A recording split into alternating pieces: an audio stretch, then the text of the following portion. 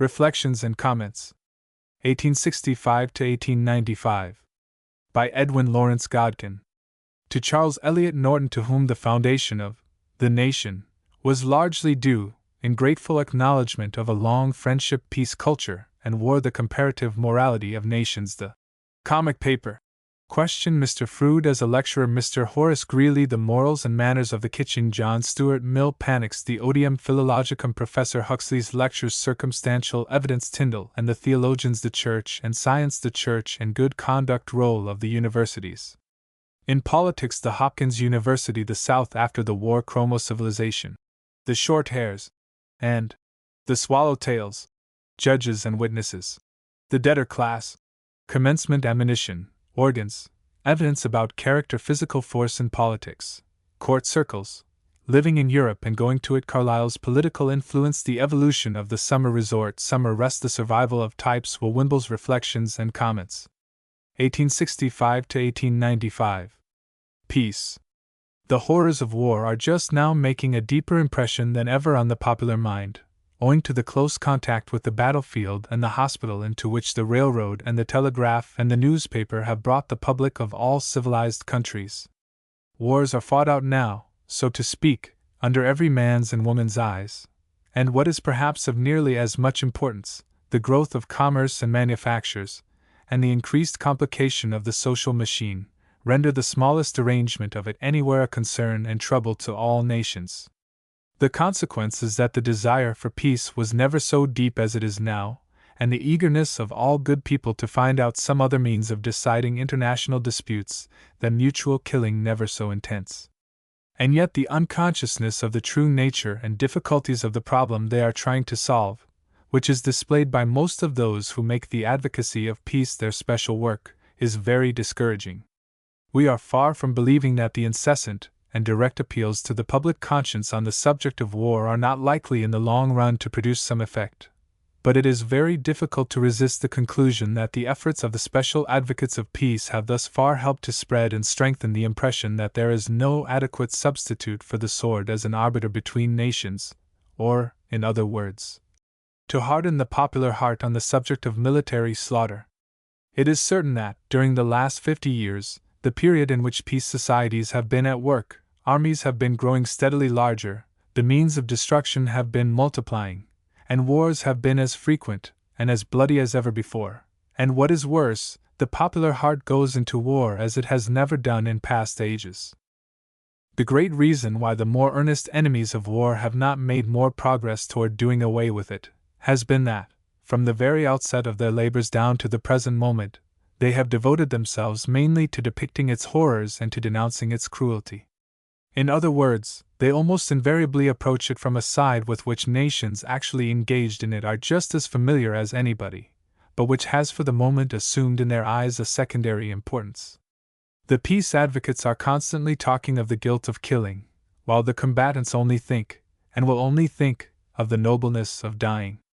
To the peace advocates, the soldier is always a man going to slaughter his neighbors. To his countrymen, he is a man going to lose his life for their sake, that is, to perform the loftiest act of devotion of which a human being is capable. It is not wonderful, then, that the usual effect of appeals for peace made by neutrals is to produce mingled exasperation and amusement among the belligerents. To the great majority of Europeans, our civil war was a shocking spectacle, and the persistence of the North in carrying it on a sad proof of ferocity and lust of dominion. To the great majority of those engaged in carrying it on, the struggle was a holy one, in which it was a blessing to perish. Probably nothing ever fell more cruelly on human ears than the taunts and execrations which American wives and mothers heard from the other side of the ocean, heaped on the husbands and sons whom they had sent to the battlefield, never thinking at all of their slaying, but thinking solely of their being slain, and very glad indeed that, if death had to come, it should come in such a cause. If we go either to France or Germany today, we shall find a precisely similar state of feeling. If the accounts we hear be true, and we know of no reason to doubt them, there is no more question in the German and French mind that French and German soldiers are doing their highest duty in fighting, than there was in the most patriotic northern or southern home during our war, and we may guess, therefore, how a German or French mother, the light of whose life had gone out at Grave Latte or Orleans, and who hugs her sorrow as a great gift of God, would receive an address from New York on the general wickedness and folly of her sacrifice. The fact is, and it is one of the most suggestive facts we know of, that the very growth of the public conscience has helped to make peace somewhat more difficult, war vastly more terrible. When war was the game of kings and soldiers, the nations went into it in a half-hearted way, and sincerely loathed it. Now that war is literally an outburst of popular feeling, the friend of peace finds most of his logic powerless. There is little use in reasoning with a man who is ready to die on the folly or wickedness of dying. When a nation has worked itself up to the point of believing that there are objects within its reach for which life were well surrendered, it has reached a region in which the wise saws and modern instances of the philosopher or lawyer cannot touch it, and in which pictures of the misery of war only help to make the martyr's crown seem more glorious. Therefore, we doubt whether the work of peace is well done by those who, amidst the heat and fury of actual hostilities, dwell upon the folly and cruelty of them, and appeal to the combatants to stop fighting, on the ground that fighting involves suffering and loss of life, and the destruction of property. The principal effect of this on the average man has been to produce the impression that the friends of peace are ninnies, and to make him smile over the earnestness with which everybody looks on his own wars as holy and inevitable, and his neighbor's wars as unnecessary and wicked. Any practical movement to put an end to war must begin far away from the battlefield and its horrors. It must take up and deal with the various influences, social and political, which create and perpetuate the state of mind which makes people ready to fight. Preaching up peace and preaching down war generally are very like general homilies in praise of virtue and denunciation of vice. Everybody agrees with them, but nobody is ever ready to admit their applicability to his particular case. War is, in our time, essentially the people's work. Its guilt is theirs, as its losses and sufferings are theirs. All attempts to saddle emperors, kings, and nobles with the responsibility of it may as well be given up from this time forward. Now, what are the agencies which operate in producing the frame of mind which makes people ready to go to war on small provocation? It is at these the friends of peace must strike, in time of peace, and not after the cannon has begun to roar and the country has gone mad with patriotism and rage. They are, first of all, the preaching in the press and elsewhere of the false and pernicious doctrine that one nation gains by another's losses, and can be made happy by its misery, that the United States, for instance, profits in the long run by the prostration of French, German, or English industry. One of the first duties of a peace society is to watch this doctrine, and hunt it down wherever they see it, as one of the great promoters of the pride and hardness of heart which make war seem a trifling evil. America can no more gain by French or German ruin than New York can gain by that of Massachusetts. Secondly, there is the medieval doctrine that the less commercial intercourse nations carry on with each other the better for both, and that markets won or kept by force are means of gain. There has probably been no more fruitful source of war than this. It has for 3 centuries desolated the world, and all peace associations should fix on it, wherever they encounter it, the mark of the beast. Thirdly, there is the tendency of the press, which is now the great molder of public opinion, to take what we may call the pugilist's view of international controversies. The habit of taunting foreign disputants, sneering at the cowardice or weakness of the one who shows any sign of reluctance in drawing the sword, and counting up the possible profit to its own country of one or other being well thrashed, in which it so frequently indulges, has inevitably the effect not only of goading the disputants into hostilities, but of connecting in the popular mind at home the idea of unreadiness or unwillingness to fight with baseness and meanness and material disadvantage. Fourthly, there is the practice, to which the press, orators, and poets in every civilized country steadily adhere, of maintaining, as far as their influence goes, the same notions about national honor which once prevailed about individual honor, that is, the notion that it is discreditable to acknowledge one's self in the wrong, and always more becoming to fight than apologize. The code has been abandoned in the northern states and in England in the regulations of the relations of individual men, and a duelist is looked on, if not as a wicked, as a crack-brained person, but in some degree in both of them, and in a great degree in all other countries, it still regulates the mode in which international quarrels are brought to a conclusion. Last of all, and most important of all, it is the duty of peace societies to cherish and exalt the idea of law as the only true controller of international relations, and discourage and denounce their submission to sentiment. The history of civilization is the history of the growth amongst human beings of the habit of submitting their dealings with each other to the direction of rules of universal application, and their withdrawal of them from the domain of personal feeling. The history of international law is the history of the efforts of a number of rulers and statesmen to induce nations to submit themselves to a similar regime, that is, to substitute precedents and rules based on general canons of morality and on principles of municipal law, for the dictates of pride, prejudice, and passion, in their mode of seeking redress of injuries, of interpreting contracts, exchanging services, and carrying on commercial dealings. Their success thus far has been only partial. A nation, even the most highly civilized, is still, in its relations with its fellows, in a condition somewhat analogous to that of the individual savage. It chooses its friends from whim or fancy, makes enemies through ignorance or caprice, avenges its wrongs in a torrent of rage, or through a cold-blooded thirst for plunder, and respects rules and usages only fitfully, and with small attention to the possible effect of its disregard of them on the general welfare. The man or the woman, and let us say, the mother, since that is supposed to be, in this discussion, a term of peculiar potency, who tries to exert a good influence on public opinion on all these points, to teach the brotherhood of man as an economical as well as a moral and religious truth, to spread the belief that war between any two nations is a general calamity to the civilized world,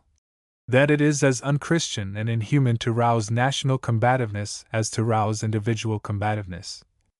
as absurd to associate honor with national wrongdoing as with individual wrongdoing, and that peace among nations, as among individuals, is, and can only be, the product of general reverence for law and general distrust of feeling, may rest assured that he or she is doing far more to bring war to an end than can be done by the most fervid accounts of the physical suffering it causes. It will be a sorrowful day for any people when their men come to consider death on the battlefield the greatest of evils, and the human heart will certainly have sadly fallen off when those who stay at home have neither gratitude nor admiration for those who shoulder the musket, or are impressed less by the consideration that the soldiers are going to kill others than by the consideration that they are going to die themselves. There are things worth cherishing even in war, and the seeds of what is worst in it are sown not in camps, barracks, or forts, but in public meetings and newspapers and legislatures and in literature, culture and war. The feeling of amazement with which the world is looking on at the Prussian campaigns comes not so much from the tremendous display of physical force they afford, though there is in this something almost appalling, as from the consciousness which everybody begins to have that to put such an engine of destruction as the German army into operation there must be behind it a new kind of motive power. It is easy enough for any government to put its whole male population under arms, or even to lead them on an emergency to the field. But that an army composed in the main of men suddenly taken from civil pursuits should fight and march, as the Prussian army is doing, with more than the efficiency of any veteran troops the world has yet seen, and that the administrative machinery by which they are fed, armed, transported, doctored, shrived, and buried should go like clockwork on the enemy's soil, and that the people should submit not only without a murmur, but with enthusiasm, to sacrifices such as have never before been exacted of any nation except in the very throes of despair, show that something far more serious has taken place in Prussia than the transformation of the country into a camp. In other words, we are not witnessing simply a levy en masse, nor yet the mere maintenance of an immense force by a military monarchy, but the application to military affairs of the whole intelligence of a nation of great mental and moral culture. The peculiarity of the Prussian system does not lie in the size of its armies or the perfection of its armament, but in the character of the men who compose it. All modern armies, except Cromwell's new model army,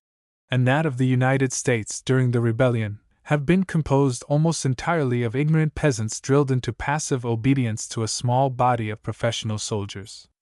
The Prussian army is the first, however, to be a perfect reproduction of the society which sends it to the field.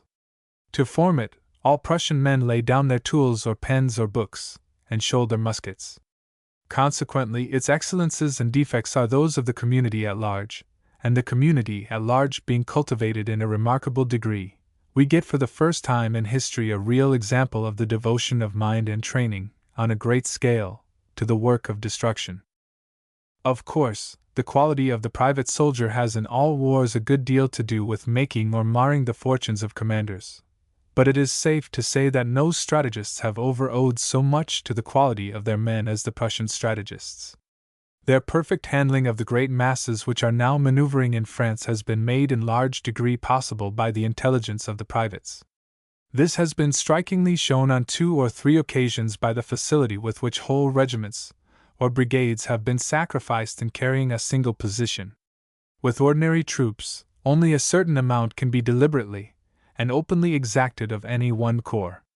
The highest heights of devotion are often beyond their reach. But if it serves the purposes of a Prussian commander to have all the cost of an assault fall on one regiment, he apparently finds not the slightest difficulty in getting it to march to certain destruction, and not blindly as peasants march, but as men of education, who understand the whole thing, but having made it for this occasion their business to die, do it like any other duty of life. Not hilariously or enthusiastically or recklessly, but calmly and energetically, as they study or manufacture or plow. They get themselves killed not one particle more than is necessary, but also not one particle less. A nation organized in this way is a new phenomenon, and is worth attentive study. It gives one a glimpse of possibilities in the future of modern civilization of which few people have hitherto dreamed, and it must be confessed that the prospect is not altogether pleasing. We have been flattering ourselves, in Anglo-Saxondom, at least, for many years back that all social progress was to be hereafter in the direction of greater individualism, and among us, certainly, this view has derived abundant support from observed facts. But it is now apparent that there is a tendency at work, which appears to grow stronger and stronger every day, toward combination in all the work of life. It is specially observable in the efforts of the working classes to better their condition. It's still more observable in the efforts of capital to fortify itself against them and against the public at large. And there is, perhaps, nothing in which more rapid advances have been made of late years than in the power of organization. The working of the great railroads and hotels and manufactories, of the trades unions, of the cooperative associations, and of the monster armies now maintained by 3 or 4 powers, are all illustrations of it.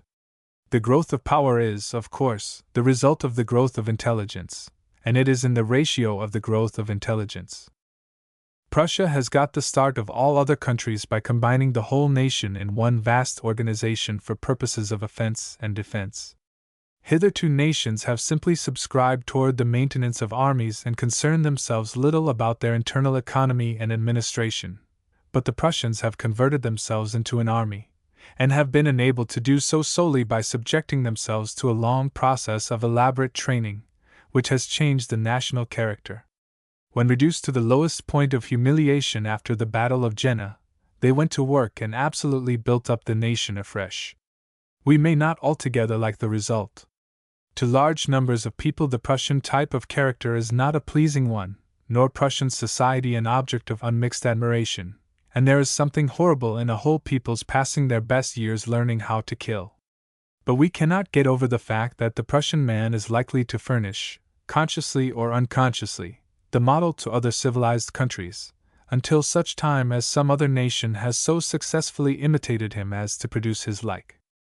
Let those who believe, as Mr. Wendell Phillips says that he believes, that the best education a man can get is what he gets in picking up a living, and that universities are humbugs, and that from the newspapers and lyceum lecture the citizen can always get as much information on all subjects, human and divine, as is good for him or the state. Take a look at the Prussian soldier as he marches past in his ill-fitting uniform and his leather helmet. First of all, we observe that he smokes a great deal. According to some of us, the tobacco demon ought by this time to have left him a thin, puny, hollow-eyed fellow, with trembling knees and palpitating heart and listless gait, with shaking hands and an intense craving for ardent spirits. You perceive, however, that a bilier, broader-shouldered, ruddier, brighter-eyed, and hardier-looking man you never set eyes on, and as he swings along in column, with his rifle, knapsack, 70 rounds of ammunition, blanket, and saucepan, you must confess you cannot help acknowledging that you feel sorry for any equal body of men in the world with which that column may get into a difficulty. He drinks, too, and drinks a great deal, both of strong beer and strong wine, and has always done so, and all his family friends do it, and have only heard of teetotalism through the newspapers, and if you asked him to confine himself to water, would look on you as an amiable idiot.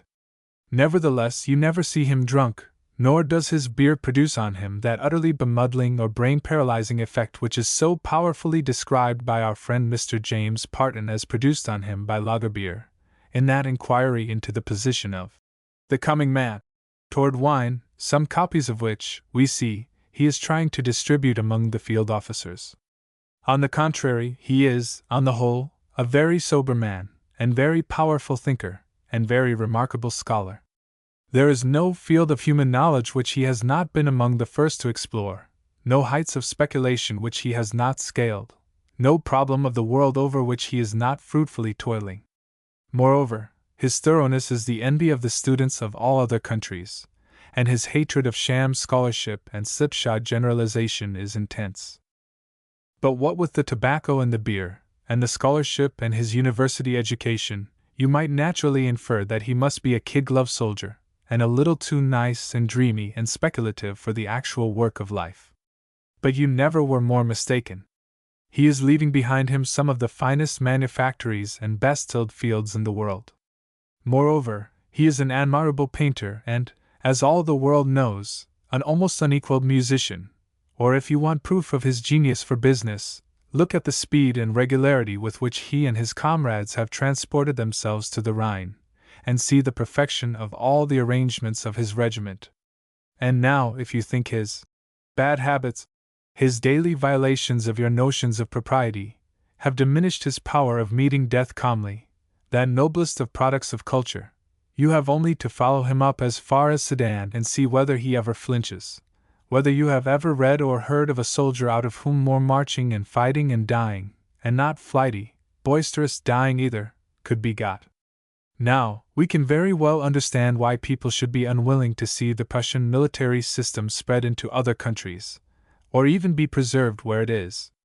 It is a pitiful thing to have the men of a whole civilized nation spending so much time out of the flower of their years learning to kill other men, and the lesson to be drawn from the recent Prussian successes is assuredly not that every country ought to have an army like the Prussian army, though we confess that, if great armies must be kept up, there is no better model than the Prussian. The lesson is that, whether you want him for war or peace, there is no way in which you can get so much out of a man as by training him, and training him not in pieces but the whole of him, and that the trained men, other things being equal, are pretty sure in the long run to be the masters of the world. The comparative morality of nations. We had, 4 or 5 weeks ago, a few words of controversy with the Christian Union as to the comparative morality of the Prussians and Americans, or rather, their comparative religiousness, meaning by religiousness a disposition to serve others and live as in God's sight. In other words, unselfishness and spirituality. We let it drop, from the feeling that the question whether the Americans or Prussians were the better men was only a part, and a very small part, of the larger question. How do we discover which of any two nations is the purer in its life or in its aims? And is not any judgment we form about it likely to be very defective, owing to the inevitable incompleteness of our premises? We are not now going to try to fix the place of either Prussia or the United States in the scale of morality, but to point out some reasons why all comparisons between them should be made by Americans with exceeding care and humility. There is hardly any field of inquiry in which even the best informed man is likely to fall into so many errors. First, because there is no field in which the vision is so much affected by prejudices of education and custom, and secondly, because there is none in which the things we see are so likely to create erroneous impressions about the things we do not see. But we may add that it is a field which no intelligent and sensible man ever explores without finding his charity greatly stimulated. Let us give some illustrations of the errors into which people are apt to fall in it. Count Gasperin, a French Protestant, and as spiritually minded a man as breathed, once talking with an American friend, expressed in strong terms his sense of the pain it caused him that Mr. Lincoln should have been at the theater when he was killed, not, the friend found, because he objected in the least to theater going, but because it was the evening of Good Friday, a day which the Continental Calvinists keep with great solemnity, but to which American non-Episcopal Protestants pay no attention whatever. Count Gasparin, on the other hand, would have no hesitation in taking a ride on Sunday, or going to a public promenade after church hours, and from seeing him there, his American friend would draw deductions just as unfavorable to the Count's religious character as the Count himself drew with regard to Mr. Lincoln's. Take, again, the question of drinking beer and wine. There is a large body of very excellent men in America who, from a long contemplation of the evils wrought by excessive indulgence in intoxicating drinks, have worked themselves up to a state of mind about all use of such drinks which is really discreditable to reasonable beings, leads to the most serious platform excesses, and is perfectly incomprehensible to continental Europeans. To the former, the drinking even of lager beer connotes, as the logicians say, ever so many other vices: grossness and sensuality of nature, extravagance, indifference to home pleasures, repugnance to steady industry, and a disregard of the precepts of religion and morality. To many of them a German workman, and his wife and children, sitting in a beer garden on a summer's evening, which to European moralists and economists is one of the most pleasing sights in the world, is a revolting spectacle, which calls for the interference of the police.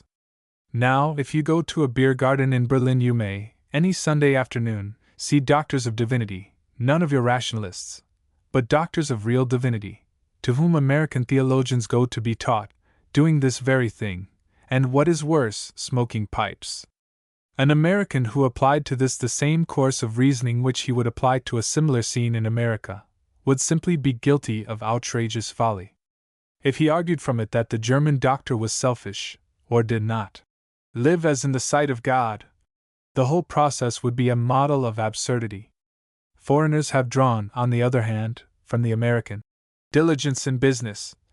conclusions with regard to American character far more uncomplimentary than those the Christian Union has expressed with regard to the Prussians.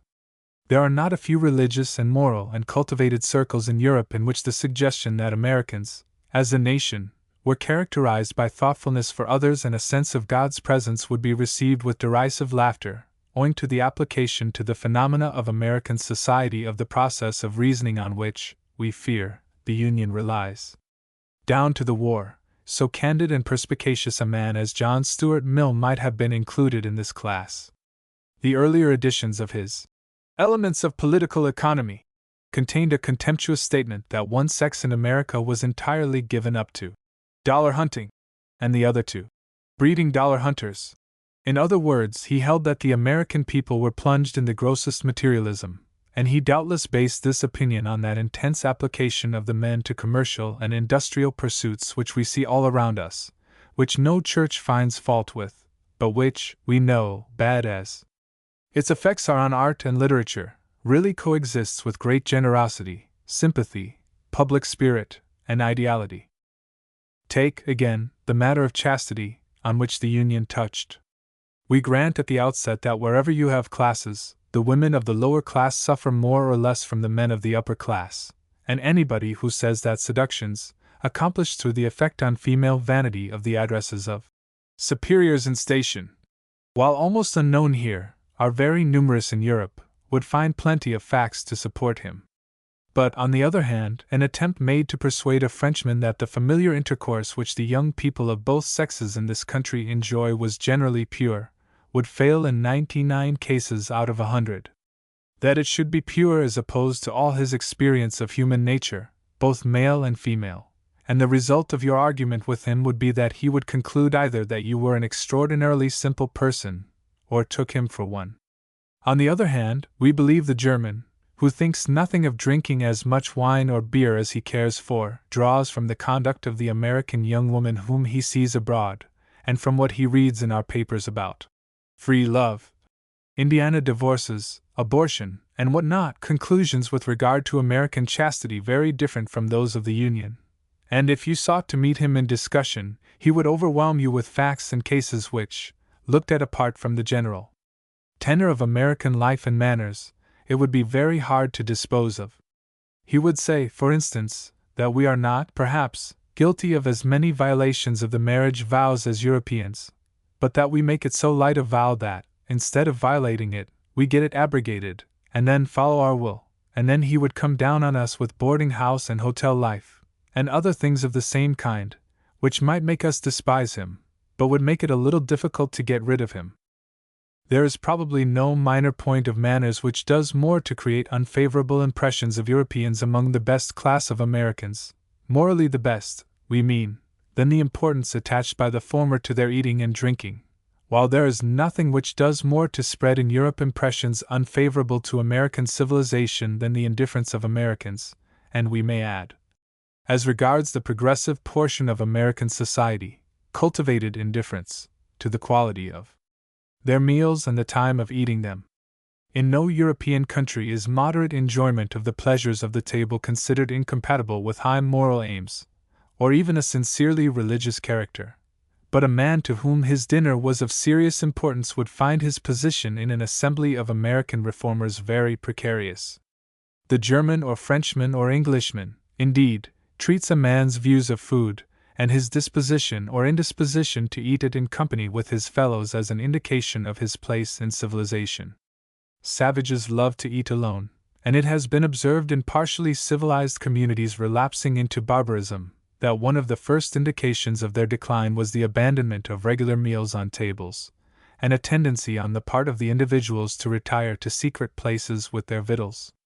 This is probably a remnant of the old aboriginal instinct which we still see in domesticated dogs, and was, doubtless, implanted for the protection of the species in times when everybody looked on his neighbor's bone with a hungry eye, and the man with the strong hand was apt to have the fullest stomach.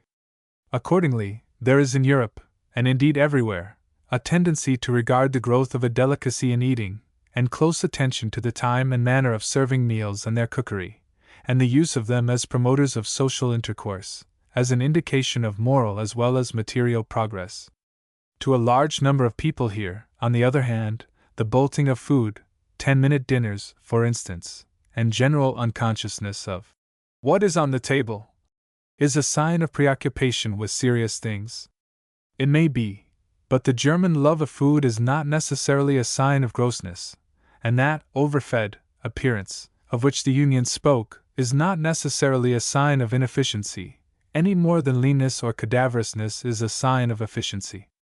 There is certainly some power of hard work in King William's army, and indeed, we could hardly point to a better illustration of the truth, that all the affairs of men, whether political, social, or religious, depend for their condition largely on the state of the digestion. Honesty, by which we mean that class of virtues which Cicero includes in the term bona fides, has, to a considerable extent, owing, we think, to the peculiar humanitarian character which the circumstances of the country have given to the work of reform, been subordinated in the United States to brotherly kindness. Now, this right to arrange the virtues according to a scale of its own is something which not only every age, but every nation, has claimed, and accordingly, we find that each community, in forming its judgment of a man's character, gives a different degree of weight to different features of it. Keeping a mistress would probably, anywhere in the United States, damage a man's reputation far more seriously than fraudulent bankruptcy, while horse stealing, which in New England would be a comparatively trifling offense, out in Montana is a far fouler thing than murder. But in the European scale, honesty still occupies the first place. Bearing this in mind, it is worth any man's while who proposes to pass judgment on the morality of any foreign country, to consider what is the impression produced on foreign opinion about American morality by the story of the Erie Railroad, by the career of Fisk, by the condition of the judicial bench in the commercial capital of the country, by the charges of corruption brought against such men as Trumbull and Fessenden at the time of the impeachment trial, by the comically prominent and beloved position which Butler has held for some years in our best moral circles, and by the condition of the civil service. The truth is that it is almost impossible for anybody to compare one nation with another fairly, unless he possesses complete familiarity with the national life of both, and therefore can distinguish isolated facts from symptomatic facts. The reason why some of the phenomena of American society which shock foreigners greatly do not shock even the best Americans so much is not that the latter have become hardened to them, though this counts for something, but that they know of various counteracting and compensating phenomena which prevent, or are sure to prevent, them in the long run from doing the mischief which they seem to threaten. In other words, they understand the checks and balances of their society, as well as its tendencies. Anybody who considers these things will be careful how he denounces people whose manners differ from his own for want of spirituality or morality, and we may add that any historical student engaged in comparing the morality of the age in which he lives with that of any other age which he knows only through chronicles, will do well to exercise the same caution for the same reasons. The comic paper question. It is recorded of a patriotic member of the Committee of Ways and Means that after hearing from the Special Commissioner of the Revenue an elaborate and strongly fortified argument which made a deep impression on the committee in favor of a reduction of the whiskey tax, on the ground that the then rate, $2 a gallon, could not be collected, he closed the debate, and carried the majority with him, by declaring that, for his part, he never would admit that a government which had just suppressed the greatest rebellion the world ever saw, could not collect $2 a gallon on whiskey. A large portion of the public approaches the comic paper problem in much the same spirit in which this gentleman approached the whiskey tax. The country has plenty of humor, and plenty of humorists. It fills whole pages of numerous magazines and whole columns of numerous newspapers with really good jokes every month. It supplies great numbers of orators and lecturers and diners out with little stories, which, of their kind, cannot be surpassed. There is probably no country in the world, too, in which there is so much constantly going on of the fun which does not need local knowledge or coloring to be enjoyed, but will bear exportation, and be recognized as the genuine article in any English-speaking part of the world. Moreover, there is in the real American stories an amount of suggestiveness, a power of connotation, which cannot be affirmed of those of any other country. A very large number of them are real contributions to sociology, and of considerable value too. Besides all this, the United States possesses, what no other nation does, several professed jesters, that is, men who are not only humorous in the ordinary sense of the term, but make a business of cracking jokes, and are recognized as persons whose duty it is to take a jocose view of things. Artemus Ward, Josh Billings, and Mark Twain, and the Rev. P. V. Nasby, and one or two others of less note, are a kind of personages which no other society has produced, and could in no other society attain equal celebrity. In fact, when one examines the total annual production of jokes in the United States, one who knows nothing of the past history of the comic paper question can hardly avoid the conclusion that such periodicals would run serious risk of being overwhelmed with good things, and dying of plethora. Yet the melancholy fact is that several, indeed, all that have been started, have died of inanition, that is, of the absence of jokes. The last one says it offered all the great humorists in the country plenty of work, and their own terms as to pay, and failed to enlist them, and the chance jokes apparently were neither numerous enough nor good enough to keep it afloat. Now, what is the cause of this disheartening state of things? Why can the United States not have a comic paper of their own? The answers to this question vary, though of course not greatly. They are mostly given in the shape of a history, with appropriate comments, of the unsuccessful attempts made to establish comic papers. One went down because it did not sympathize with the liberal and humane movements of the day, and laughed in the pro-slavery interest. Another, because it never succeeded in getting hold of a good draftsman for its engravings. And another venture failed, among other mistakes, we are told, because it made fun of the New York Tribune. The explanation which finds most general favor with the public is, that while in England, France, and Germany, the great dailies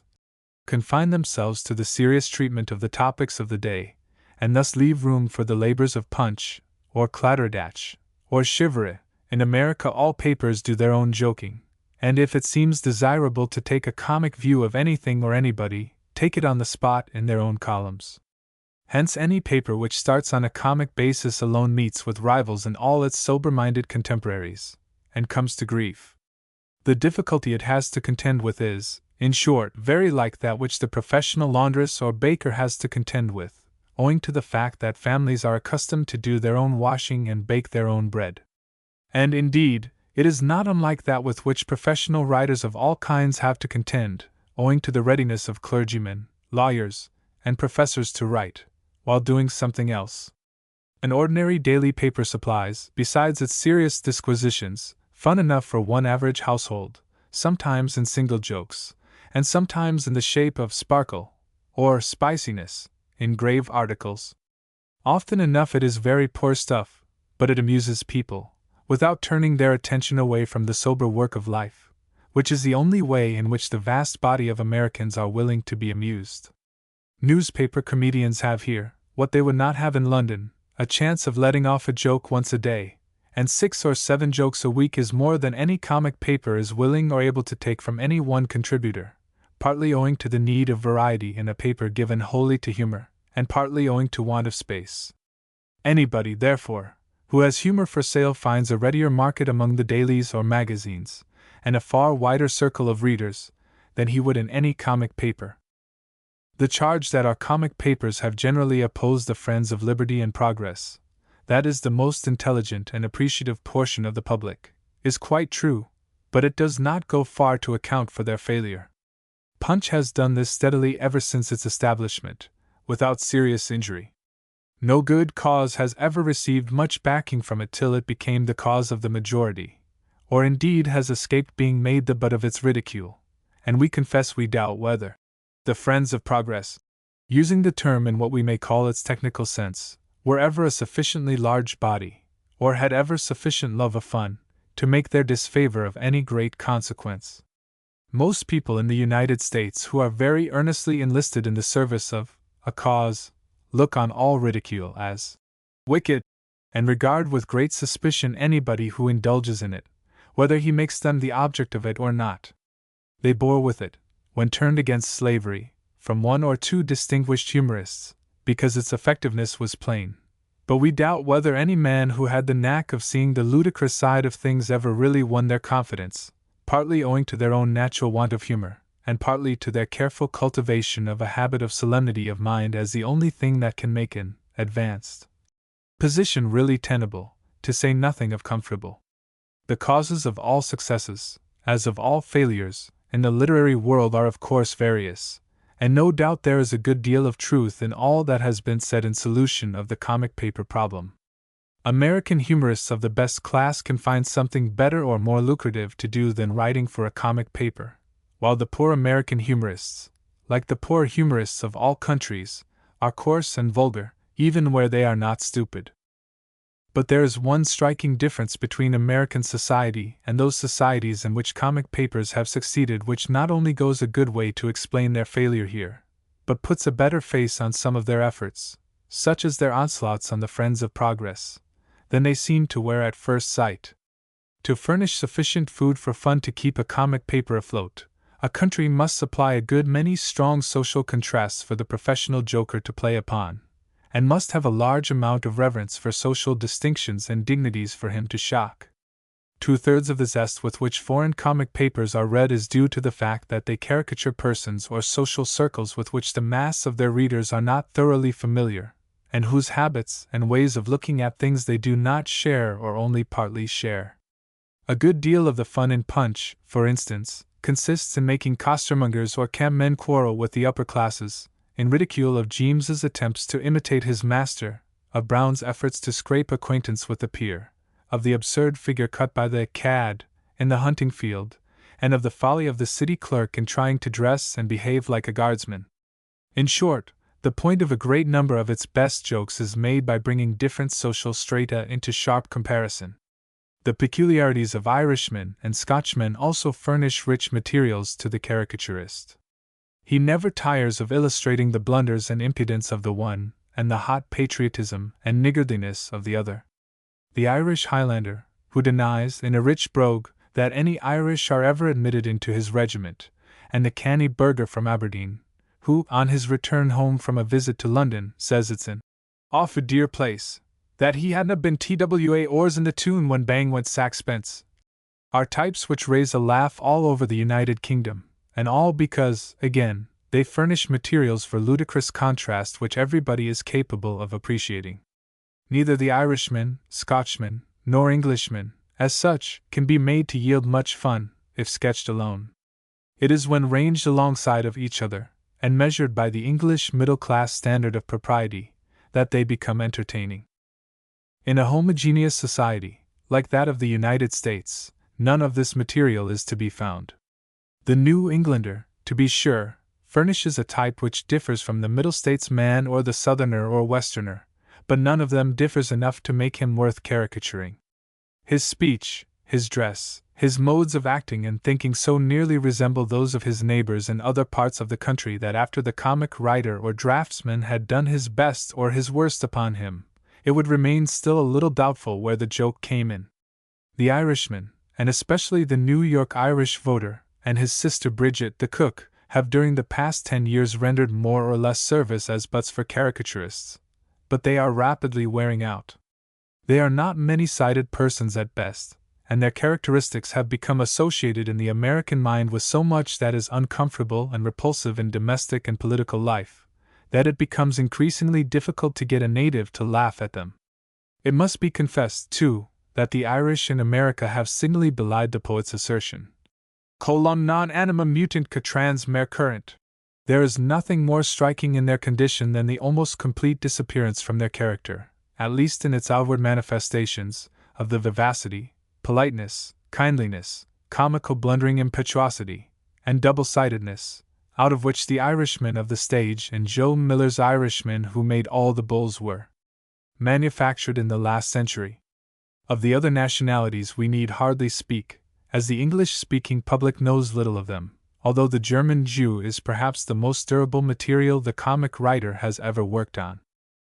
The absence of class distinctions here, too, and the complete democratization of institutions during the last 40 years, have destroyed the reverence and sense of mystery by shocking which the European comic paper produces some of its most tickling effects.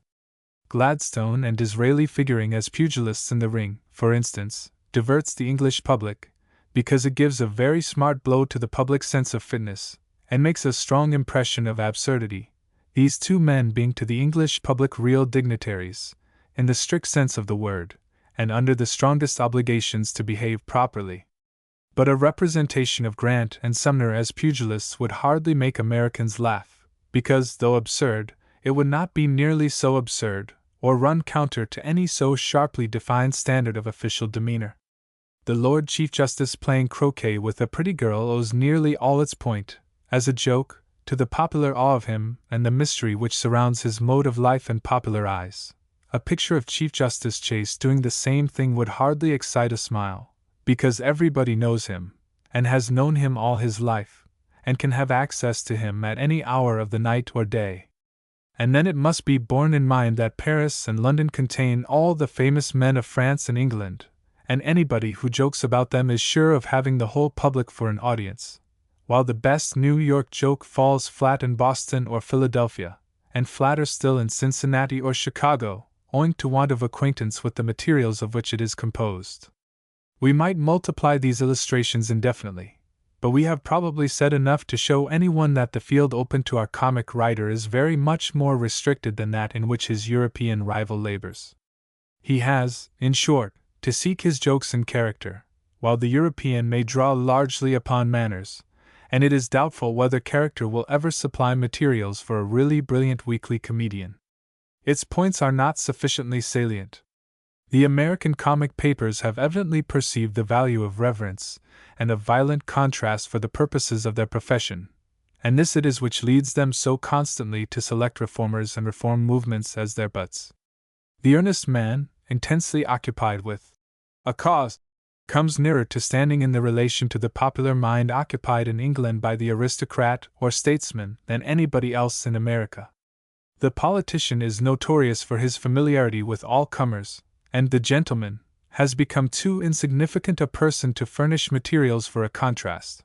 But the progressive man is sufficiently well known, and sufficiently stiff in his moral composition, to make it funny to see him in a humorous tableau. Mr. Froude as a lecturer.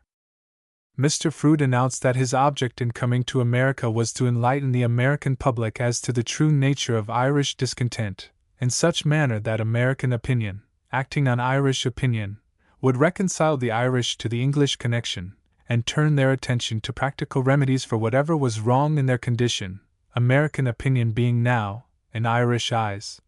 the court of last resort in all political controversies. It is casting no reflection on the historical or literary value of his lectures to say that Mr. Froude, in proposing to himself any such undertaking, fell into error as to the kind of audience he was likely to command, and as to the nature of the impression he was likely to make. The class of persons who listen to him is one of great intelligence and respectability, but it is a class to which the Irish are not in the habit of listening, and which has already formed as unfavorable opinions about the political character of the Irish as Mr. Froude could wish. He will be surrounded during his whole tour by a public to whose utterances the Irish pay no more attention than to the preachings of Mr. Newdigate or Mr. Whalley, and who have long ago reached, from their observation of the influence of the Irish immigration on American politics, the very conclusions for which Mr. Froude proposes to furnish historical justification. In short, he is addressing people who have either already made up their minds, or whose minds have no value for the purpose of his mission.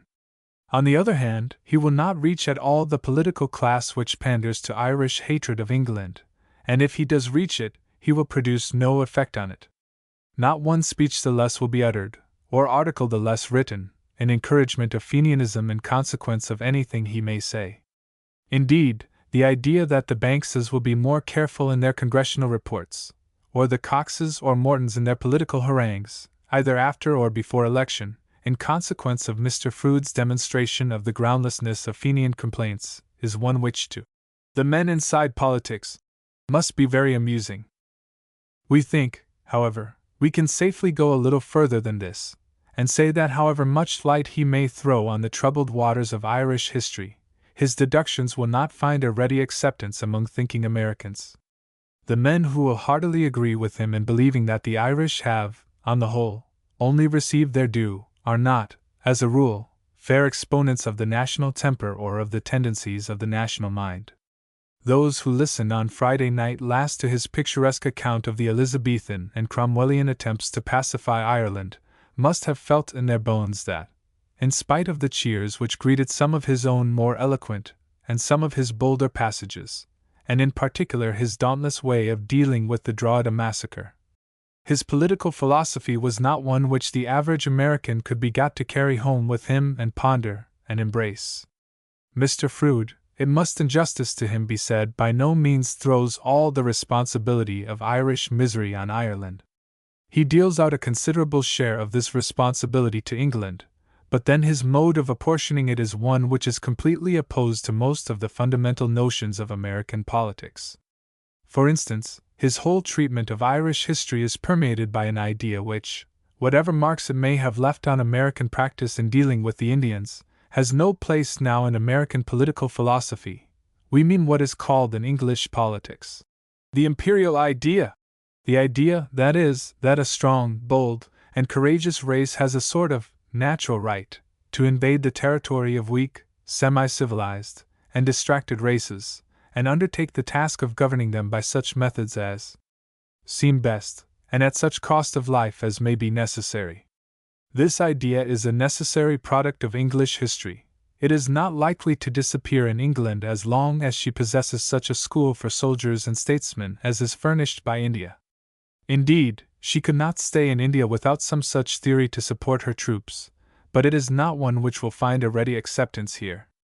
American opinion has, within the last 20 years, run into the very opposite extreme, and now maintains with some tenacity the right even of barbarous communities to be let alone and allowed to work out their own salvation or damnation in their own way. There is little or no faith left in this country in the value of superimposed civilization, or of superior minds, or of higher organization, while there is a deep suspicion of, or we might say there is deep hostility toward, all claims to rule based on alleged superiority of race or creed or class. We doubt if Mr. Froude could have hit on a more unpalatable mode, or a mode more likely to clash with the prevailing tendencies of American opinion, of defending English rule in Ireland than the argument that, Englishmen being stronger and wiser than Irishmen, Irishmen ought to submit to have themselves governed on English ideas whether they like it or not. He has produced this argument already in England, and it has elicited there a considerable amount of indignant protest. We are forced to say of it here that it is likely to do great mischief, over and above the total defeat of Mr. Froude's object in coming to this country. The Irish in America are more likely to be exasperated by it than the Irish at home, and we feel sure that no native American will ever venture to use it to an Irish audience. There is one other point to which Mr. Froude's attention ought to be called, as likely seriously to diminish the political weight of his exposition of the causes of Irish discontent. The sole justification of a conquest, even of a conquest achieved over barbarians by a civilized people, is that it supplies good government, that is, protection for life and property. Unless it does this, no picture, however dark, of the discords and disorder and savagery of the conquered can set the conqueror right at the bar of civilized opinion. Therefore, the shocking and carefully darkened pictures of the social and political degradation of the native Irish in the 15th, 16th, and 17th centuries with which Mr. Froude is furnishing us, are available for English vindication only on the supposition that the invasion, even if it destroyed liberty, brought with it law and order. But according to Mr. Froude's eloquent confession, it brought nothing of the kind. Queen Elizabeth made the first serious attempt to subjugate Ireland, but she did it, Mr. Froude tells us, with only a handful of English soldiers, who acted as auxiliaries to Irish clans engaged on the Queen's instigation in mutual massacre. After 3 years of this sort of thing, the whole southern portion of the island was reduced, to use Mr. Froude's words, to a smoking wilderness, men, women, and children having been remorselessly slaughtered, but no attempt whatever was then made to establish either courts or police, or any civil rule of any kind. Society was left in a worse condition than before. Why was this? Because, says Mr. Froude, the English Constitution made no provision for the maintenance of a standing army for any such purpose. The second attempt was made by Cromwell. He slaughtered the garrisons of Drogheda and Wexford, and scattered the armies of the various Irish factions, but he made no more attempt to police the island than Elizabeth. The only mode of establishing order resorted to by the Commonwealth was the wholesale confiscation of the land, and its distribution among the officers and soldiers of the army, the natives of all ages and sexes being driven into Connaught. The policing was then left to be done by the new settlers, each man with a strong hand, on his own account. The third attempt was made by William III, who also followed the Cromwellian plan, and left the island to be governed during the following century by the military adventurers who had entered into possession of the soil. The excuse for not endeavoring to set up an honest and efficient government remained the same in all 3 cases: the absence of an army, or occupation elsewhere. In other words, the conquest from first to last wanted the only justification which any conquest can have. England found the Irish much in the same stage of social and political progress in which Caesar found the Gauls, destitute of nearly all the elements of political organization, but instead of founding a political system, and maintaining it, she interfered for century after century only to subjugate, and lay waste, and set the natives by the ears.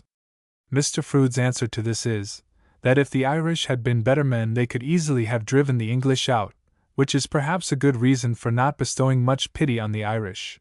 but it is not a good reason for telling the Irish they ought not to hate England. No pity can be made welcome which is ostentatiously mingled with contempt. It is quite true, to our minds, that during the last 50 years England has supplied the Irish with a better government than the Irish could provide for themselves within the next century at least. There is no doubt of the substantial value of the English connection to Ireland now,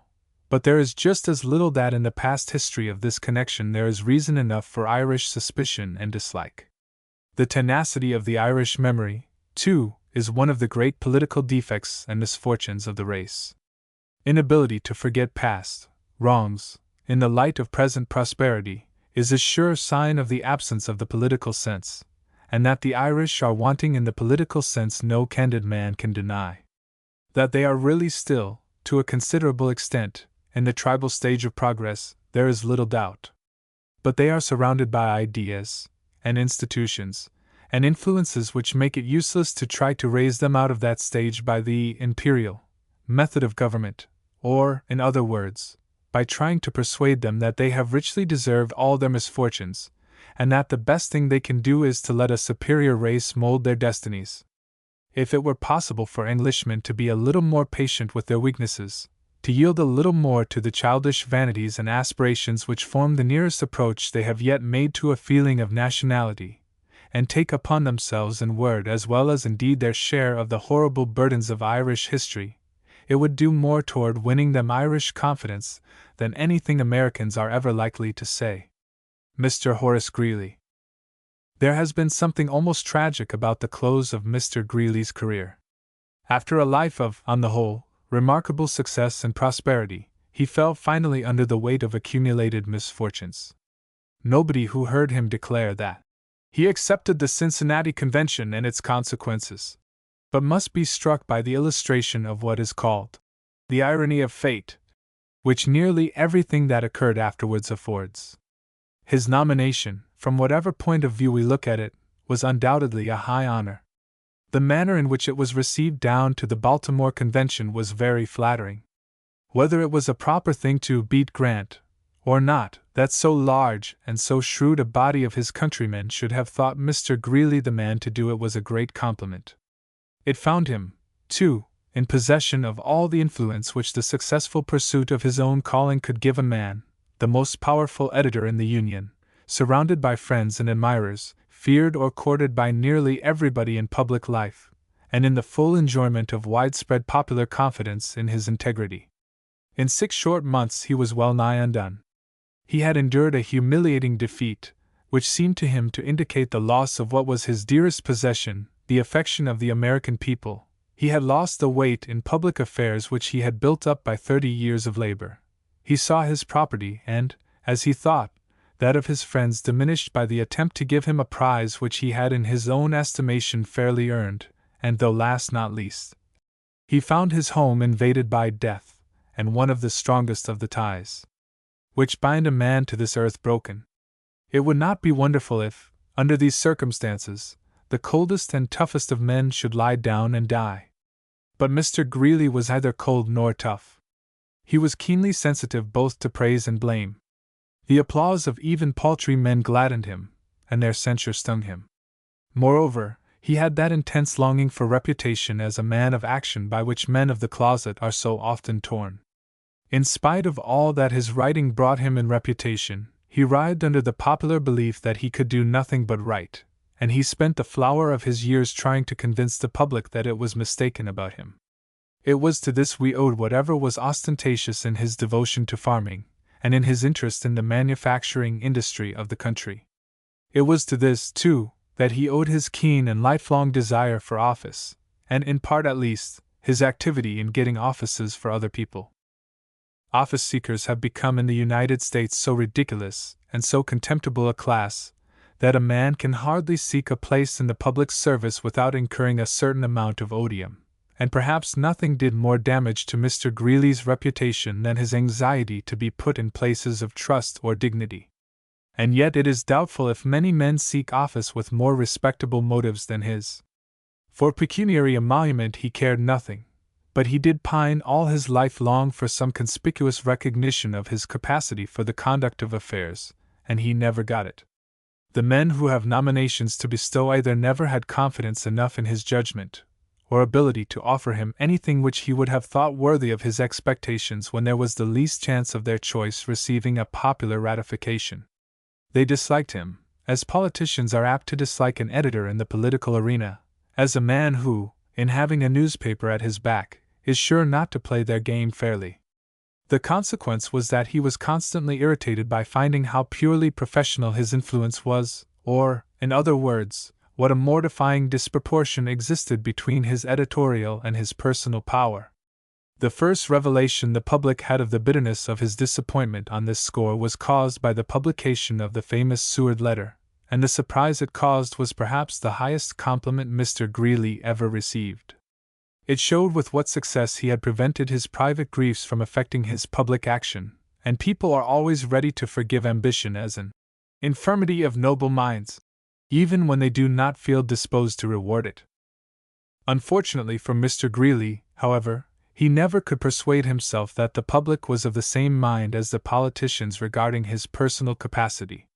He persisted to the last in believing himself the victim of their envy, hatred, and malice, and looking with unabated hope to some opportunity of obtaining a verdict on his merits as a man of action, in which his widespread popularity and his long and laborious teachings would fairly tell.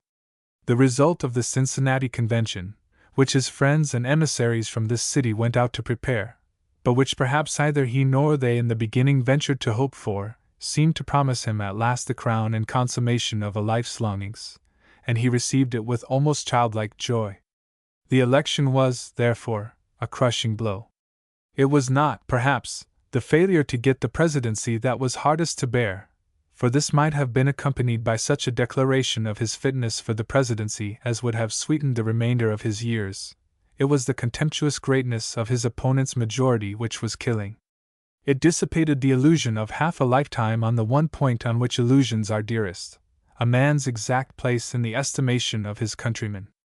Very few, even of those whose fame rests on the most solid foundation of achievement, ever asked to have this ascertained by a positive test without dread or misgiving, or faced the test without a strain, which the nerves of old men are often ill-fitted to bear. That Mr. Greeley's nerves were unequal to the shock of failure we now know. But it needed no intimate acquaintance with him to see that the card in which he announced, 2 days after the election, that he would thereafter be a simple editor, would seek office no more, and would confine himself to the production of a candid and judicial-minded paper, must have been written in bitterness of spirit for which this world had no balm. In addition to the deceptions caused by his editorial influence, Mr. Greeley had others to contend with, more subtle, but not less potent. The position of the editor of a leading daily paper is one which, in our time, is hardly possible for the calmest and most candid man to fill without having his judgment of himself perverted by flattery. Our age is intensely commercial. It is not the dry goods man or the grain merchant only who has goods for sale, but the poet, the orator, the scholar, the philosopher, and the politician. We are all, in a measure, seeking a market for our wares. What we desire, therefore, above all things, is a good advertising medium, or, in other words, a good means of making known to all the world where our store is and what we have to sell. This means the editor of a daily paper can furnish to anybody he pleases. He is consequently the object of unceasing adulation from a crowd of those who shrink from fighting the slow and doubtful battle of life in the open field, and crave the kindly shelter of editorial plaudits, puffs, and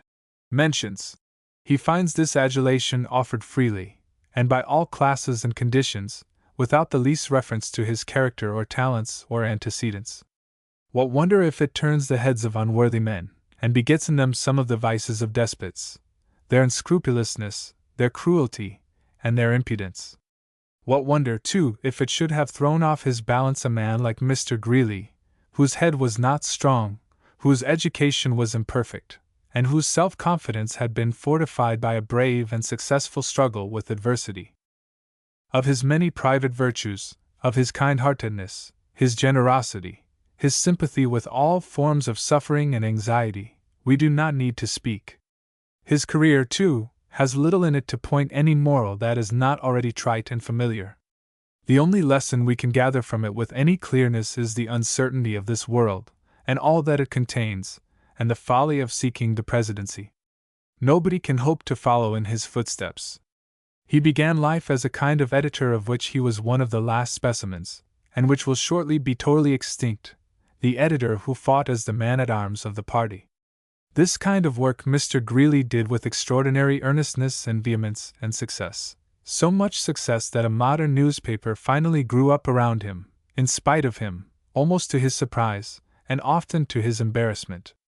The changed condition of journalism, the substitution of the critical for the party views of things, he never wholly accepted, and his frequent personal appearance in his columns, under the signature of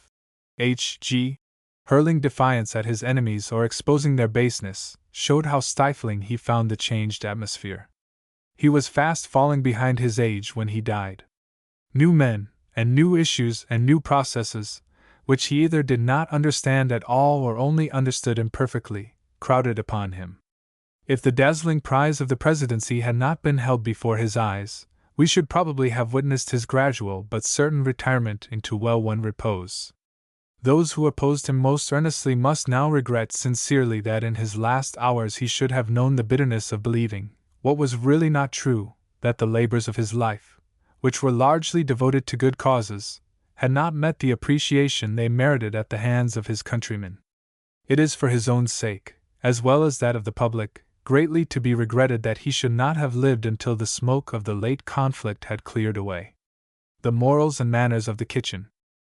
Mr. Froude's attempt to secure from the American public a favorable judgment on the dealings of England with Ireland has had one good result, though we fear only one, in leading to a little closer examination of the real state of American opinion about Irish grievances than it has yet received. He will go back to England with the knowledge, which he evidently did not possess when he came here, that the great body of intelligent Americans care very little about the history of the 600 years of wrong, and know even less than they care, and could not be induced, except by a land grant, or a bounty, or a drawback, to acquaint themselves with it, that those of them who have ever tried to form an opinion on the Anglo-Irish controversy have hardly ever got farther than a loose notion. That England had most likely behaved like a bully all through, but that her victim was beyond all question an obstreperous and irreclaimable ruffian, whose ill treatment must be severely condemned by the moralist, but over whom no sensible man can be expected to weep or sympathize. The agencies which have helped to form the popular idea of the English political character are well known, those which have helped to deprive the Irish of American sympathy, and which, if Mr. Froude had judiciously confined himself to describing the efforts made by England to promote Irish well-being now, would probably have made his lectures very successful, are more obscure. We ourselves pointed out one of the most prominent, and probably most powerful, the conduct of the Irish servant girl in the American kitchen. To this must of course be added the specimen of home rule, to which the country has been treated in this city, but we doubt if this latter has really exercised as much influence on American opinion as some writers try to make out. A community which has produced Butler, Banks, Parker, Bullock, Tweed, Tom Fields, Oakey Hall, Fernando Wood, Barnard, and scores of others whom we might name, as the results of good Protestant and Anglo-Saxon breeding, cannot really be greatly shocked by the bad workings of Celtic blood and Catholic theology in the persons of Peter B. Sweeney, Billy McMullen, Jimmy O'Brien, Reddy the blacksmith, or Judge McCunn. It is in the kitchen that the Irish iron has entered into the American soul, and it is in the kitchen that a great triumph was prepared for Mr. Froude, had he been a judicious man. The memory of burned steaks, of hard-boiled potatoes, of smoked milk, would have done for him what no state papers, or records, or correspondence of the illustrious dead can ever do. It had prepared the American mind to believe the very worst he could say of Irish turbulence and disorder. Not one of his auditors but could find in his own experience of Irish cooking circumstances which would probably have led him to accept without question the execution of Silken Thomas, the massacre of Drogheda, or even the penal laws, as perfectly justifiable exercises of authority, and would certainly have made it easy for him to believe that English rule in Ireland at the present day is beneficent beyond example. Nevertheless, we are constrained to say that in our opinion a great deal of the odium which surrounds Bridget, and which has excited so much prejudice, not only against her countrymen, but against her ancestors, in American eyes, has a very insufficient foundation in reason. There are three characters in which she is the object of public suspicion and dislike: 1. As a cook, 2. As a party to a contract, 3. As a member of a household. The charges made against her in all of these have been summed up in a recent attack on her in the Atlantic Monthly, as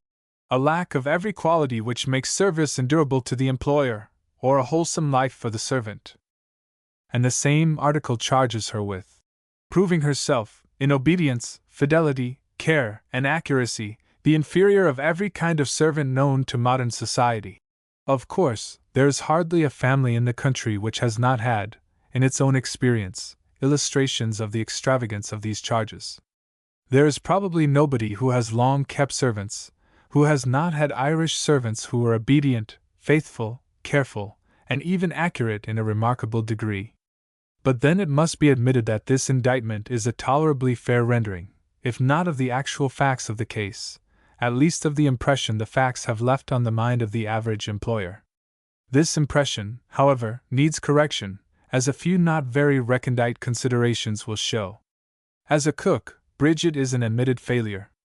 But cooking is, it is now generally acknowledged, very much an affair of instinct, and this instinct seems to be very strong in some races and very weak in others, though why the French should have it highly developed, and the Irish be almost altogether deprived of it, is a question which would require an essay to itself. No amount of teaching will make a person a good cook who is not himself fond of good food and has not a delicate palate, for it is the palate which must test the value of rules. We may deduce from this the conclusion, which experience justifies, that women are not naturally good cooks. They have had the cookery of the world in their hands for several thousand years, but all the marked advances in the art, and indeed all that can be called the cultivation of it, have been the work of men. Whatever zeal women have displayed in it, and whatever excellence they have achieved in it, have been the result of influences in no way gastronomic, and which we might perhaps call emotional, such as devotion to male relatives, or a desire to minister to the pleasure of men in general.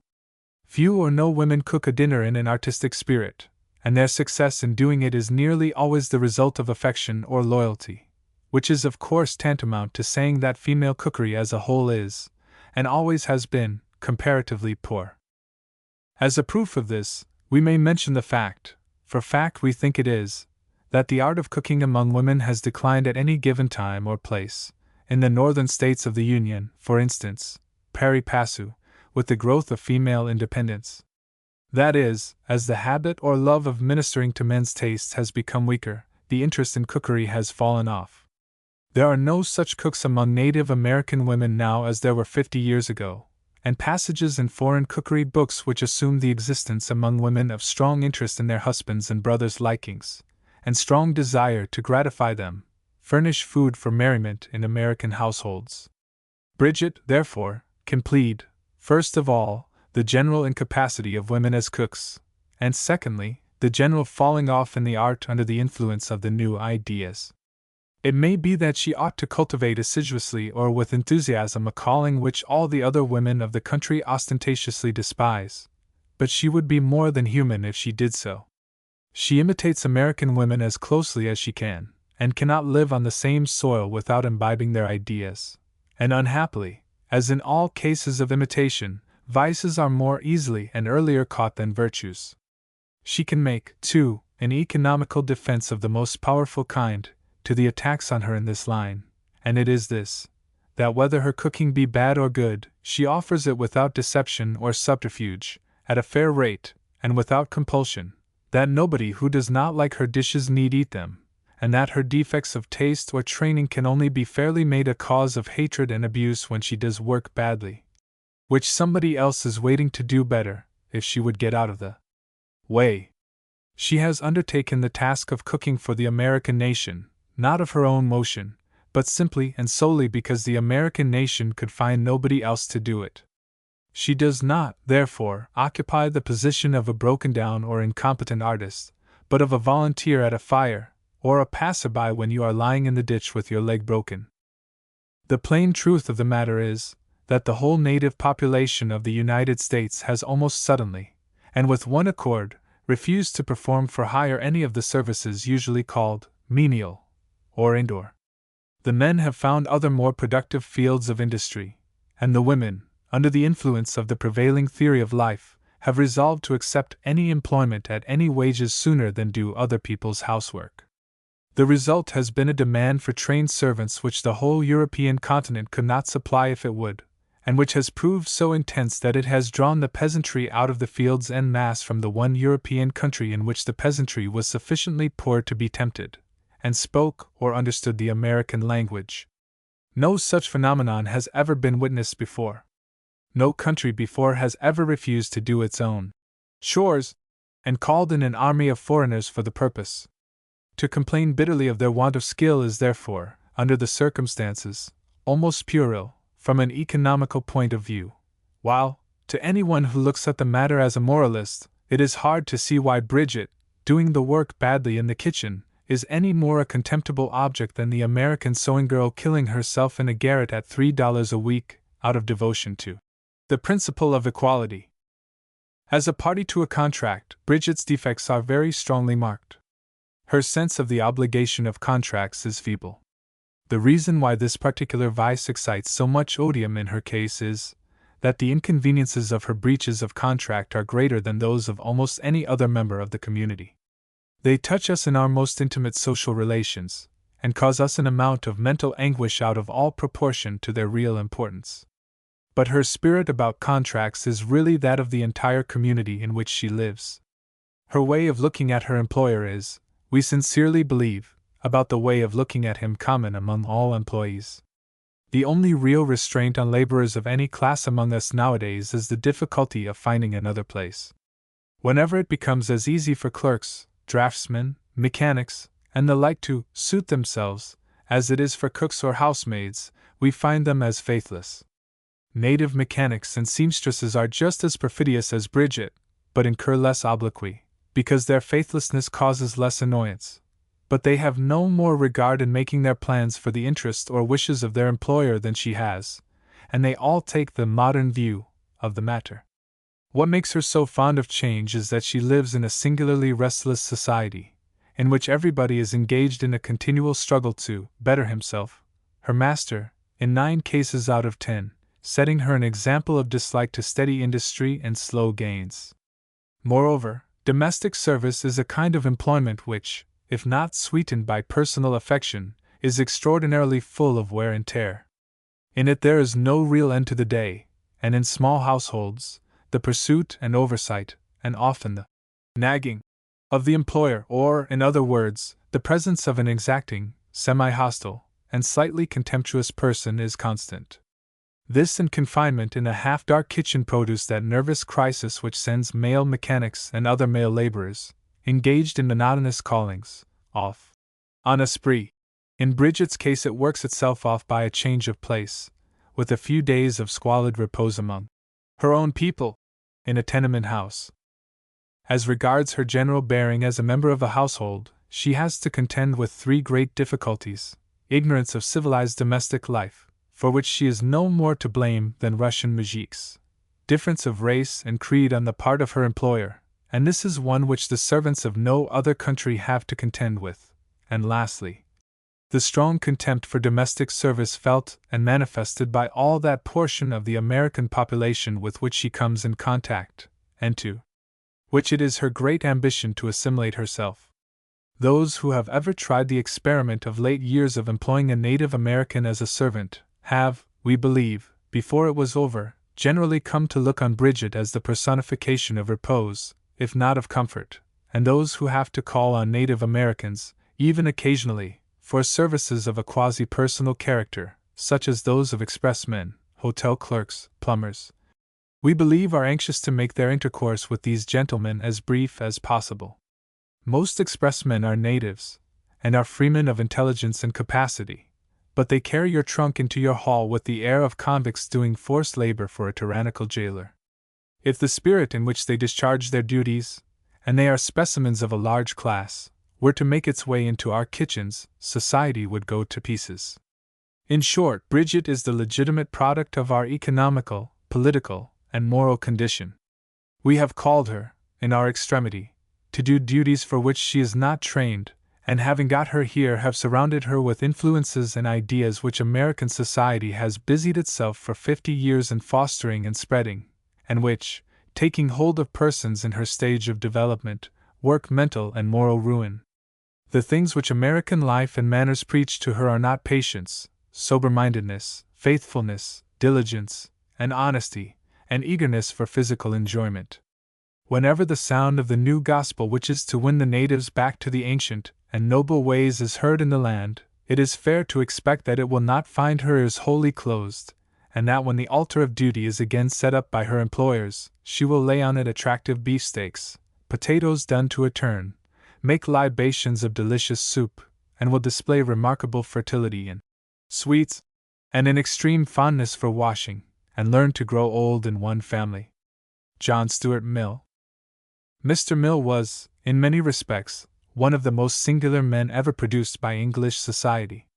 His father was a prominent member of the small sect or coterie of Benthamites, whose attempts to reform the world, during the whole of the earlier part of the present century, furnished abundant matter for ridicule to the common run of politicians and social philosophers, and this ridicule was heightened, as the years rolled on, by the extraordinary jargon which their master adopted for the communication of his discoveries to the world. The author of the Defense of Usury, of the Fragment on Government, and of the Book of Fallacies, had, however, secured a reputation very early in his career which his subsequent eccentricities could not shake, but the first attempts of his disciples to catch the public ear were not fortunate. Macaulay's smart review of James Mill's book on Government gives a very fair expression to the common feeling about them in English literary and political circles during John Stuart's boyhood. About the value of the father's labors as a mental philosopher there are of course a variety of opinions, but he gave two proofs of capacity for the practical work of life which there was no gainsaying. He came to London an obscure man of humble origin, but managed, without ever having been in India, and at a period when authors were held in much less esteem by politicians than they were at a later period, to produce such an impression of his knowledge of Indian affairs, by his elaborate history of that country, on the minds of the directors of the company, that they gave him an important office in the India House. And this, too, in spite of the fact that he lived in a circle generally considered visionary, answering, in fact, in some degree to what we call the long-haired people. Besides this, he himself personally gave his son an education which made him, perhaps, all things considered, the most accomplished man of his age, and without help from the universities or any other institution of learning.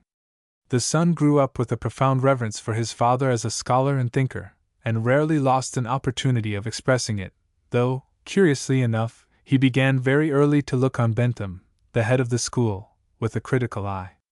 The young man's course was, however, still more remarkable than the father's. Although brought up in a narrow coterie holding peculiar and somewhat unpopular opinions, and displaying, from his first entrance in life, as intense hostility as it was in his nature to feel against anything, against the English universities as then organized and conducted, though they were the center of English culture and indeed one might say of intellectual activity, he saw himself, before he reached middle life, the most potent influence known to educated Englishmen, and perhaps that which has most contributed to the late grave changes in English public opinion on several of the leading social and political problems. Indeed, it is not too much to say that his writings produced a veritable debacle in the English mind.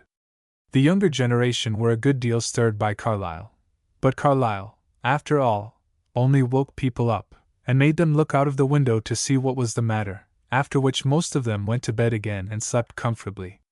His cries were rather too inarticulate to furnish anything like a new gospel, and he never took hold of the intellectual class. But Mill did. The Logic and Political Economy, as reinforced and expounded by his earlier essays, were generally accepted by the younger men as the teachings of a real master, and even those who fully accepted neither his mental philosophy nor his social economy, acknowledged that the day of old things was passing away under his preaching. His method, however, as applied to politics, was not original. In fact, it was Bentham's. Bentham, who was perhaps, in the field of jurisprudence, the most destructive critic that ever appeared, had the merit which in his day was somewhat novel among reformers, and marked him out as something very different from continental radicals, of being also highly constructive. Indeed, his labors in providing substitutes for what he sought to overthrow are among the most curious, and we might add, valuable monuments of human industry and ingenuity. His proposed reforms were based, too, on a theory of human nature which differed from that in use among a large number of radicals in our day in being perfectly sound, that is, in perfect accordance with observed facts, as far as it went. But it did not go nearly far enough. It did not embrace the whole of human nature, or even the greater part of it, and for the simple reason, which Mr. Mill himself has pointed out in his analysis of Bentham's character, that its author was almost entirely wanting in sympathy and imagination. A very large proportion of the springs of human action were unknown or incomprehensible to him. The result was that, although he exerted a powerful influence on English law reform by his exposure of specific abuses, he made little impression on English sociology, properly so called. This was in part due to his narrowness of view, and in part to the absence of an interpreter, none of his followers having attempted to put his wisdom into readable shape, except Dumont, and he only partially and in French. The application of his method to the work of general reform was indeed left to Mr. Mill, who brought to the task an amount of culture to which Bentham could make no claim, and a large share of the sympathy of which there was also so little in Bentham's composition, and a style which, for expository and didactic purposes, has perhaps never been surpassed. Moreover, Mr. Mill lost no time, as most men do, in maturing. He was a full-blown philosopher at 25, and discourses in his earliest essays with almost the same measure, circumspection, and gravity exhibited in the latest of his works, and with all the Benthamite precision and attention to limitations. He was, however, wanting, as his master was, in imagination, and wanting, too, in what we may call, though not in any bad sense, the animal side of man's nature. He suffered in his treatment of all the questions of the day from excess of culture and deficiency of blood. He understood and allowed for men's errors of judgment, and for their ignorance, and for their sloth and indifference. But of appreciation of the force of their passions his speculations contain little sign. For instance, he was the first to point out the fact that the principle of competition, the eager desire to sell, which furnishes the motive power of the English and American social organization, is almost unknown and unfelt among the greater part of mankind, but his remedy for redundancy of population, and his lamentations over the subjection of women, are those of a recluse or a valetudinarian. His influence as a political philosopher may be said to have stood highest after the appearance of the Political Economy. He had, then, perhaps the most remarkable following of hard-headed men which any English philosopher was ever able to show. But the reverence of his disciples waned somewhat rapidly after he began to take a more active part in the treatment of the questions of the day. His representative government, valuable as it was as a philosophical discussion, offered no solution of the problem then pressing on the public minds in England, which bitter radicals or conservatives could consider comforting. The plan of having the number of a man's votes regulated by his calling and intelligence was thoroughly Benthamite. It was as complete and logical as a proposition in Euclid, and in 1825 would have looked attractive, but in 1855 the power of doing this nice work had completely passed out of everybody's hands. Indeed, the desire of political perfection had greatly abated. His lofty and eloquent plaints on the decline of social freedom helped to strengthen the charge of want of practicalness, which in our day is so injurious to a man's political influence, and when he entered Parliament, although he disappointed none of those who best understood him, the outside multitude, who had begun to look on him as a prophet, were somewhat chagrined that he was not readier in parrying the thrusts of the trained gladiators of the House of Commons. It was the book on the subjection of women, however, which most shook the allegiance of his more educated followers, because it was marked by the widest departures from his own rules of thinking. It would be impossible to find any justification in his other works for the doctrine that women are inferior to men for the same reason that male serfs are inferior to their masters. His refusal to consider difference of sex as even one probable cause of women's inferiority to men in mental and moral characteristics was something for which few of his disciples were prepared, or which they ever got over, and indeed his whole treatment of the question of sex showed, in the opinion of many, a constitutional incapacity to deal with the gravest problems of social economy.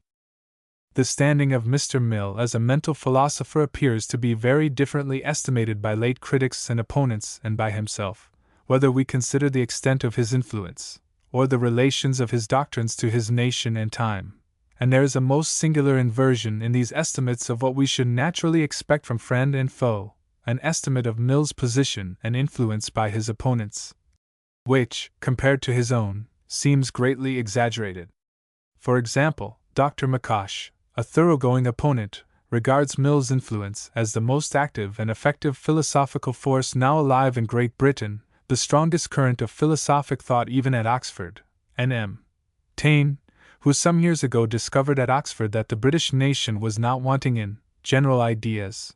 or principles in its modes of thought above the requirements of the accountant and assayer, found these principles in a really living English philosophy, which has brought forth one of M. Taine's most elaborate critical studies in his work on intelligence. In contrast with these estimates, we have from Mr. Mill himself the opinion, in a letter to M. Taine, that his views are not especially English, and that they have not been so since the philosophical reaction in Scotland, Germany, and later in England, against Hume, that when his System of Logic was written he stood almost alone in his opinions, and though they have met with a degree of sympathy which he by no means expected, we may still count in England 20 a priori and spiritualist philosophers for every partisan of the doctrine of experience. This estimate of his own influence, and of the importance to metaphysical discussion at the present time of the philosophy he adopted, is entitled to much more consideration than ought in general to be allowed for an opinion inspired by the ambition, the enthusiasm, the disappointments, or even the modesty of a philosophical thinker. Nevertheless, the far different opinion of his standing as a metaphysician which his critics entertain is undoubtedly more correct, though in a sense which was not so clearly apparent to him. They see clearly that a philosophy of which he was not the founder, and never pretended to be, has gained through his writings a hold, not only on English speculation, but on that of the civilized world, which it did not acquire even in England when it was an especially English philosophy, as it was in the first half of the 18th century, from the time of Locke to that of the reaction against Hume. What, then, is it in Mill's philosophical writings that has given him this eminence as a thinker? Two qualities, we think, very rarely combined: a philosophical style which for clearness and cogency has, perhaps, never been surpassed, and a conscientious painstaking, with a seriousness of conviction, and an earnestness of purpose which did not in general characterize the thinkers whose views he adopted. It was by bringing to the support of doctrines previously regarded as irreligious a truly religious spirit that Mill acquired in part the influence and respect which have given him his eminence as a thinker. He thus redeemed the word utility and the utilitarian doctrine of morals from the ill repute they had, for the greatest happiness principle was with him a religious principle. An equally important part of his influence is doubtless due to the thoroughness of his early training, the education received from his father's instruction, which, as we have said, has made him truly regarded as the most accomplished of modern dialecticians. To these grounds of influence may be added, so far as his influence on English thought is concerned, the fact that he was not a metaphysician in a positive fashion, though he dealt largely with metaphysical topics. He represented the almost instinctive aversion to metaphysics, as such, which has characterized the English since the time of Newton and Locke, we might also say since the time of Bacon. Metaphysics, to pass current in England, has now to be baptized and become part of the authoritative religious instruction, else it is foreign and barbarous to the English matter-of-fact ways of thinking. Mill's System of Logic was not intended as a system of philosophy in the German, French, or even Scotch sense of the term. It is not through the a priori establishment or refutation of highest principles that experiential, inductive, fact-proven principles of science are regarded or tested by the unmetaphysical English mind. Metaphysical doctrines prevail, it is true, in England, to the extent, probably, that Mr. Mill estimates 20 to 1 of its thinkers holding to some such views. Yet it would be a misconception to suppose these to be products of modern English thought. They are rather preserves, tabooed, interdicted to discussion, not the representatives of its living thought. Mr. Mill estimated the worth of contemporary thinkers in accordance with this almost instinctive distrust of rational illumination, setting Archbishop Whately, for example, as a thinker above Sir W. Hamilton for his services to philosophy, on account of the number of true and valuable thoughts which he originated and put into circulation, not as parts of a system, but as independent truths of sagacious or painstaking observation and reflection. It is by such a standard that Mr. Mill would doubtless wish to be judged, and by it he would be justly placed above all, or nearly all, of his contemporaries. Nevertheless, As a conscientious student of metaphysics, he held in far higher esteem than is shown in general by English thinkers the powers peculiar to the metaphysician, the ability and disposition to follow out into their consequences, and to concatenate in a system the assumption of a priori principles. Descartes, Leibniz, Comte, and, as an exceptional English thinker, even Mr. Spencer, received commendation from him on this account. It is clear, however, that his respect for this talent was of the sort which does not aspire to imitate what is admired. Panics. It is impossible to see, much less experience, a financial panic without an almost appalling consciousness that a new and terrible form of danger and distress has been added in comparatively recent times to the list of those by which human life is menaced or perplexed. Any one who stood on Wall Street, or in the gallery of the Stock Exchange last Thursday and Friday and Saturday, 1873, and saw the mad terror, we might almost say the brute terror like that by which a horse is devoured who has a pair of broken shafts hanging to his heels, or a dog flying from a tin saucepan attached to his tail, with which great crowds of men rush to and fro, trying to get rid of their property, almost begging people to take it from them at any price, could hardly avoid feeling that a new plague had been sent among men, that there was an impalpable, invisible force in the air, robbing them of their wits, of which philosophy had not as yet dreamt. No dog was ever so much alarmed by the clatter of the saucepan as hundreds seemed to be by the possession of really valuable and dividend-paying securities, and no horse was ever more reckless in extricating himself from the debris of a broken carriage than these swarms of acute and shrewd traders in divesting themselves of their possessions.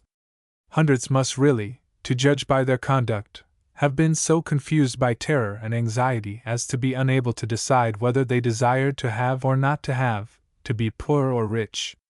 If a Roman or a man of the Middle Ages had been suddenly brought into view of the scene, he would have concluded without hesitation that a ruthless invader was coming down the island, that his advance guard was momentarily expected, and that anybody found by his forces in possession of Western Union, or Harlem, or Lake Shore, or any other paying stock or bond, would be subjected to cruel tortures, if not put to death. For neither the Roman nor the medieval could understand a rich man's being terrified by anything but armed violence. Seneca enumerates, as the three great sources of anxiety in life, the fear of want, of disease, and of oppression by the powerful, and he pronounces the last the greatest. If he had seen Wall Street brokers and bankers last week trying to get rid of stocks and bonds, he could not of course have supposed that they were poor or feared poverty. He would have judged from their physical activity that they were in perfect health, so that he would have been driven to the conclusion that some barbarian host, commanded by Sitting Bull or Red Cloud, was entering the city, and was breathing out threatenings and slaughter against the owners of personal property. If you had tried to explain to him that there was no conqueror at the gates, that the fear of violence was almost unknown in our lives, that each man in that struggling crowd enjoyed an amount of security against force in all its forms which no Roman senator could ever count upon, and that the terror he witnessed was caused by precisely the same agency as the flight of an army before it has been beaten, or, in other words, by panic, he would have gazed at you in incredulous amazement. He would have said that panic in an army was caused by the sudden dissolution of the bonds of discipline, by each soldier's losing his confidence that his comrades and his officers would stand their ground. But these traitors, he would have added, are not subject to discipline. They do not belong to an organization of any kind. Each buys and sells for himself. He has his property there in that tin box. And if nobody is going to rob him, what is frightening him? Why is he pale and trembling? Why does he run and shout and weep, and ask people to give him a trifle, only a trifle, for all he possesses and let him go? If you were then to set about explaining to Seneca that the way the god Pan worked confusion in our day in the commercial world was by destroying credit, you would find yourself brought suddenly face to face with one of the most striking differences between ancient and modern, or, even as we have said, medieval society. The most prominent and necessary accompaniment, or incident of property in the ancient world was possession. What a man owned he held. His wealth was in his farm, or his house, or his granary, or his ships. He could hardly separate the idea of property from that of possession, and the state of society strengthened the association.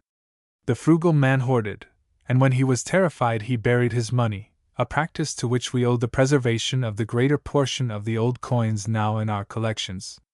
The influence of this sense of insecurity, of the constant fear of invasion or violence, lasted long enough in all continental countries, as Mr. Bagehot has recently pointed out, to prevent the establishment of banks of issue until very lately.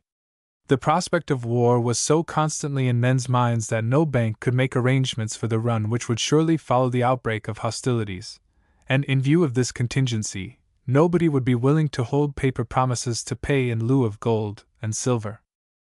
It is therefore in England and America, the two countries possessing not only most commercial enterprise, but most security against invasion, that the paper money has come into earliest and widest use. To the paper of the banks have been added the checks and bills of exchange of private individuals, until money proper plays a greatly diminishing part in the operations of commerce. Goods are exchanged and debts paid by a system of balancing claims against claims, which really has almost ceased to rest on money at all. So that a man may be a very rich man in our day, and have really nothing to show for his wealth whatever. You go to his house, and you find nothing but a lot of shabby furniture. The only thing there which Seneca would have called wealth is perhaps his wife's jewels, which would not bring a few $1,000s. You think his money must be in the bank, but you go there with him and find that all he has there is a page on the ledger bearing his name, with a few figures on it. The bank bills which you see lying about, and which look a little like money, are not only not money in the sense Seneca understood the term, but they do not represent over a third of what the bank owes to various people. You go to some safe deposit vaults, thinking that it is perhaps there he keeps his valuables, but all you find is a mass of papers signed by Thomas Smith or John Jones, declaring that he is entitled to so many shares of some far-off bank, or that some railroad will pay him a certain sum some 30 years hence. In fact, looked at with Roman eyes, our millionaire seems to be possessed of little or nothing, and likely to be puzzled about his daily bread. Now, this wonderful change in the character and incidence of property may be said to be the work of the last century, and it may be said to consist in the substitution of an agency wholly moral for an agency wholly material in the work of exchange and distribution. For the giving and receiving of gold and silver we have substituted neither more nor less than faith in the honesty and industry and capacity of our fellowmen. There is hardly one of us who does not literally live by faith. We lay up fortunes, marry, eat, drink, travel, and bequeath, almost without ever handling a cent, and the best reason which 99 out of every 100 of us can give for feeling secure against want, or having the means of enjoyment, or of charity, is not the possession of anything of real value, but his confidence that certain thousands of his fellow creatures, whom he has never seen and never expects to see, scattered, it may be, over the civilized world, will keep their promises, and do their daily work with fidelity and efficiency. This faith is every year being made to carry a greater and greater load. The transactions which rest on it increase every year in magnitude and complexity. It has to extend itself every year over a larger portion of the earth's surface, and to include a greater variety of race and creed and custom. London and Paris and Berlin and Vienna now tremble when New York is alarmed. We have, in short, to believe every year in a greater and greater number of people, and to depend for our daily bread on the successful working of vast combinations, in which human character is, after all, the main element. The consequence is that, when for any reason a shade of doubt comes over men's minds that the combination is not working, that the machine is at some point going to give way, that somebody is not playing his part fairly, the solid ground seems to shake under their feet, and we have some of the phenomena resulting from an earthquake, and among others blind terror. But to anyone who understands what this new social force, credit, is, and the part it plays in human affairs, the wonder is, not that it gives way so seldom, but that it stands so firm, that these hundreds of millions of laborers, artisans, shopkeepers, merchants, bankers, and manufacturers hold so firmly from day to day the countless engagements into which they enter, and that each recurring year the result of the prodigious effort which is now put forth in the civilized world in the work of production should be distributed with so much accuracy and honesty, and on the whole, with so much wise adjustment to the value of each man's contributions to civilization. There is one fact, however, which throws around credit, as around so many others of the influences by which our lives are shaped, a frightful mystery. Its very strength helps to work ruin. The more we believe in our fellow toilers, and the more they do to warrant our belief, the more we encourage them to work, the more we excite their hopefulness, and out of this hopefulness come panics and crashes. Prosperity breeds credit, and credit stimulates enterprise, and enterprise embarks in labors which, about every 10 years in England, and every 20 years in this country, it is found that the world is not ready to pay for. Panics have occurred in England in 1797, 1807, 1817, 1826, 1837, 1847, 1857, and there was very near being a very severe one in 1866. In this country we have had them in 1815, 1836, 1857, and 1877, and by panics we do not mean such local whirlwinds as have desolated Wall Street, but widespread commercial crises, affecting all branches of business. This periodicity is ascribed, and with much plausibility, to the fact that inasmuch as panics are the result of certain mental conditions, they recur as soon as the experience of the previous one has lost its influence, or, in other words, as often as a new generation comes into the management of affairs, which is about every 10 years in the commercial world both in England and here. The fact that this country seems to be only half as liable to them as England is perhaps due to the fact that the extent of our resources and the greater ratio of increase of population make it much harder to overdo in the work of production here than in England, and to this must be added the greater strength of nerves produced by greater hopefulness. In spite of the enormous abundance of British capital and the rashness of the owners in making investments, there hangs over the London money market a timidity and doubtfulness about the future which is unknown on this side of the water, and which very slight accidents develop into distrust and terror. Outside those who are actually engaged in a financial panic, such as brokers, bankers, merchants, and manufacturers, who have loans to pay or receive, or acceptances falling due, and who are therefore too busy and too sorely beset to moralize on it or look at it objectively, as the philosophers say, there is a large body of persons who are not immediately affected by it, such as professional men, owners of secure investments, persons in receipt of well-assured salaries, ministers, newspaper writers, speculative economists, financiers, and farmers, to whom it is a source of secret enjoyment. They are obliged, out of sympathy with their neighbors, to look blue, and probably few of them are entirely exempt from the general anxiety about the future, but nevertheless they are on the whole rather gratified than otherwise by the things having happened. In the first place, all those persons who give their attention to the currency question are divided into two great schools, the paper men and the hard money men, and every panic affords each of them what it considers a legitimate ground of triumph. The paper men say that the crisis is due to failure to issue more paper at the proper moment, and the hard money men ascribe it to the irredeemability of what is already issued, and each side chuckles over the convulsion as a startling confirmation of its views, and goes about calling attention to it almost gleefully. There is a similar division on the banking question. Indeed, the feud between the friends of free banking and restricted banking is fiercer than that between the two currency schools, and has raged longer, and every monetary crisis feeds the flame. It is maintained, on the one hand, that if banks were let alone by the state their issues would be proportioned to the exact wants of business, and on the other, that if the state would only restrict them more rigidly business would be kept within proper limits, and all would go well. Each disputant draws from a panic about the same amount of support for his views, because in the great variety of circumstances which surround it there are always some which favor any theory of its origin.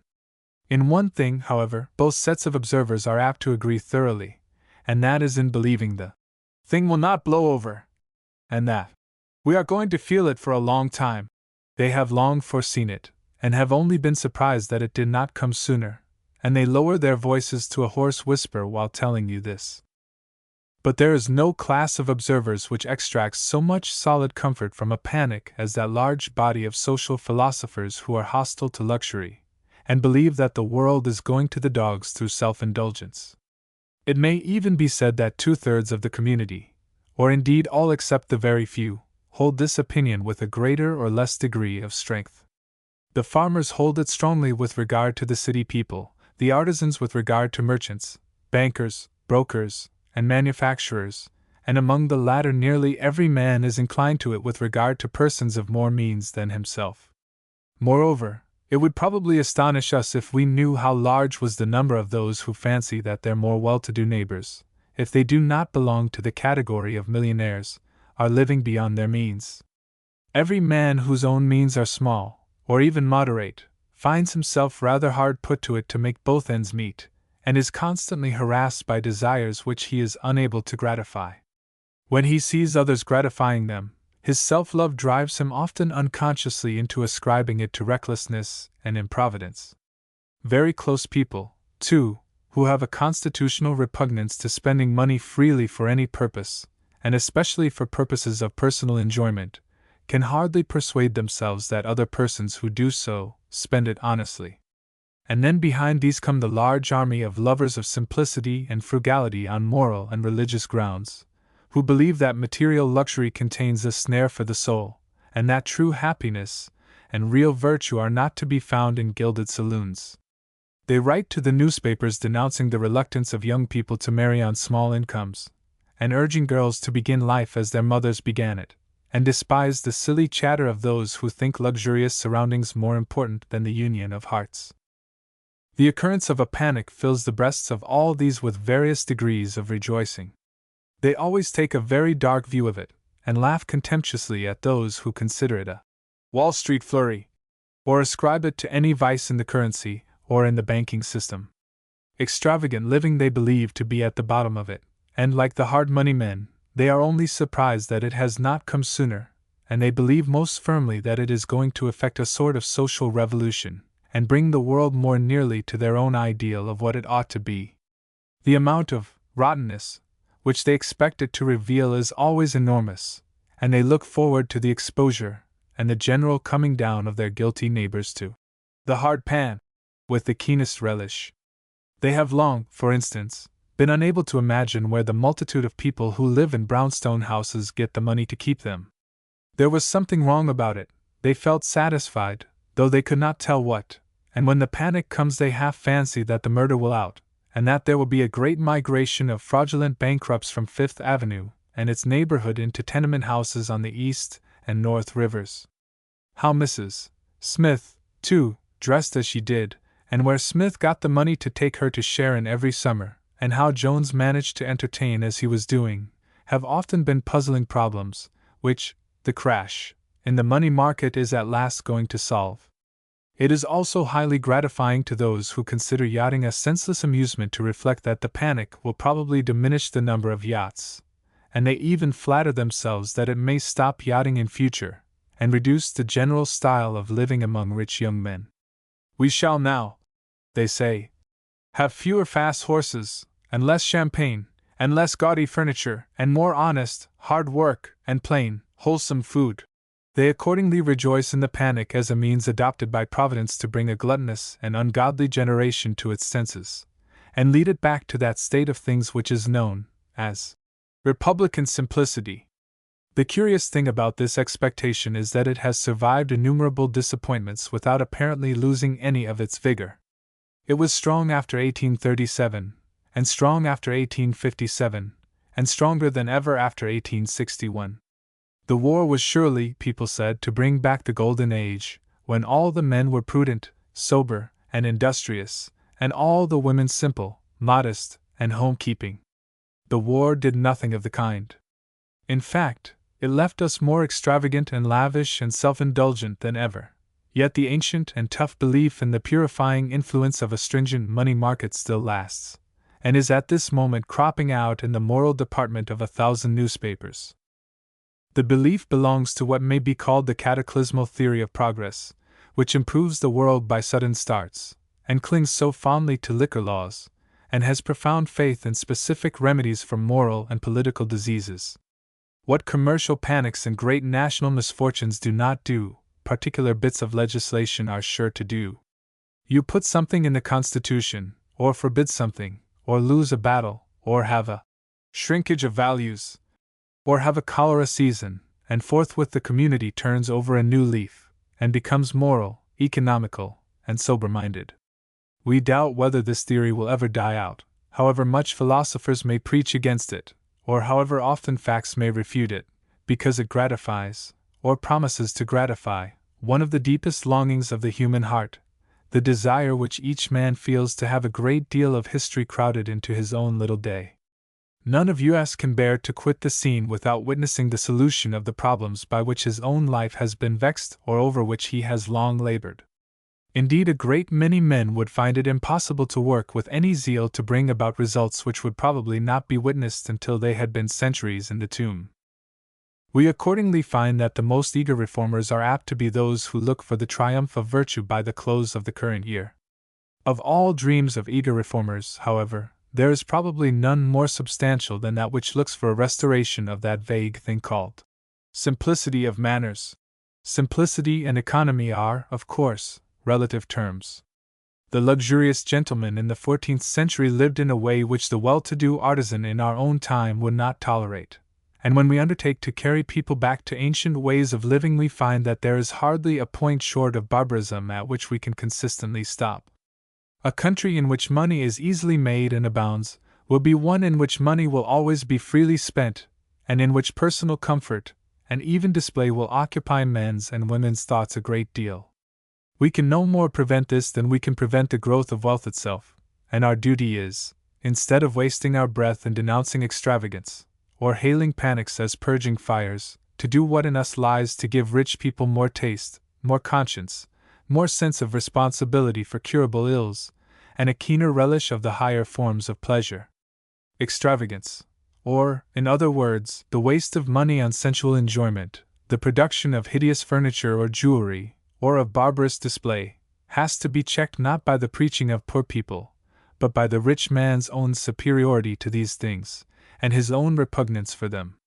This repugnance can only be inspired by education, whether that of school and college, or that of a refined and cultivated social atmosphere.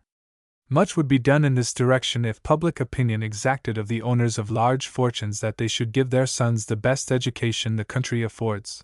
or, in other words, send them to college, instead of setting them up in the dry goods business or the grocery business. A man who has made a large fortune in honest trade or industry has not contributed his share to moral and intellectual interests by merely making donations. It is his duty, also, if he leaves children behind him, to see to it, as far as he can, that they are men who will be an addition to the general culture and taste of the nation, and who will stimulate its nobler ambition, raise its intellectual standard, quicken its love of excellence in all fields, and deepen its faith in the value of things not seen. The Odium Philologicum.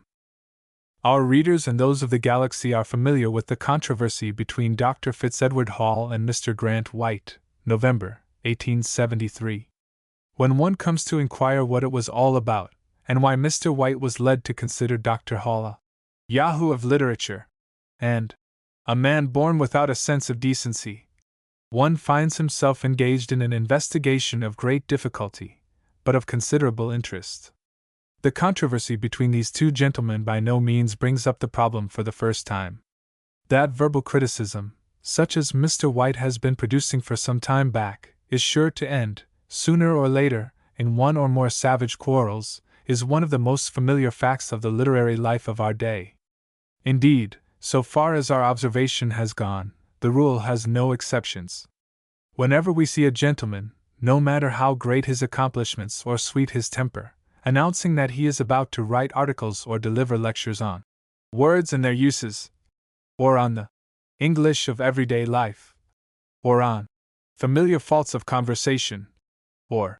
newspaper English,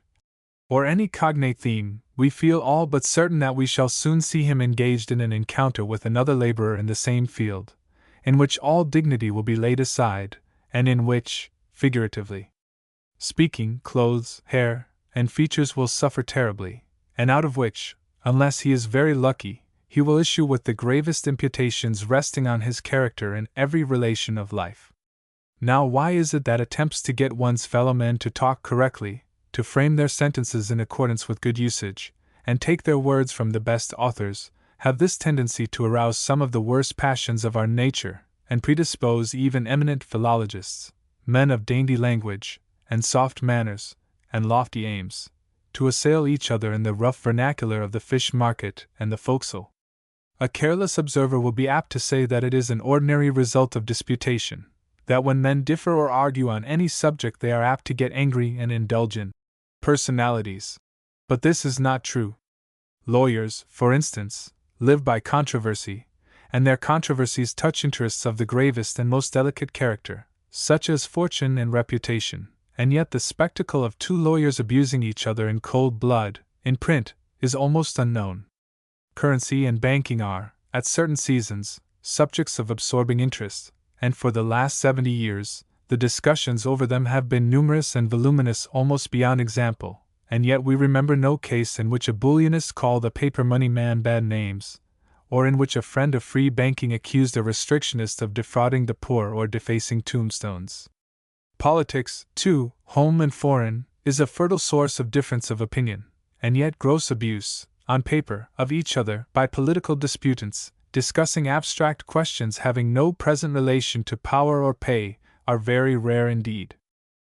It seems, at first blush, as if an examination of the well-known odium theologicum, or the traditional bitterness which has been apt to characterize controversies about points of doctrine, from the Middle Ages down to a period within our own memory, would throw some light on the matter.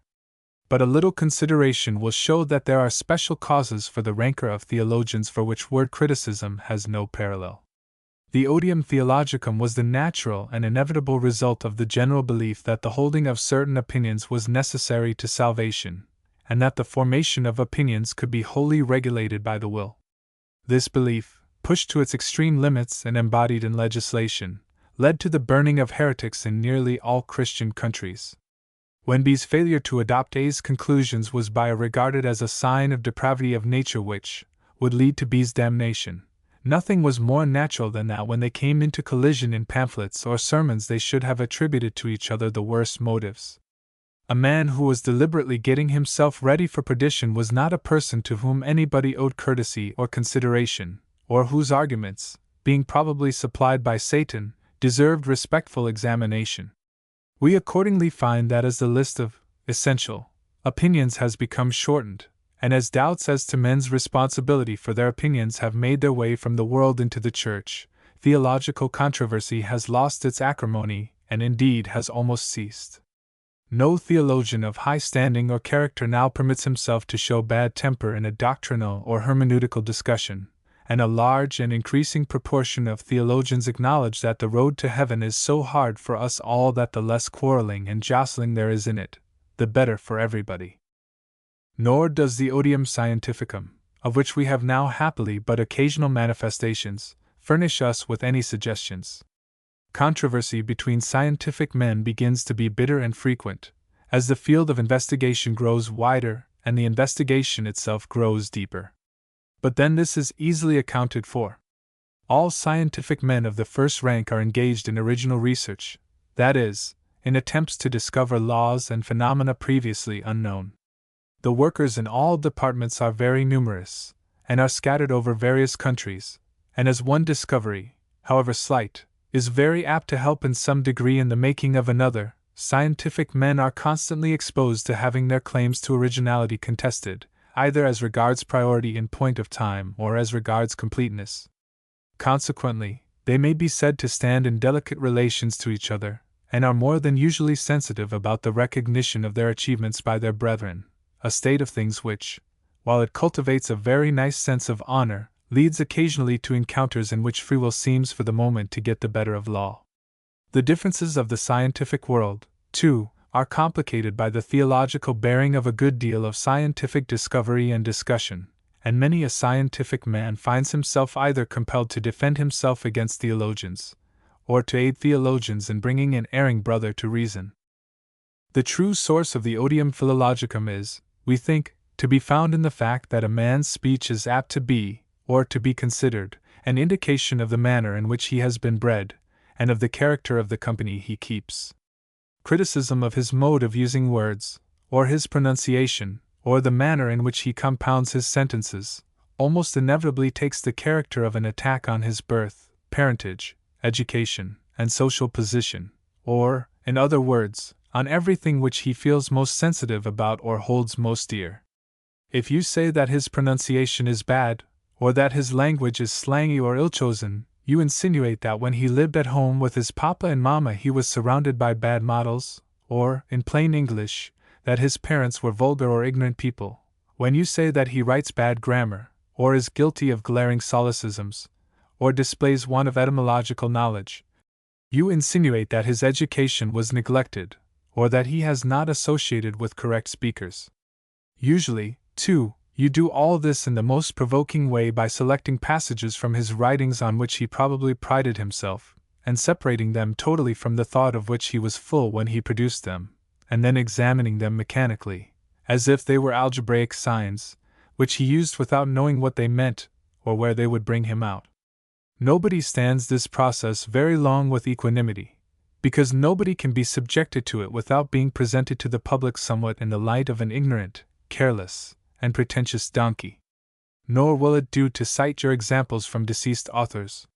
You cannot do so without assailing some form of expression which an eager, listening enemy is himself in the habit of using, and is waiting for you to take up, and through which he hopes to bring you to shame. No man, moreover, can perform the process without taking on airs which rouse his victim to madness, because he assumes a position not only of grammatical, but, as we have said, of social superiority. He says plainly enough, no matter how polite or scientific he may try to seem, "I was better born and bred than you, and acquired these correct turns of expression, of which you know nothing, from cultivated relatives." Or, "I live in cultivated circles, and am consequently familiar with the best usage, which you, poor fellow, are not.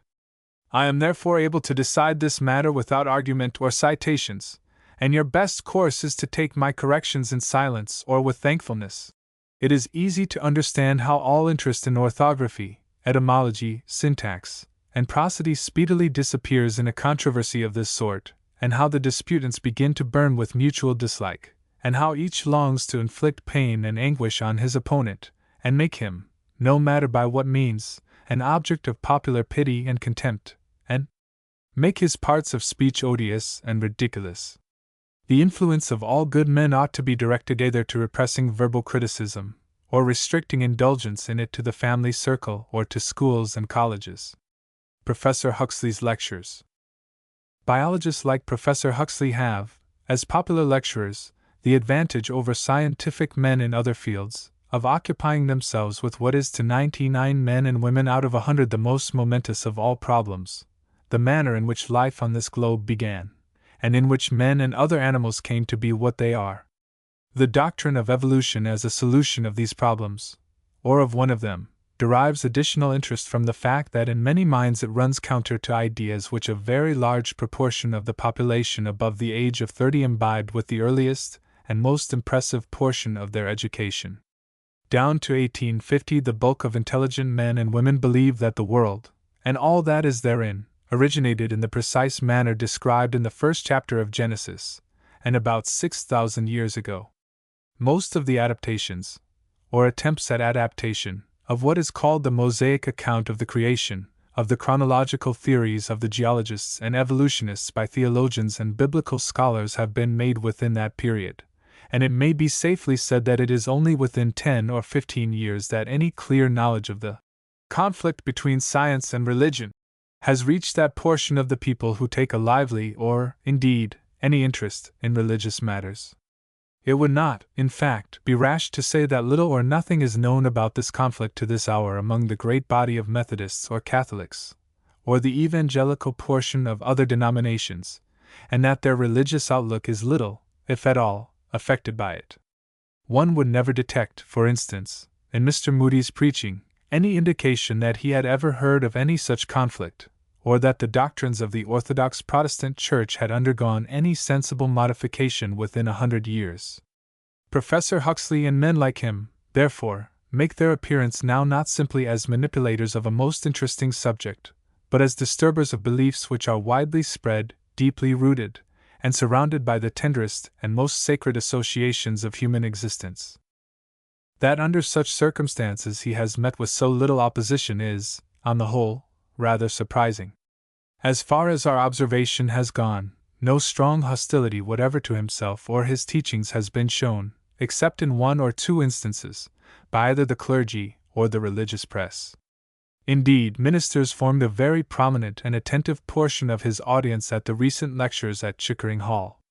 But it has been made very apparent by the articles and letters which these lectures have called out in the newspapers that the religious public has hardly understood him.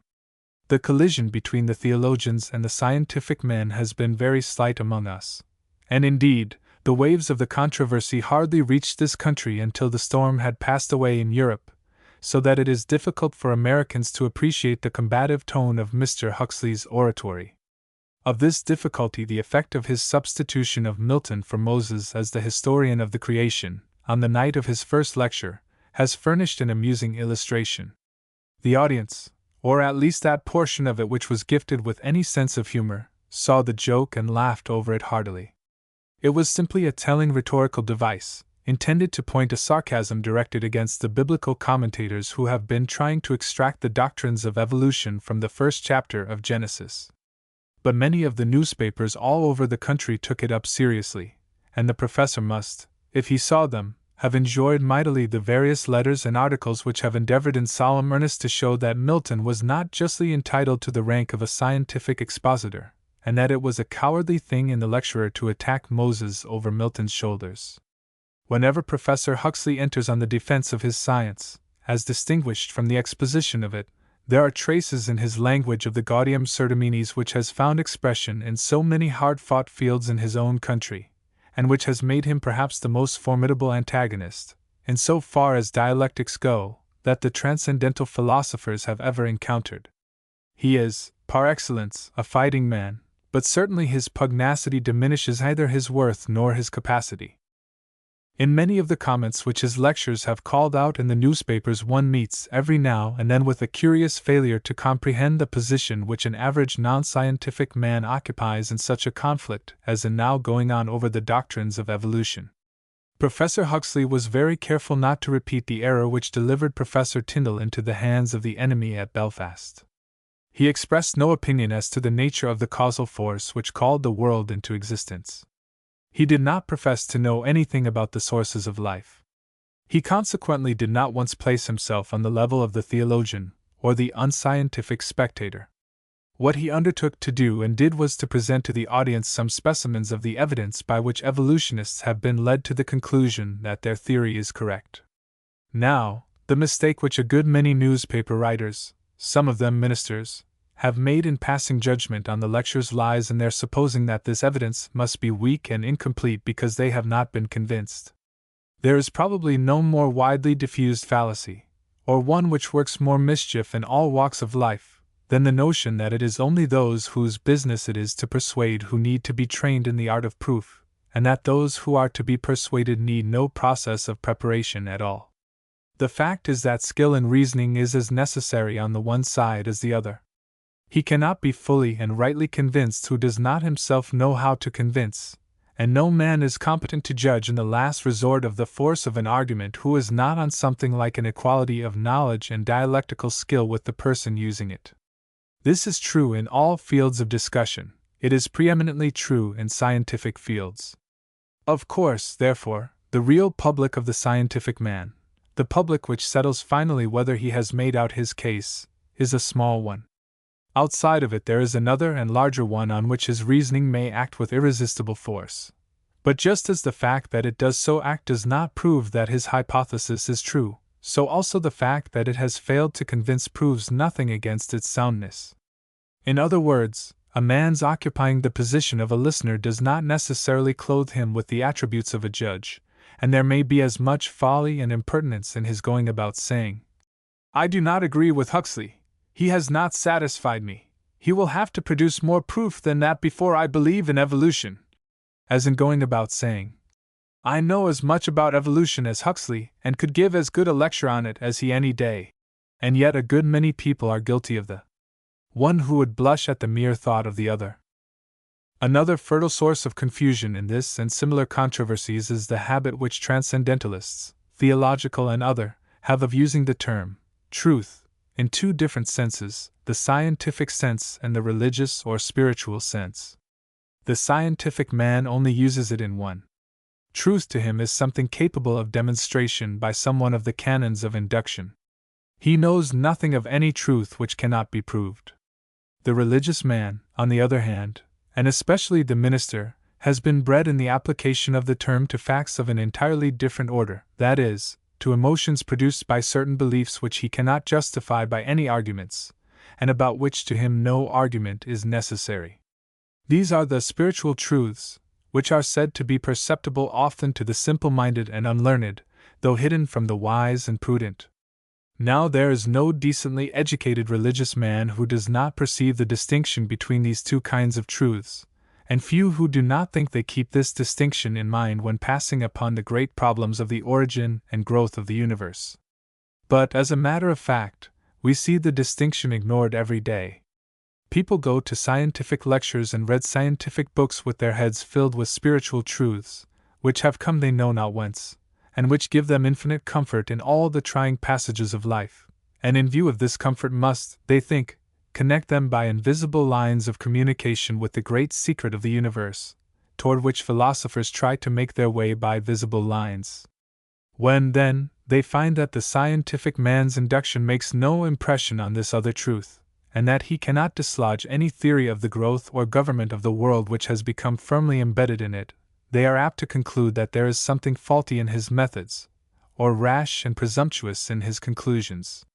But there is only one course for the leaders of religious thought to follow in order to prevent the disastrous confusion which comes of the sudden and complete breakdown of the moral standards and sanctions by which the mass of mankind live, and that is to put an end at once, and gracefully, to the theory that the spiritual truth which brings the peace which passeth understanding has any necessary connection with any theory of the physical universe, or can be used to refute it, or used as a substitute for it, or is dependent on the authenticity or interpretation of any book. They must not flatter themselves because a scientific man here and there doubts or gainsays, or because some learned theologian is still unconvinced, or because the mental habits of which faith is born seem to hold their ground or show signs of revival, that the philosophy of which Huxley is a master is not slowly but surely gaining ground. The proofs may not yet be complete, but they grow day by day. Some of the elder scientific men may scout, but no young ones are appearing to take their places and preach their creed. The tide seems sometimes to ebb from month to month, but it rises from year to year. The true course of spiritually minded men under these circumstances is to separate their faith from all theories of the precise manner in which the world originated, or of the length of time it has lasted, as matters, for their purposes, of little or no moment. The secret springs of hope and courage from which each of us draws strength in the great crises of existence would flow all the same whether life appeared on the planet 10 million or 10,000 years ago, and whether the present forms of life were the product of one day or of many ages.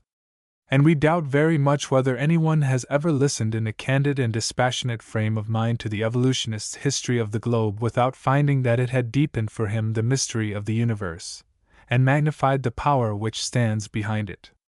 Not the least interesting feature in the discussion about the theory of evolution is the prominent part taken in it by clergymen of various denominations.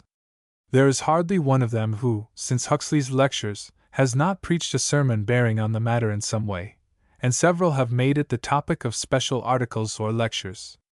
In fact, we do not think we exaggerate when we say that 3/4 of all that has been recently said or written about the hypothesis in this country has been said or written by ministers. There is no denying that the theory, if true, does, in appearance at least, militate against the account of the creation given in the first chapter of Genesis, or, in other words, against the view of the origin of life on the globe which has been held by the Christian world for 17 centuries. It would, therefore, be by no means surprising that ministers should meet it, either by showing that the Mosaic account of the creation was really inspired, was, in short, the account given by the Creator himself, or that the modern interpretations of it were incorrect, and that it was really, when perfectly understood, easily reconciled with the conclusions reached of late years by geologists and biologists. This is the way in which a great many ministers have hitherto met the evolutionists, and for this sort of work they are undoubtedly fitted by education and experience. If it can be done by anyone, they are the men to do it.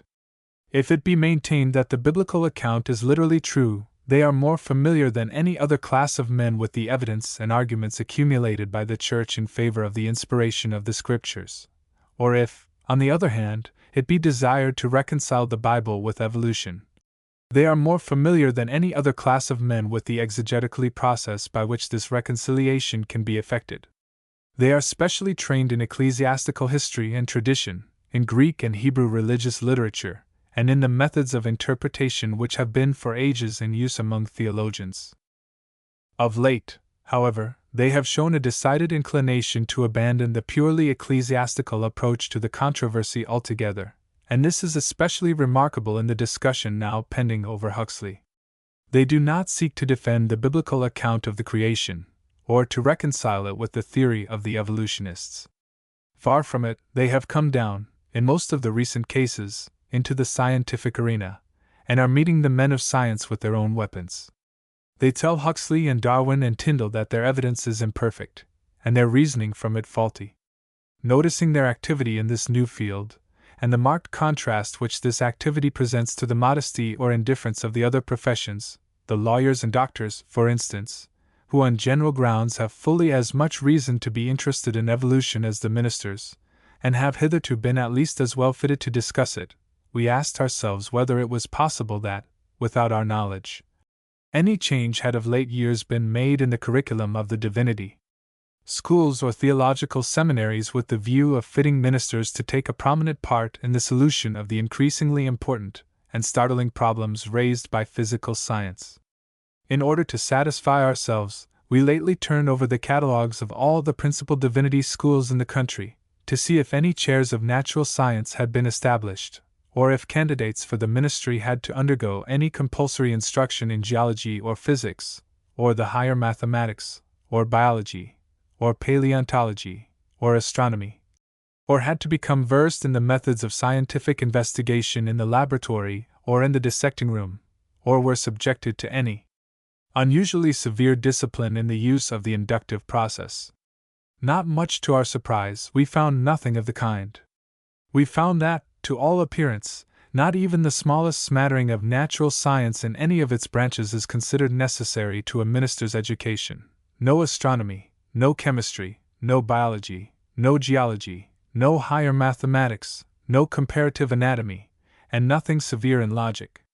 In fact, of special preparation for the discussion of such a theme as the origin of life on the earth, there does not appear to be in the ordinary course of our divinity schools any trace. We then said to ourselves, but ministers are modest, truthful men, they would not knowingly pass themselves off as competent on a subject with which they were unfitted to deal. They are no less candid and self-distrustful, for instance, than lawyers and doctors, and a lawyer or doctor who ventured to tackle a professed scientist on a scientific subject to which he had given no systematic study would be laughed at by his professional brethren, and would suffer from it even in his professional reputation, as it would be taken to indicate a dangerous want of self-knowledge. Perhaps, then, the training given in the divinity schools, though it does not touch special fields of science, is such as to prepare the mind for the work of induction by some course of intellectual gymnastics. Perhaps, though it does not familiarize a man with the facts of geology and biology and astronomy, it so disciplines him in the work of collecting and arranging facts of any kind, and reasoning from them, that he will be a master in the art of proof, and that, in short, though he may not have a scientific man's knowledge, he will have his mental habits. But we found this second supposition as far from the truth as the first one was. Moreover, the mental constitution of the young men who choose the ministry as a profession is not apt to be of a kind well fitted for scientific investigation. Reverence is one of their prominent characteristics, and reverence predisposes them to accept things on authority. They are inclined to seek truth rather as a means of repose than for its own sake, and to fancy that it is associated closely with spiritual comfort, and that they have secured the truth when they feel the comfort. Though, last not least, they enter the seminary with a strong bias in favor of one particular theory of the origin of life and of the history of the race, and their subsequent studies are marked out and pursued with the set purpose of strengthening this bias and of qualifying them to defend it and spread it, and of associating in their minds the doubt or rejection of it with moral evil. The consequence is that they go forth, trained not as investigators or inquirers, but as advocates, charged with the defense against all comers of a view of the universe which they have accepted ready-made from teachers. A worse preparation for scientific pursuits of any kind can hardly be imagined. The slightest trace of such a state of mind in a scientific man, that is, of a disposition to believe a thing on grounds of feeling or interest, or with reference to practical consequences, or to jump over gaps in proof in order to reach pleasant conclusions, discredits him with his fellows, and throws doubt on his statements.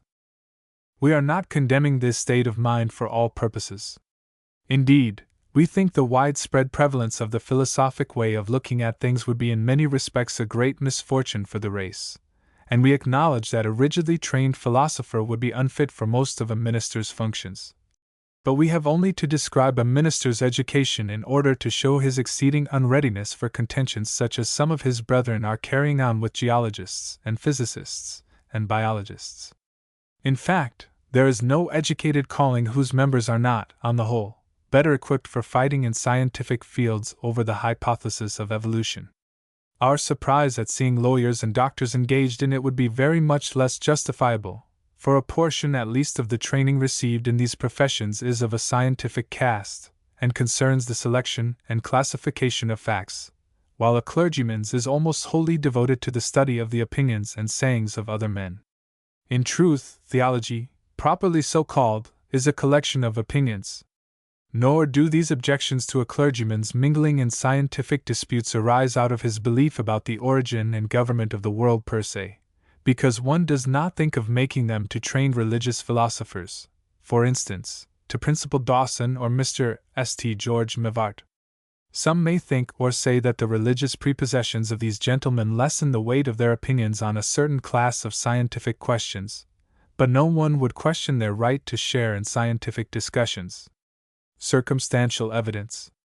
Some of the letters from clergymen which have been called out by our article on the part recently taken by them in scientific discussion maintain that, although ministers may not be familiar with the facts of science, many of them are fully competent to weigh the arguments founded on these facts put forward by scientific men, and decide whether they have proved their case or not, or, in other words, that we were mistaken in saying that the theological seminaries did not afford severe training in the use of the inductive process, and that it could not be used effectively without knowledge of the matters on which it was used. More than one of these letters points, in support of this view, to the answer of the Rev. Dr. Taylor, of this city, to Professor Huxley's lectures, published some weeks ago in the Tribune, and we believe the Tribune presented the author to the public as a trained logician. We have accordingly turned to Dr. Taylor's letter and given it a much more attentive reading than we confess we gave it when it first appeared, for the purpose of seeing whether it was really true that ministers were such dexterous and highly taught dialecticians that they could overthrow a scientific man, even on a subject of which they knew little or nothing, whether, in short, they could really treat the question of evolution algebraically, and by the mere aid of signs of the meaning of which they were ignorant, put the Huxleys and Darwins to confusion. For Dr. Taylor opens in this way: "Let it be understood, then, that I have no fault to find with Mr. Huxley as a discoverer of facts or as an exponent of comparative anatomy. In both of these respects he is beyond all praise of mine, and I am ready to sit at his feet. But when he begins to reason from the facts which he sets forth, then, like every other reasoner, he is amenable to the laws of argumentation, and his conclusions are to be tested by the relation which they bear to the premises which he has advanced, and by the proof which he furnishes for the premises themselves." We pass over, as of no consequence for our present purpose, the various exceptions which he then takes to Huxley's arrangement of his lectures, to the tone of his exceptions, and to his mode of referring to the biblical hypothesis, and come to what he has to say of Huxley's evidence, which he truly calls circumstantial evidence. The first thing he does is to define circumstantial evidence. But here, at the very outset, we have been surprised to find a logician who conceives himself capable of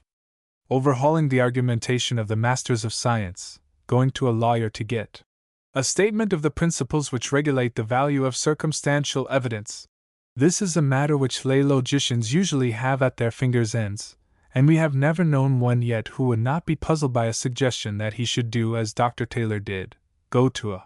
distinguished legal friend for information as to the conditions of this kind of proof. For, as we have more than once pointed out, lawyers, as such, have no special skill or training in the use of circumstantial evidence as scientific men know it, that is, as evidence which derives all its force from the laws of the human mind. The circumstantial evidence with which lawyers, qua lawyers, are familiar under our system of jurisprudence is an artificial thing created by legislation or custom, with the object of preventing the minds of the jury, presumably a body of untrained and unlearned men, from being confused or led astray. Moreover, they are only familiar with its use in one very narrow field, human conduct under one set of social conditions. For example, a lawyer might be a very good judge of circumstantial evidence in America, and a very poor one in India or China, might have a keen eye for the probable or improbable in a New England village, and none at all in a Prussian barrack. A familiar illustration of the restrictions on his experience of it is to be found in the rule which compels the calling of experts when there is a question as to any point of science or art. The words science or art, says Mr. Fitzjames Stephen,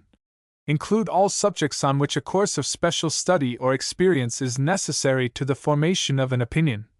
and the opinion of such an expert is a relevant fact, so that Dr. Taylor's distinguished legal friend,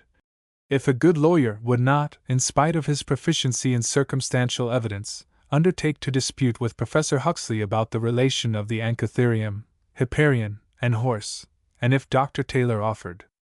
himself for examination on such a point he would be laughed out of court. In none of our courts is the presentation allowed of all the circumstances which strengthen or weaken a probability. A lawyer, therefore, though he might not be as ill-fitted for a scientific discussion as a minister, is, as such, hardly more of an authority on the force and limits of that portion of scientific proof which is drawn from simple observation.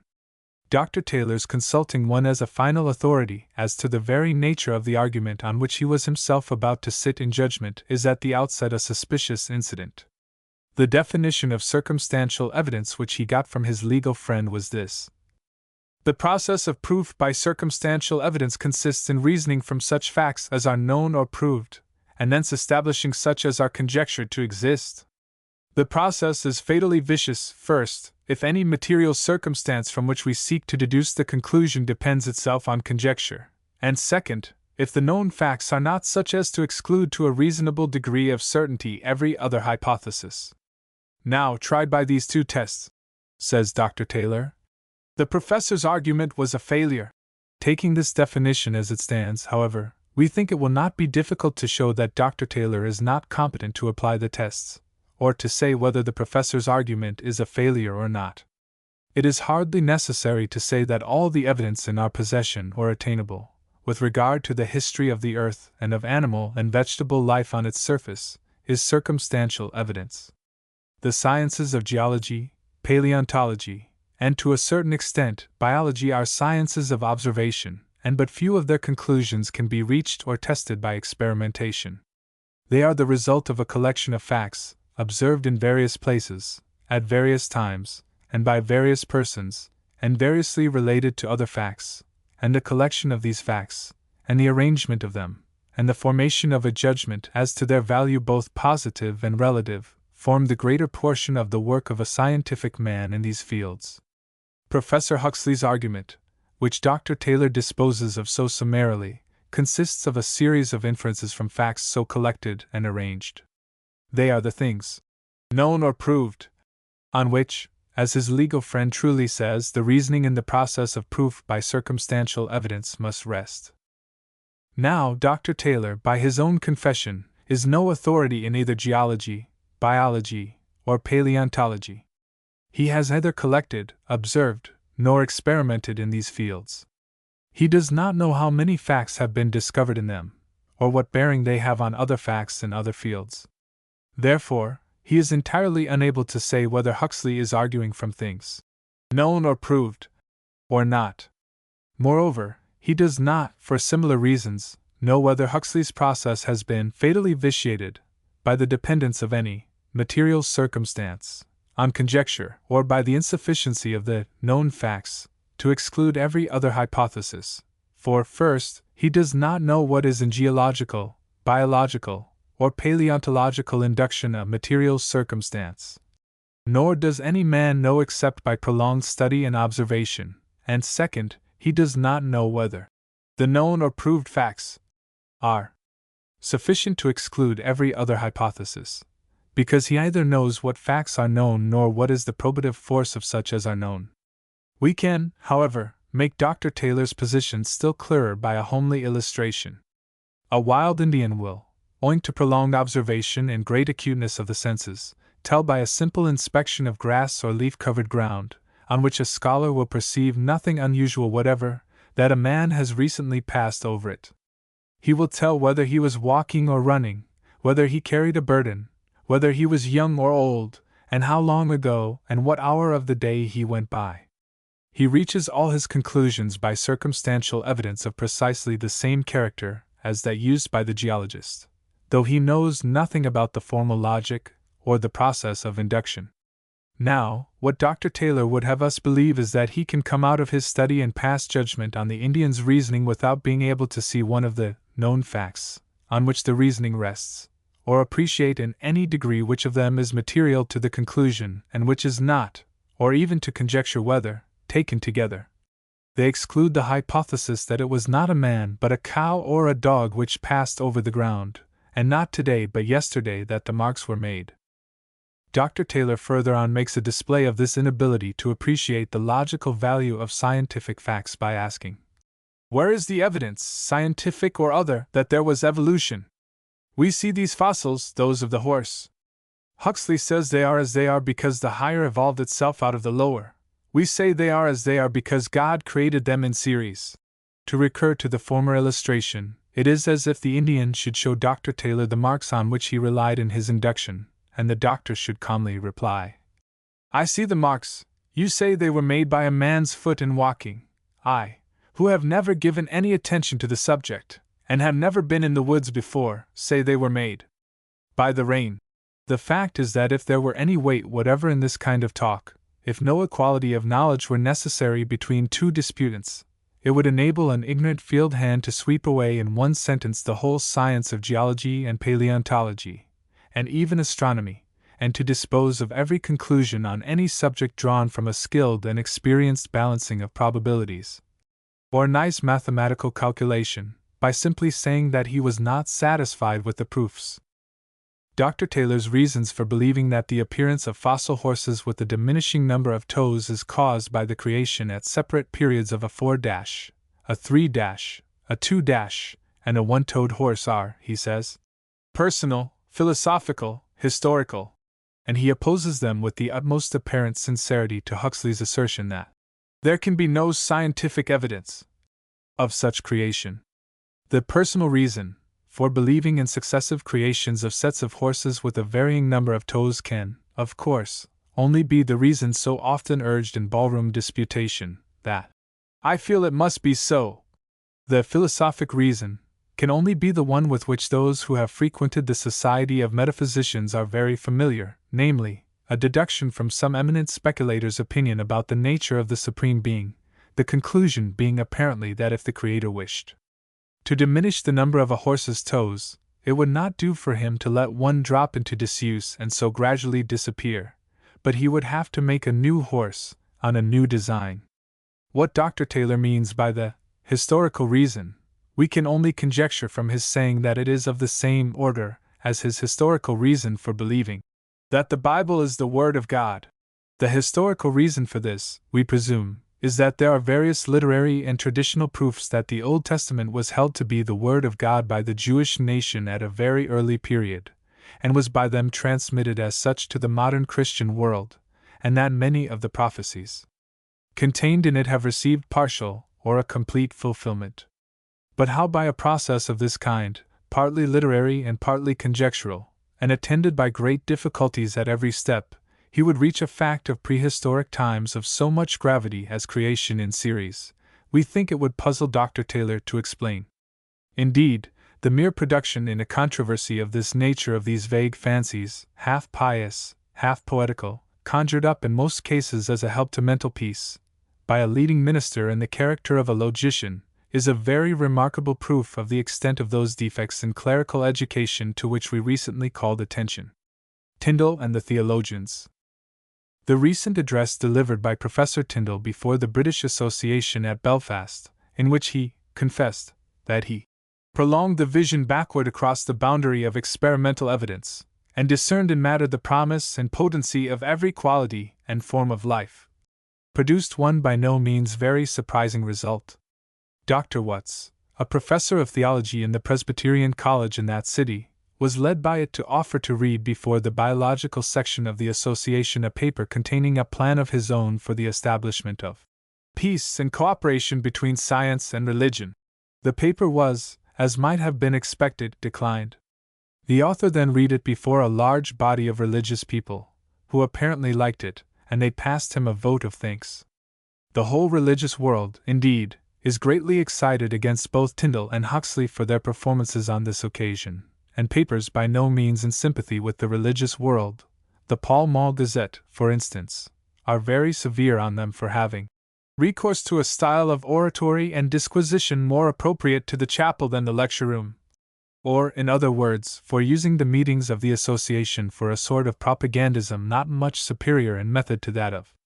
theological missionaries, and thus challenging the theologians to a conflict which may make it necessary, in the interest of fair play, to add a theological section to the association. Of course, when Professor Tyndale passed beyond the boundary of experimental evidence, and began to see with his mind's eye,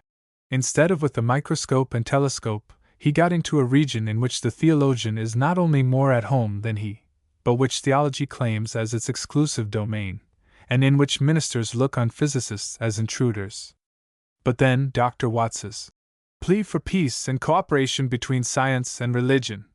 is one of many signs that theologians are, in spite of all that has as yet been said, hardly alive to the exact nature of the attitude they occupy towards science.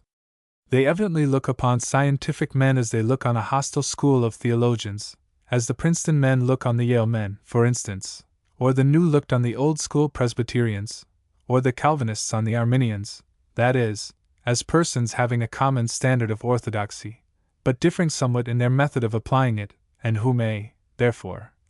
be induced from considerations of expediency to suppress all outward marks of divergence, and work together harmoniously for the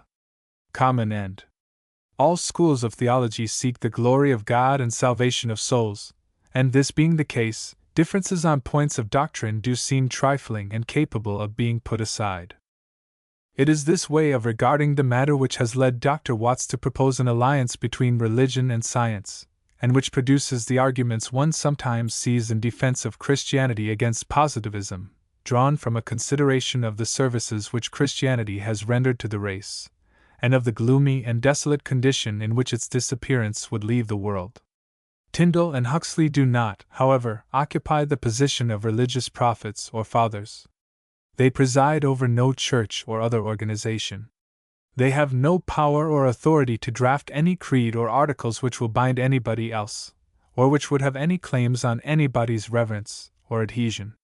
No person, in short, is authorized to bring science into an alliance with religion or with anything else. Such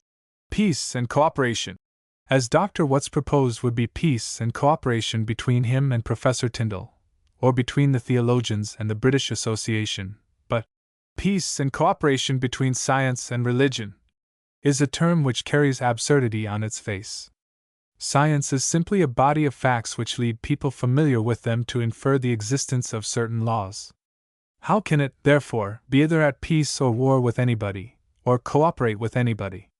What Professor Tyndale might promise would be either not to discover any more facts, or to discover only certain classes of facts, or to draw no inferences from facts which would be unfavorable to Dr. Watts's theory of the universe.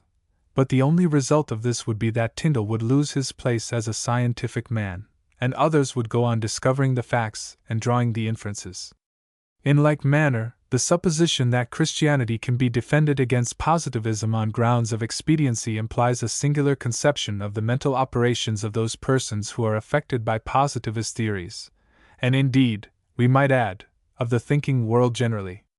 No man believes in a religion simply because he thinks it useful, and therefore no man's real adhesion to the Christian creed can be secured by showing him how human happiness would suffer by its extinction.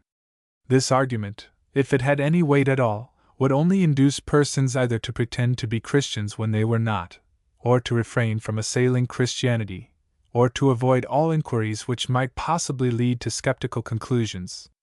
It is therefore, perhaps, a good argument to address to believers, because it may induce them to suppress doubts and avoid lines of thought or social relations likely to beget doubt, but it is an utterly futile argument to address to those who have already lost their faith. Men believe because they are convinced. It is not in their power to believe from motives of prudence, or from public spirit. However, the complaints of the theologians excited by Professor Tyndall's last utterances are not wholly unreasonable. Science has done nothing hitherto to give it any authority in the region of the unseen. Beyond the boundary of experimental evidence, one man's vision is about as good as another's. It is interesting to know that Professor Tyndall there discerns in matter the potency and promise of every quality and form of life, but only because he is a distinguished man, who gives much thought to this class of subjects and occupies a very prominent place in the public eye. As a basis for belief of any kind, his vision is of no more value than that of the Archbishop of Canterbury, who would probably in that region discern the promise and potency of every form of life in a supreme and creative intelligence. Scientific men are continually pushing back the limits of our knowledge of the material universe. They have during the last 80 years made an enormous addition to the sum of that knowledge, but they have not, since Democritus, taken away one hair's breadth from the mystery which lies behind. In fact, their labors have in many ways deepened this mystery. We can appeal confidently to any candid man to say, for instance, whether Darwin's theory of the origin of life and the evolution of species does not make this globe and its inhabitants a problem vastly darker and more inscrutable than the Mosaic account of the creation. Take, again, the light thrown on the constitution of the sun by the spectroscope. It is a marvelous addition to our knowledge of our environment, but then, does it not make our ignorance as to the origin of the sun seem deeper? No scientific man pretends that any success in discovery will ever lead the human mind beyond the resolution of the number of laws which now seem to govern phenomena into a smaller number. But if we reach the limit of the possible in that direction tomorrow, we should be as far from the secret of the universe as ever. When we have all got to the blank wall which everybody admits lies at the boundary of experimental evidence, the philosopher will know no more about what lies beyond than the peasant, though the peasant will probably do than what he does now, people it with the creatures of his imagination. If a philosopher in our day likes to anticipate that period, and hazards the conjecture that matter lies beyond, he is welcome to his guess, but it ought to be understood that it is only a guess. The danger to society from the men of science does not, we imagine, lie in the direction in which the theologians look for it. We do not think they need feel particularly troubled by Professor Tyndall's speculations as to the origin of things, for these speculations are very old, and have, after all, only a remote connection with human affairs. But there are signs both in his and Professor Huxley's methods of popularizing science, and in those of a good many of their followers, that we may fear the growth of something in the nature of a scientific priesthood, who, tempted by the great facilities for addressing the public which our age affords, and to which nearly every other profession has fallen a victim, will no longer confine themselves to their laboratories and museums and scientific journals, but serve as ministers of nature before great crowds of persons, for the most part of small knowledge and limited capacity, on whom their hints, suggestions, and denunciations will have a dangerously stimulating effect, particularly as the contempt of scientific men for what is called literature, that is, the recorded experience of the human race and the recorded expression of human feelings, grows every year stronger, and exerts more and more influence on the masses. The number of dabblers in science, of persons with a slight smattering of chemistry, geology, botany, and so on, too, promises to be largely increased for some time to come by the arrangements of one sort or another made by colleges and schools for scientific education. And though there is reason to expect from this education a considerable improvement in knowledge of the art of reasoning, There is also reason to fear a considerable increase of dogmatic temper, of eagerness for experimentation in all fields, and of scorn for the experience of persons who have never worked in the laboratory or done any deep-sea dredging. Now, whatever views we may hold as to the value of science in general and in the long run to the human race, and in particular its value for purposes of legislation and social economy, which we are far from denying, there is some risk that lectures like Professor Huxley's at Belfast, dressed up for promiscuous crowds, and produced with the polite scorn of infallibility, in which the destruction of moral responsibility is broadly hinted at as one of the probable results of researches in biology, will do great mischief. For what does it matter, or rather ought it to matter, for social purposes, in what part of a man's system his conscience lies, or whether pressure on a particular portion of the brain may convert him into a thief, when we know, as of experience, that the establishment of good courts and police turns a robber's den into a hive of peaceful industry, and when we see the wonders which discipline works in an ignorant crowd, the Church and science. A considerable body of the graduates of the Irish Catholic University, including members of the legal and medical professions, presented a long and solemn memorial to Cardinal Cullen and the other Catholic bishops at the late commencement of that institution, which throws a good deal of light not only on the vexed question of Catholic education in Ireland, but on the relations of the Catholic Church to education everywhere. The memorial examined in detail the management of the university, which it pronounces so bad as to endanger the existence of the college. But what it most complains of is the all but total absence of instruction in science. The memorialists say that the neglect of science by the university has afforded a very plausible argument to the enemies of the university, who never tire of repeating that the Catholic Church is the enemy of science, and that she will carry out her usual policy in Ireland with respect to it, that no one can deny that the Irish Catholics are miserably deficient in scientific education, and that this deficiency is extremely galling to them, and in a commercial sense, involves a loss to them, while, in an intellectual sense, it involves a positive degradation. They speak regretfully of the secession of Professor Sullivan to take the presidency of the Queen's College, Cork, and declare that no Irish Catholic man of science can be found to take his place. They then go on to make several astounding charges. The lecture list of the university does not include for the Faculty of Arts a single professor of the physical or natural sciences, or the name of a solitary teacher in descriptive geometry, geology, zoology, comparative anatomy, mineralogy, mining, astronomy, philology, ethnology, mechanics, electricity, or optics. Of the prizes and exhibitions, the number offered in classics equals that of those offered in all other studies put together, while in other universities the classical prizes do not exceed 1/4 of the whole. They wind up their melancholy recital by declaring that they are determined that the scientific inferiority of Irish Catholics shall not last any longer, and that if they cannot obtain a scientific education in their own universities, they will seek it at Trinity, or the Queen's Colleges, or study it for themselves in the works of Haeckel, Darwin, Huxley, Tyndall, and Lyell. They make one other singular complaint, viz., that no provision is made for supplying the lay students with instruction in theology.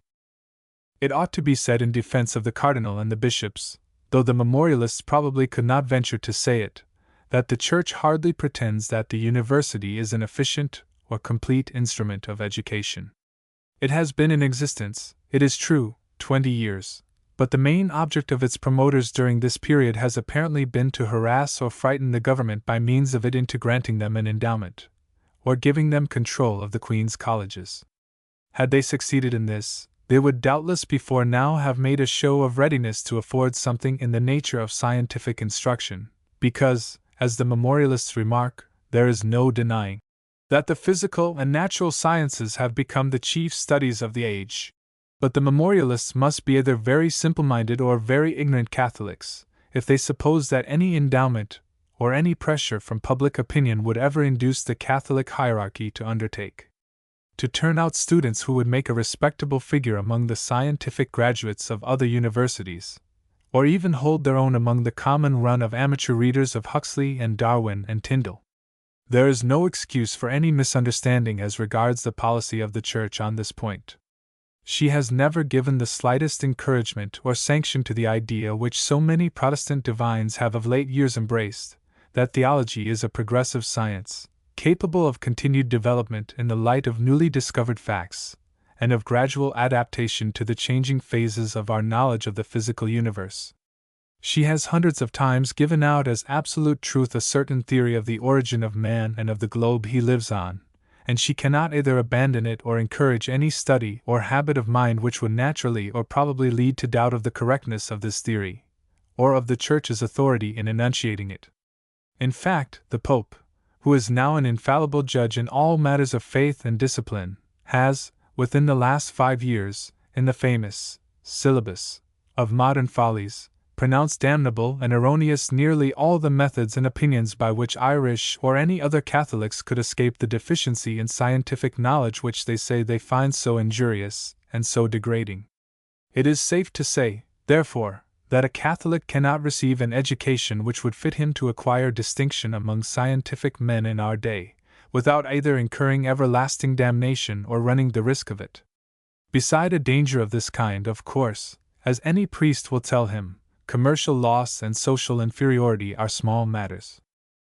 Of course, if we take the facts of a great many branches of physical science by themselves, it would be easy enough to show that a good Catholic might safely accept them. But no man can reach these facts by investigations of his own, or hold to them intelligently and fruitfully, without acquiring intellectual habits and making use of tests which the Church considers signs of a rebellious and therefore sinful temper. Moreover, nobody who has attained the limits of our present knowledge in chemistry, geology, comparative anatomy, ethnography, philology, and mythology can stand there with closed eyes. He must inevitably peer into the void beyond, and would be more than human if he did not indulge in speculations as to the history of the universe and its destiny which the Church must treat as endangering his salvation. This is so well known that one reads the lamentations of these Catholic laymen with considerable surprise. They may be fairly supposed to know something of Church history, and even if they do not, they must profess some knowledge of the teaching given by the Church in those universities of other countries which she controls. She does not encourage the study of natural science anywhere. Mathematics and astronomy she looks on with some favor, though we do not know how the spectroscope may have affected her toward the latter, and we venture to assert that these are the only fields of science in which any Catholic layman attains distinction without forfeiting his standing in the eyes of the clergy. We do not now speak of the French, Italian, and German Catholic laymen who go on with their investigations without caring whether the clergy like them or not, and without taking the trouble to make any formal repudiation of the Church's authority over their intellects.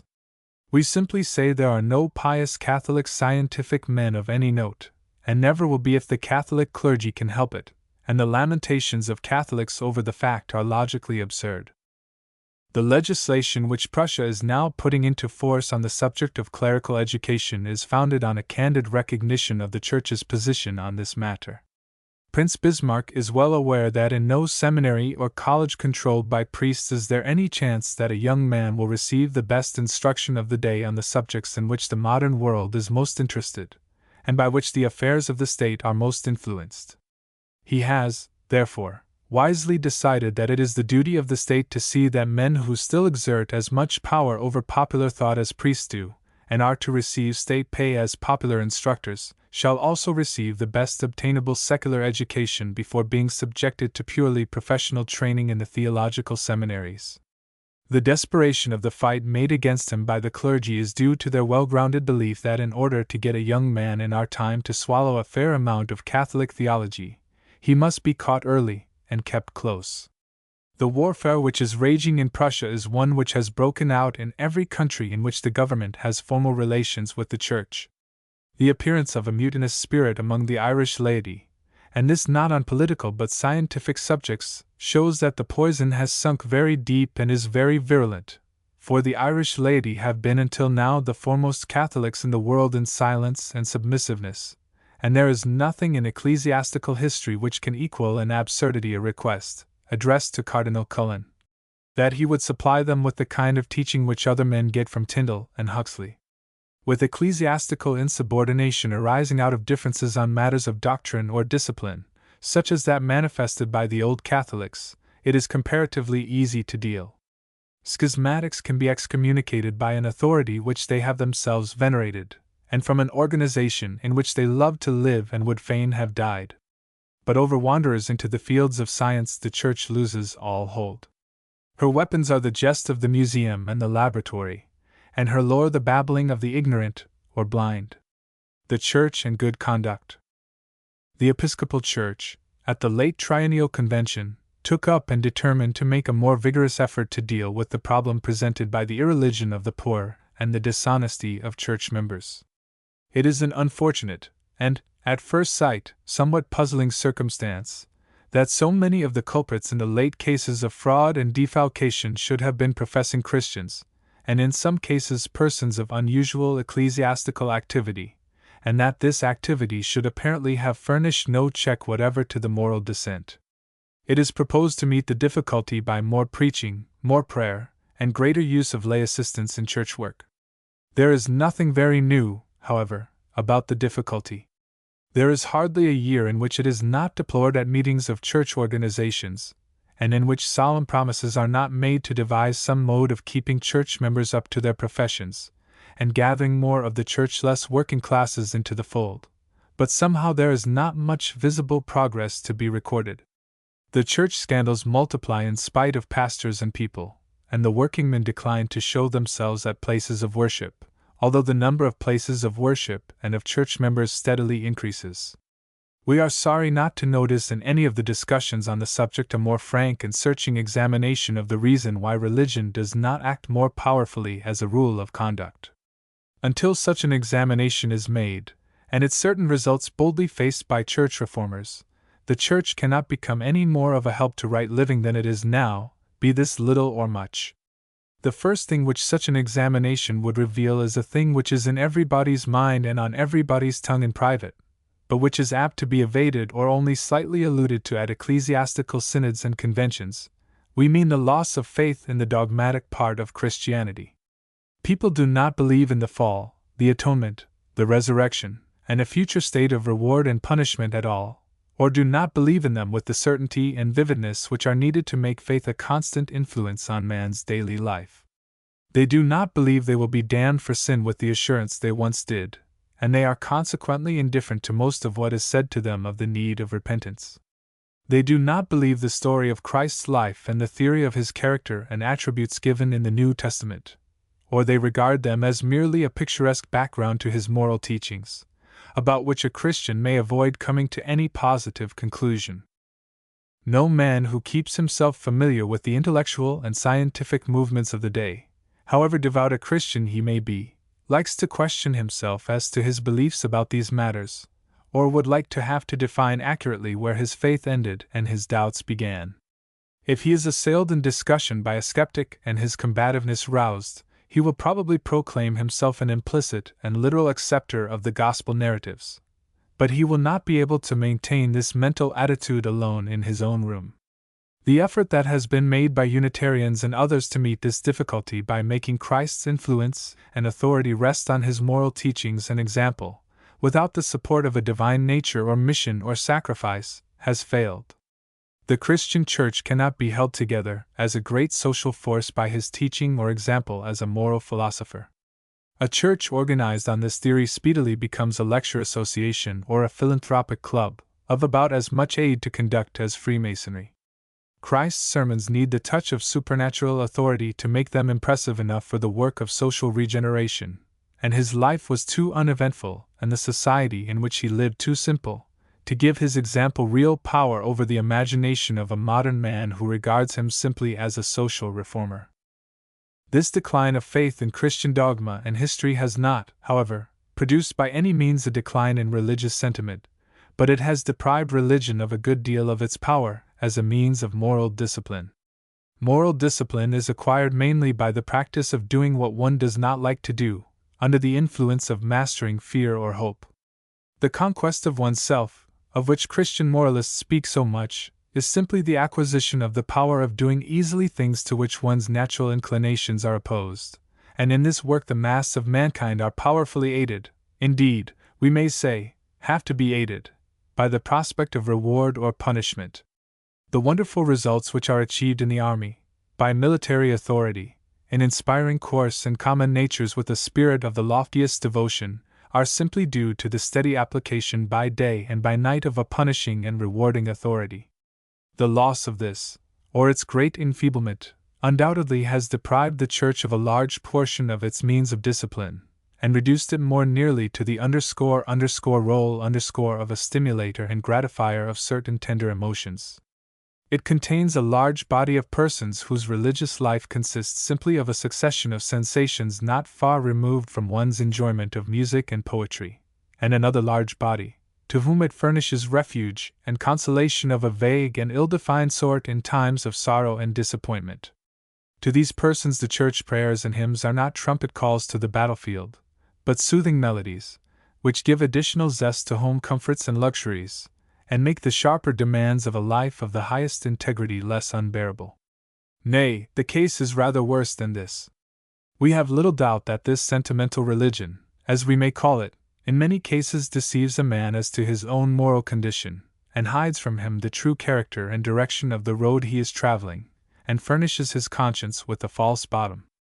The revelations of the last few years as to its value as a guide in the conduct of life have certainly been plain and deplorable. The evil in some degree suggests the remedy, though we do not mean to say that we know of any complete remedy. Church membership ought to involve discipline of some kind in order to furnish moral aid. It ought, that is to say, to impose some restraint on people's inclinations, the operation of which will be visible, and enforced by some external sanction. If, in short, Christians are to be regarded as more trustworthy and as living on a higher moral plane than the rest of the world, they must furnish stronger evidence of their sincerity than is now exacted from them, in the shape of plain and open self-denial. The Church, in short, must be an organization held together by some stronger ties than enjoyment of weekly music and oratory in a pretty building, an almsgiving which entails no sacrifice and is often only a tickler of social vanity. There is in monasticism a suggestion of the way in which it must retain its power over men's lives, and be enabled to furnish them with a certificate of character. Its members will have to have a good deal of the ascetic about them, but without any withdrawal from the world. How to attain this without sacrificing the claims of art, and denying the legitimacy of honestly acquired material power, and in fact, restricting individual freedom to a degree which the habits and social theories of the day would make very odious, is the problem to be solved, and it is, no doubt, a very tough one. General inculcation of plain living will not solve it, as long as plain living is not defined, and the self-made man, who has made a great fortune and spends it lavishly, is held up to the admiration of every schoolboy. The Church has been making of late years a gallant effort to provide accommodation for the successful, and enable them to be good Christians without sacrificing any of the good things of this life, and in fact, without surrendering anything they enjoy, or favoring the outside public with any recognizable proof of their sincerity. We do not say that this is reprehensible, but it is easy to see that it has the seeds of a great crop of scandals in it. Donations in an age of great munificence, and horror of far-off or unattractive sins, like the slave-holding of Southerners and the intemperance of the miserable poor, are not, and ought not to be, accepted as signs of inward and spiritual grace, and of readiness to scale the toppling crags of duty. The conversion of the working classes, too, it is safe to say, will never be accomplished by any ecclesiastical organization which sells cushion pews at auction, or rents them at high rates, and builds $1,000,000 churches for the accommodation of 1,000 worshippers. The passion for equality has taken too strong hold of the working man to make it possible to catch him with cheap chapels and assistant pastors. He will not seek salvation in forma pauperis, and thinks the best talent in the ministerial market not a whit too good for him. He not unnaturally doubts the sincerity of Christians who are not willing to kneel beside badly dressed persons in prayer on the one day of the week when prayer is public. In fact, to fit the Protestant Church in this country to lay hold of the laboring population, a great process of reconstruction would be necessary. The congregational system would have to be abandoned or greatly modified, the common fund made larger and administered in a different way. There would have, in short, to be a close approach to the Roman Catholic organization, and the churches would have to lose the character of social clubs, which now makes them so comfortable and attractive. Well-to-do Christians would have to sacrifice their tastes in a dozen ways, and give up the expectation of aesthetic pleasure in public worship. There cannot be a vast Gothic cathedral for the multitude in every city. The practice of the Church would have to be forced up to its own theory of its character and mission, which would involve serious collision with some of the most deeply rooted habits and ideas of modern social and political life. That there is any immediate probability of this we do not believe. Until it is brought about, its members must make up their minds to have religious professions treated by some as but slight guarantees of character, and by others as but cloaks of wrongdoing, hard as this may be for that large majority to whom they are an honest expression of sure hopes and noble aims. Role of the Universities in Politics. Mr. Galton, in his work on Hereditary Genius, has drawn attention in a striking chapter to the effect which the systematic destruction and expatriation, by the Inquisition or the religious intolerance of the government, of the leading men of the nation, its boldest thinkers, most ardent investigators, most prudent and careful and ingenious workers, in generation after generation, had in bringing about the moral and political decline of the three great Latin countries, France, Spain, and Italy, a decline of which, in the case of the two former at least, we have probably not seen the end. The persons killed or banished amounted only to a few thousands every year, but they were, no matter from what rank they came, the flower of the population, the men whose labor and whose influence enabled the state to keep its place in the march of civilization. The picture is very valuable, particularly just now, when there is so great a disposition to revel in the consciousness of vast numbers, as calling attention to the smallness of the area within which, after all, the sources of national greatness and progress are to be sought. The mind which keeps the mass in motion, which saves and glorifies it, would most probably, if we could lay bare the secret of national life, be found in the possession of a very small proportion of the people, though not in any class in particular, either among the rich nor the poor, the learned nor simple, capitalists nor laborers. But the abstraction of these few from the sum of national existence, though it would hardly be noticed in the census, would produce a fatal languor, were the nation not constantly receiving fresh blood from other countries. This element was singled out with considerable accuracy in France and Spain by religious persecution. It would happily be impossible to devise any process of selection one quarter as efficient in our age or in this country. The one we have been using for the last 20 years, and on which a good deal of popular reliance has been placed, is the accumulation of wealth, and under this, the self-made man. That is, the man who, starting in life ignorant and poor, has made a large fortune, and got control of a great many railroads and mines and factories, has risen into the front rank of eminence. The events of the last 5 years, however, have had a damaging effect on his reputation, and he now stands as low as his worst enemies could desire. As he declines, the man of some kind of training naturally rises, and it would be running no great risk to affirm that the popular mind inclines more than it has usually done to the belief that trained men, that is, men who have been prepared for their work by teaching on approved methods, are after all the most valuable possession a country can have, and that a country is well or ill off in proportion as they are numerous or the reverse. One does not need to travel very far from this position to reach the conclusion that there is probably no way in which we could strike so deadly a blow at the happiness and progress of the United States as by sweeping away, by some process of proscription kept up during a few generations, the graduates of the principal colleges. In no other way could we make so great a drain on the reserved force of character, ambition, and mental culture which constitutes so large a portion of the national vitality. They would not be missed at the polls, it is true, and if they were to run a candidate for the presidency tomorrow their vote would excite great merriment among the politicians. But if they were got rid of regularly for 40 or 50 years in the manner we have suggested, and nothing came in from the outside to supply their places, the politicians would somehow find that they themselves had less public money to vote or steal, less national aspiration to trade upon, less national force to direct, less national dignity to maintain or lose, and that, in fact, by some mysterious process, they were getting to be of no more account in the world than their fellows in Guatemala or Costa Rica.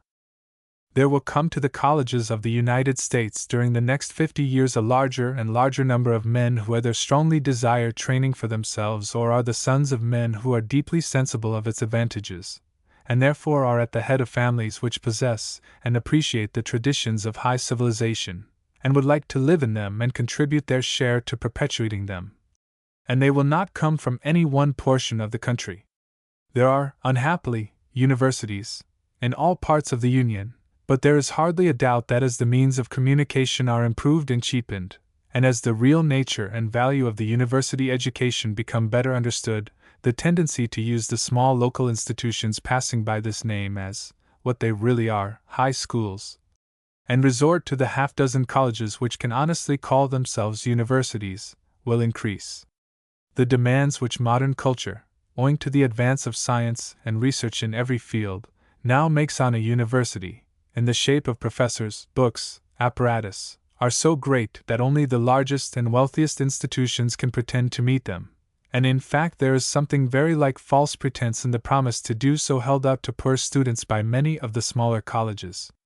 These colleges doubtless do a certain amount of work very creditably, but they are uncandid in saying that they give a university education, and in issuing diplomas purporting to be certificates that any such education has either been sought or received.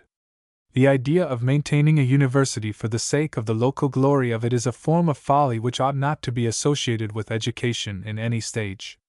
These considerations are now felt to be so powerful in other countries that they threaten the destruction of a whole batch of universities in Italy which have come down famous and honored from the Middle Ages and have sent out 20 generations of students, and they are causing even the very best of the smaller universities in Germany, great and efficient as many of them are, to tremble for their existence. There is no interest of learning, therefore, which would not be served by the greater concentration of the resources of the country as regards university education, still less is there any interest of society or politics. It is of the last importance that the class of men from all parts of the country whom the universities send out into the world should as far as possible be educated together, and start on their careers with a common stock of traditions, tastes, and associations. Much as steam and the telegraph have done, and will do, to diminish for administrative purposes the size of the republic, and to simplify the work of government, they cannot prevent the creation of a certain diversity of interests, and even of temperament and manners, through differences of climate and soil and productions. There will never come a time when we shall not have more or less of such folly as the notion that the South and West need more money than the East, because they have less capital, or the struggle of some parts of the country for a close market against other parts which seek an open one. Nothing but a reign of knowledge and wisdom, such as centuries will not bring, will prevent states on the Gulf or on the Pacific from fancying that their interests are not identical with those of the Northern Atlantic, and nothing but profound modifications in the human constitution will ever bring the California wheat raiser into complete sympathy with the New England shoemaker. The work of our political system for ages to come will consist largely in keeping these differences in check, and in doing it, it will need all the help it can get from social and educational influences. It ought to be the aim, therefore, of the larger institutions of learning to offer every inducement in their power to students from all parts of the Union, and more especially from the South, as the region which is most seriously threatened by barbarism, and in which the sense of national unity and the hold of national traditions on the popular mind are now feeblest. We at the North owe to the civilized men at the South who are now, no matter what their past faults or delusions may have been, struggling to save a large portion of the Union from descent into heathen darkness and disorder, the utmost help and consideration. We owe them above all a free and generous welcome to a share in whatever means of culture we have at our disposal, and ought to offer it, as far as is consistent with our self-respect, in a shape that will not wound theirs. The question of the manner of doing this came up incidentally at Harvard the other day, at the dedication of the great hall erected in memory of the graduates of the university who died in the war. The hall is to be used for general college purposes, for examinations, and some of the ceremonial of commencement, as well as for dinner, and a portion of the walls is covered with tablets bearing the names of those to whose memory it is dedicated. The question whether the building would keep alive the remembrance of the Civil War in any way in which it is inexpedient to keep it alive, or in any way which would tend to keep Southern students away from the university, has been often asked, and by some answered in the affirmative. General Devens, who presided at the alumni dinner, gave full and sufficient answer to those who find fault with the rendering of honor on the Northern side to those who fell in its cause. But General Bartlett, who perhaps more than any man living is qualified to speak for those who died in the war, uttered, in a burst of unpremeditated eloquence, at the close of the proceedings, the real reason why no Southern man need, and we hope will never, feel hurt by Northern memorials of the valor and constancy of Northern soldiers. It is not altogether the cause which ennobles fighting, it is the spirit in which men fight, and no horror of the objects of the Southern insurrection need prevent anybody from admiring or lamenting the gallant men who honestly, loyally, and from a sense of duty perished in its service. It is not given to the wisest and best man to choose the right side, but the simplest and humblest knows whether it is his conscience which bids him lay down his life. And this test may be applied by each side to all the victims of the late conflict without diminishing by one particle its faith in the justice of its own cause. Moreover, as General Bartlett suggested, the view of the nature of the struggle which is sure to gain ground all over the country as the years roll on is that it was a fierce and passionate but inevitable attempt to settle at any cost a controversy which could be settled in no other way, and that all who shared in it, victors or vanquished, helped to save the country and establish its government on sure and lasting foundations.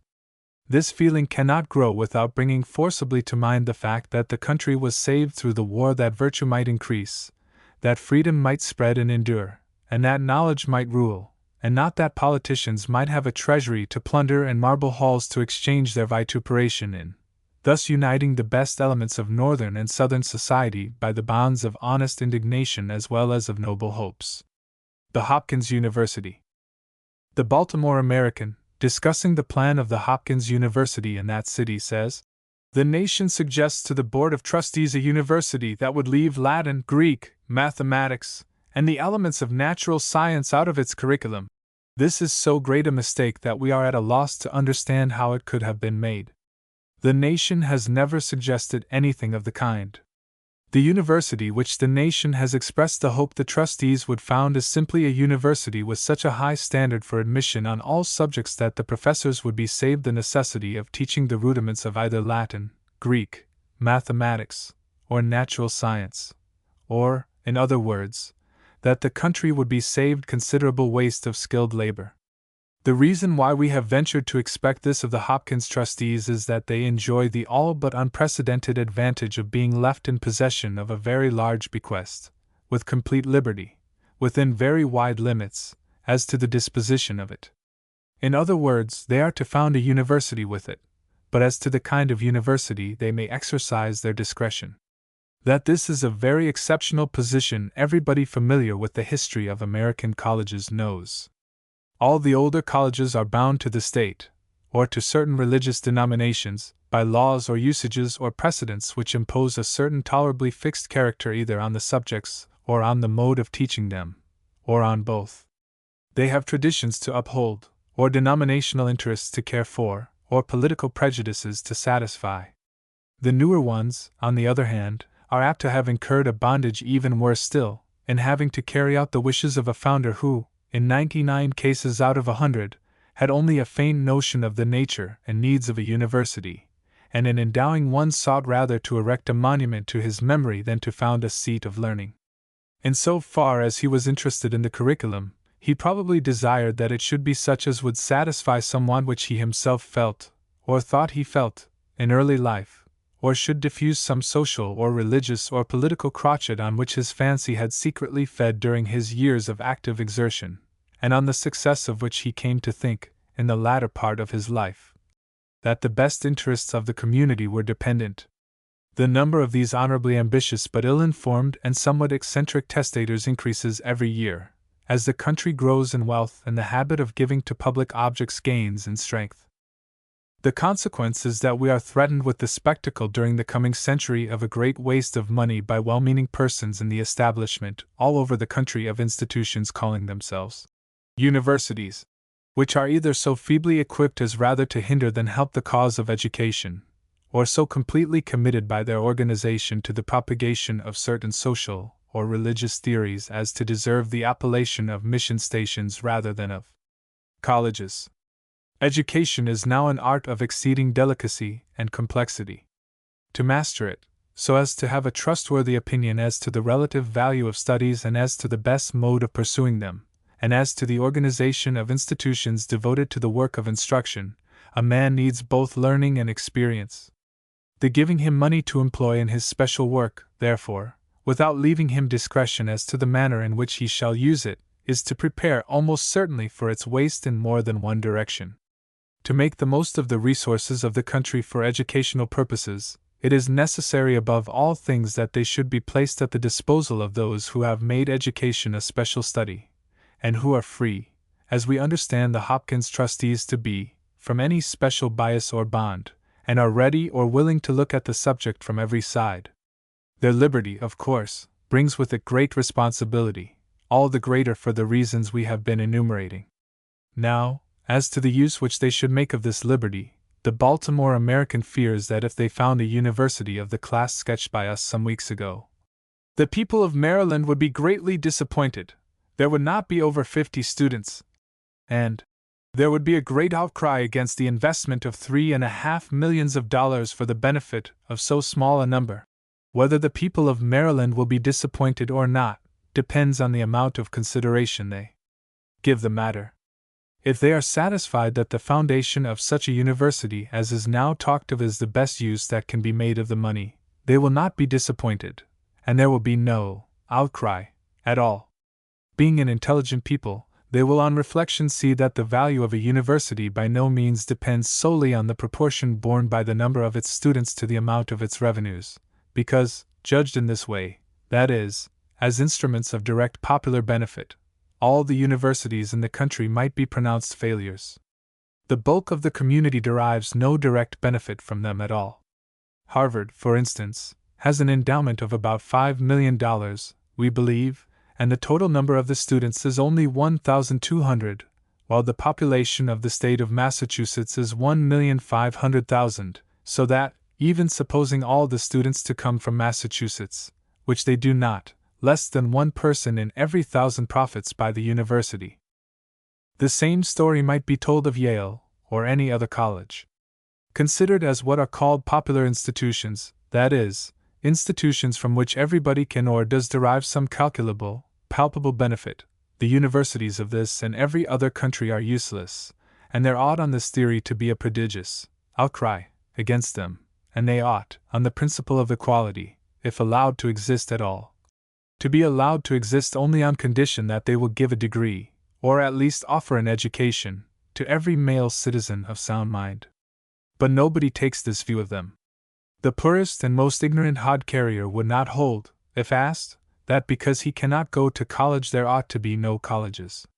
Sensible people in every country acknowledge that a high education can in the nature of things be only obtained by a very small proportion of the population, but that the few who seek it, and can afford to take it, should get it, and should get it of the best quality, they hold to be a public benefit. Now, why a public benefit? The service that Harvard or Yale renders to the community certainly does not lie simply in the fact that it qualifies 1,000 young men every year to earn a livelihood. They would earn a livelihood whether they went to college or not. The vast majority of men earn a livelihood without going to college or thinking of it. Indeed, it is doubted by many persons, and with much show of reason, whether a man does not earn it all the more readily for not going to college at all, and as regards the work of the world of all kinds, the great bulk of it is done, and well done, by persons who have not received a university education and do not regret it. So that the benefits which the country derives from the universities consists mainly in the refining and elevating influences which they create, in the taste for study and research which they diffuse, in the social and political ideals which they frame and hold up for admiration, in the confidence in the power of knowledge which they indirectly spread among the people, and in the small though steady contributions they make to that reverence for things not seen, in which the soul of the state may be said to lie, and without which it is nothing better than a factory or an insurance company. There is nothing novel about the considerations we are here urging. The problem over which university reformers have been laboring in every country during the past 40 years has been how to rid the universities, properly so called, of the care of the feeble, inefficient, and poorly prepared students, and reserve their teaching for the better fitted, older, and more matured. Or, in other words, how, in the interest both of economy and culture, to reserve the highest teaching power of the community for the most promising material. It is 40 years since John Stuart Mill wrote a celebrated attack on the English universities, then in a very low condition, in which he laid it down broadly that the end above all for which endowed universities ought to exist was to keep alive philosophy, leaving the education of common minds for the common business of life, for the most part to private enterprise. This seemed at the time exacting too much, and it doubtless seems so still. But it is nevertheless true that ever since that period universities of the highest class, both in Europe and in this country, have been working in that direction, striving, that is to say, either to sift the applicants for admission, by imposing increasingly severe tests, and thus presenting to the professors only pupils of the highest grade to work upon, or, at all events, if not repelling the ill-fitted, expending all their strength in furnishing the highest educational advantages to the well-fitted. In the last century, Harvard and Yale were doing just the kind of work that the high schools now do, that is, taking young lads and teaching them the elements of literature. At the present day they are throwing this work as far as possible on the primary schools, and reserving their professors and libraries and apparatus, as far as the state of the country and the conditions of their organization will permit, for those older and more advanced students who bring to the work of learning both real ardor and real preparation. A boy has to know more to get into either of them today than his grandfather knew when he graduated. Nevertheless, with all the efforts they can make after this true economy of power and resources, there is in both of them a large amount of waste of labor. There are men in both of them, and in various other colleges, much of whose work is almost as much a misuse of energy and time as if they were employed so many hours a day in carrying hods of mortar, simply because they are doing what the masters of primary schools ought to do, and what no man at a university ought to be asked to do. It is a kind of work, too, which, if it have to be done in colleges at all, is already abundantly provided for by endowment. No Maryland youth who desires to learn a little mathematics, get a smattering of classics, and some faint notions of natural science, or even to support himself by manual labor while doing this, will suffer if the Hopkins endowment is used for higher work. The country swarms already with institutions which meet his needs, and in which he can graduate with ease to himself and credit to his state. The trustees of this one will do him and the state and the whole country most service, therefore, by providing a place to which, after he has got hold of the rudiments at some other college, he can come, if he has the right stuff in him, and pursue to the end the studies for which all universities should really be reserved. The South after the war. September 8, 1877. Having just returned from a few weeks' stay in Virginia, it has occurred to me as probable that your readers would be interested in hearing how such changes in Southern manners and tone of thought and economical outlook as could be noted in a brief visit strike one who had traveled in that region before the war had revolutionized it. It is now 20 years since I spent a winter traversing the Cotton States on horseback, sleeping at the house which happened to be nearest when the night caught me. Buchanan had just been elected. The friends of slavery, though anxious, were exultant and defiant, and the possibility of a separate political future had begun to take definite shape in the public mind, at least in the Gulf states. I am unable to compare the economical condition of that part of the country at that time with its condition today, because both slavery and agriculture in Virginia differed then in many important respects from slavery and agriculture farther south. But the habits and modes of thought and feeling bred by slavery were essentially the same all over the South, and I do not think that I shall go far astray in assuming that the changes in these which I have noticed in Virginia would be found today in all the other states.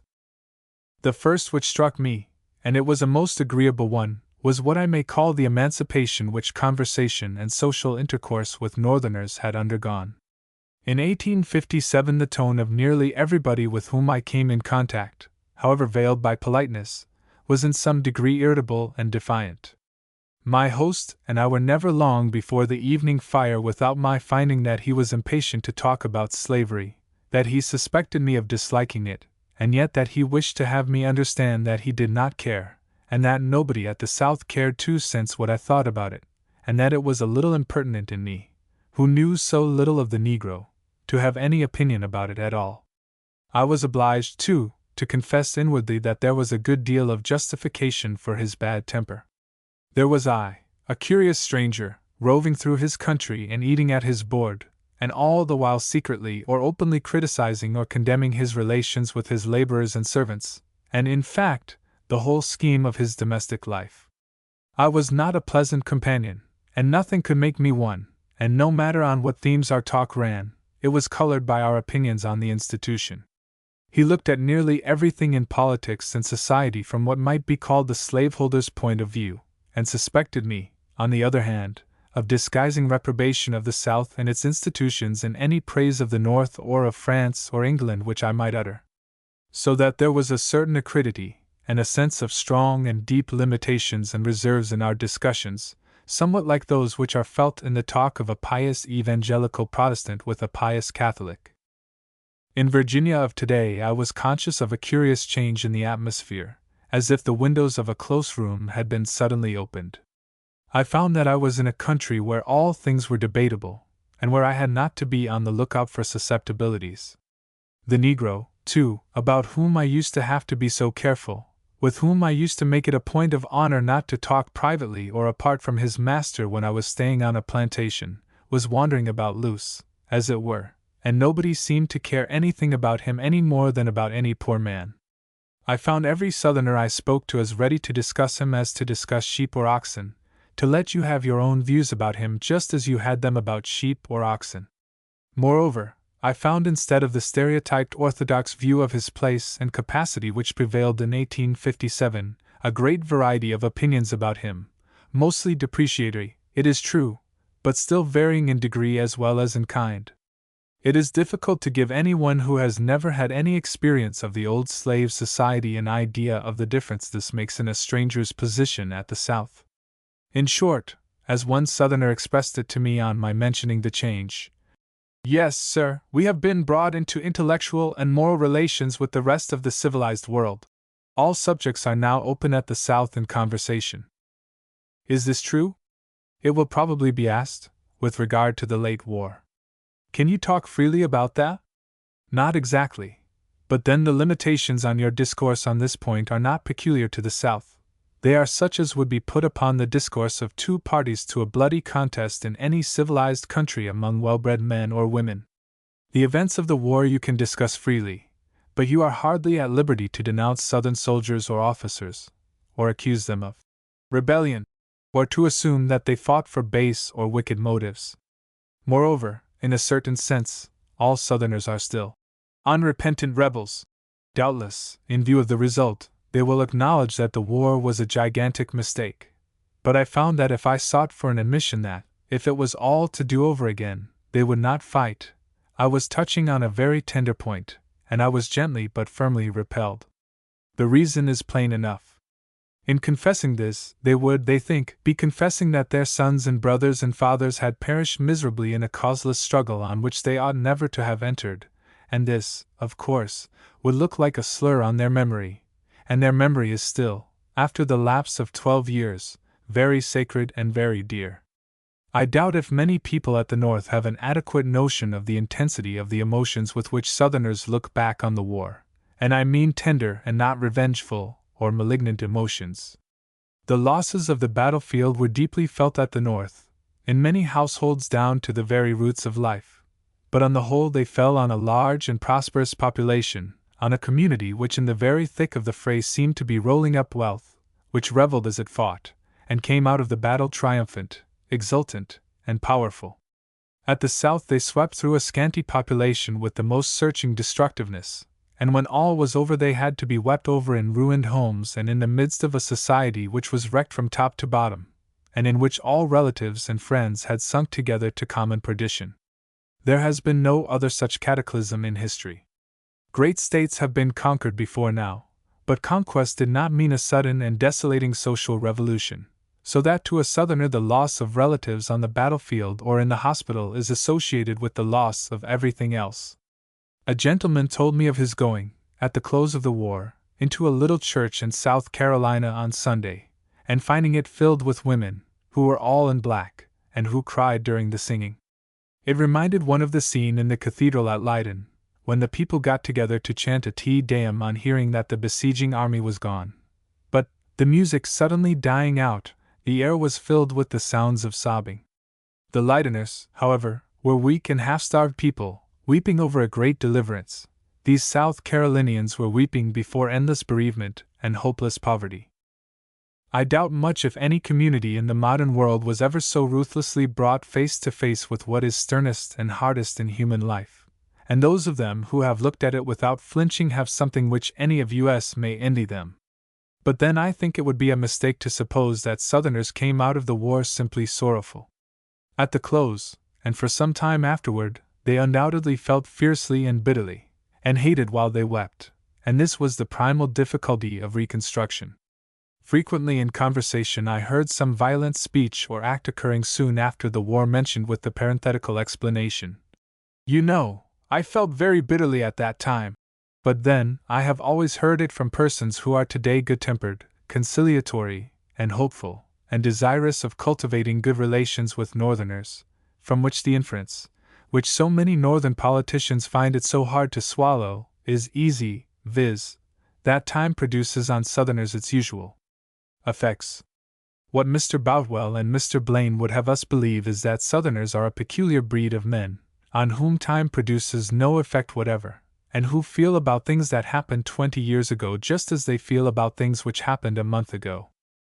The fact is, however, that they are in this respect like the rest of the human race. Time has done for their hearts and heads what it has done for the old Virginia battlefields. There was not an 1865 a fence standing between the Potomac and Gordonsville, and but few, if any, undamaged houses. When I passed Manassas Junction the other day, there was a hospitable-looking tavern and several houses at the station. The flowers were blooming in the yard, and crowds of young men and women in their Sunday clothes were gathered from the country around to see a baseball match, and a well-tilled and well-fenced and smiling farming country stretched before my eyes in every direction. The only trace of the old fights was a rude graveyard filled, as a large sign informed us, with "The Confederate Dead." All the rest of the way down to the springs the road ran through farms which looked as prosperous and peaceful as if the tide of war had not rolled over them inside 100 years, and it is impossible to talk with the farmers 10 minutes without seeing how thoroughly human and Anglo-Saxon they are. With them the war is history, tender, touching, and heroic history if you will, but having no sort of connection with the practical life of today. Some of us at the North think their minds are occupied with schemes for the assassination and spoliation of Negroes, and for a new rebellion. Their minds are really occupied with making money, and the farms show it, and their designs on the Negro are confined to getting him to work for low wages. His wages are low, 40 cents a day and rations, which cost 10 cents, but he is content with it. I saw Negroes seeking employment at this rate, and glad to get it, and in the making of the bargain nothing could be more commercial, apparently, than the relations of the parties. They were evidently laborer and employer to each other, and nothing more. The state of things on 2 farms which I visited may serve as illustrations of the process of regeneration which is going on all over Virginia. They are 200 miles apart. On one of 2,000 acres there were, before the war, about 150 slaves of all ages. The owner, at emancipation, put them in wagons and deposited them in Ohio. His successor now works the plantation with 12 hired men, who see to his cattle, of which he raises and feeds large herds. His cultivation is carried on shares by white tenants. He has an overseer, makes a snug income, and spends a good part of his winters in Baltimore and New York. He laughs when you ask him if he regrets slavery. Nothing would induce him to take care of 150 men, women, and children, furnishing perhaps 30 able-bodied men, littering the house with a swarm of lazy servants, and making heavy drafts on the meat house and corn crib, and running up doctors' bills. The other was owned at the close of the war by a regular Virginia gentleman, with the usual swarm of Negroes, and who was in debt. He sold it to an enterprising young farmer from another county, paid his debts, and retired to a small place, where, with 2 or 3 hired men, he makes a living. The young farmer, instead of 75 slaves, works it with 12 hands in the busy season and 3 in winter, is up at 5 o'clock in the morning superintending them himself, raises all raisable crops, and is as intent on the markets and the experiments made by his neighbors as if he lived in Illinois or the Kars of Gowrie. He was led by Colonel Waring's book to try tile draining, and made the tiles for the purpose on his own land. He was so successful that he now manufactures and soils tiles extensively to others. It would be difficult to meet at the North or in England 2 men with their faces turned away from the old times more completely than these, more averse from the old plantation ways. And, as far as I could learn or hear, they are fair specimens of the kind of men who are taking possession of the Old Dominion. Their neighbors consist of 3 classes: men who had by extraordinary exertions saved some or all of their land after the war, and had by borrowing or economizing managed to stock it, and are now prospering, by dint of close management and constant attention, on the northern plan; young and enterprising men who had bought at low rates from original proprietors whom the war left hopelessly involved, and too old or incapable to recover, and a sprinkling of northern and English immigrants. 2. The part played by the Virginia Springs in the political and social life of the states lately in rebellion is to a traveler most interesting. The attraction of these springs to Southerners has been in times past, and is still, largely due to the fact that the South has, properly speaking, no other watering places. Seaside resorts there are none worth mention, from Norfolk down to Mexico, and there are but few points of the long, level, dull, and sandy coastline which are not more or less unhealthy. Suspicion on this point even hangs around the places in Florida now frequented by Northerners for the sake of the mild winter temperature. But even if the seacoast were healthy, it is in summer too hot to be attractive, and offers no relief to persons whose livers and kidneys have got out of order in the lowlands. These naturally seek the hills for coolness, and they go to the sulphur springs of Virginia because the sulphur waters are very powerful and efficacious in their effects on people afflicted with what the doctors call hepatic troubles. But then they never would or could have gone from the southern seaboard to places so far off if it had not been for the inestimable Negro. The extent to which he contributed to the rapid pushing out of the scanty white population of the slave states to the Mississippi has never, I think, received due attention. He robbed pioneering, indeed, at the South of most of the hardship with which it is associated in the Northern mind. I was going to say discomfort as well as hardship, but this would be going too far. To the Southern planter, however, who could go west with a party of stalwart Negroes to do the clearing, building, plowing, and cooking and washing, the wilderness had but few of the terrors it presented to the northern frontiersman. He was speedily provided with a very tolerable home, not certainly the kind of home which the taste of a man as well off at the north would be satisfied with, but a vastly better one than any new settler in the northwestern states ever had. The springs in the Virginia mountains became popular a century ago, and were greatly resorted to in much the same way. They were remote and in the woods, but, owing to slavery, they swarmed from the very first with servants who could not give notice, if they did not like the place, or felt lonesome. The first accommodation at the springs consisted of a circle of log cabins with a dining hall and ballroom in the center, and this constitutes the fundamental plan of a spring to this day. There is now always a hotel in which a considerable number of the visitors both sleep and eat, but the bulk of them, or a very large proportion of them, still live in the long rows of one-storied wooden huts, with galleries running along in front of the doors, which are dignified with the name of cottages,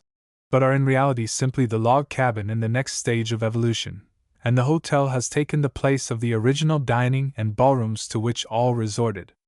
In looking at the cottages, and thinking of the log cabins which preceded them, and seeing what rude places they are, one wonders a little how people could ever have been, or can now be, induced to leave comfortable homes for the purpose of spending long summers in them. But this brings up one of the marked characteristics of Southern life, namely, the extent to which nearly all Southern men and women were led in the slavery days to associate comfort not with the trimness and order of Northern or English homes, but with an abundance of service. Well-to-do Northerners used to be surprised, in fact, at the amount of what they would consider discomfort in the way of rude or unfinished surroundings, hard beds, poor fare, want of order of all sorts, which even Southerners in easy circumstances were willing to put up with. But the explanation lay in the fact that Southerners placed their luxury in having plenty of servants at command. All the ladies had maids and the men body servants, wherever they went, and this saved them, even on the frontier, from a great deal of drudgery and inconvenience.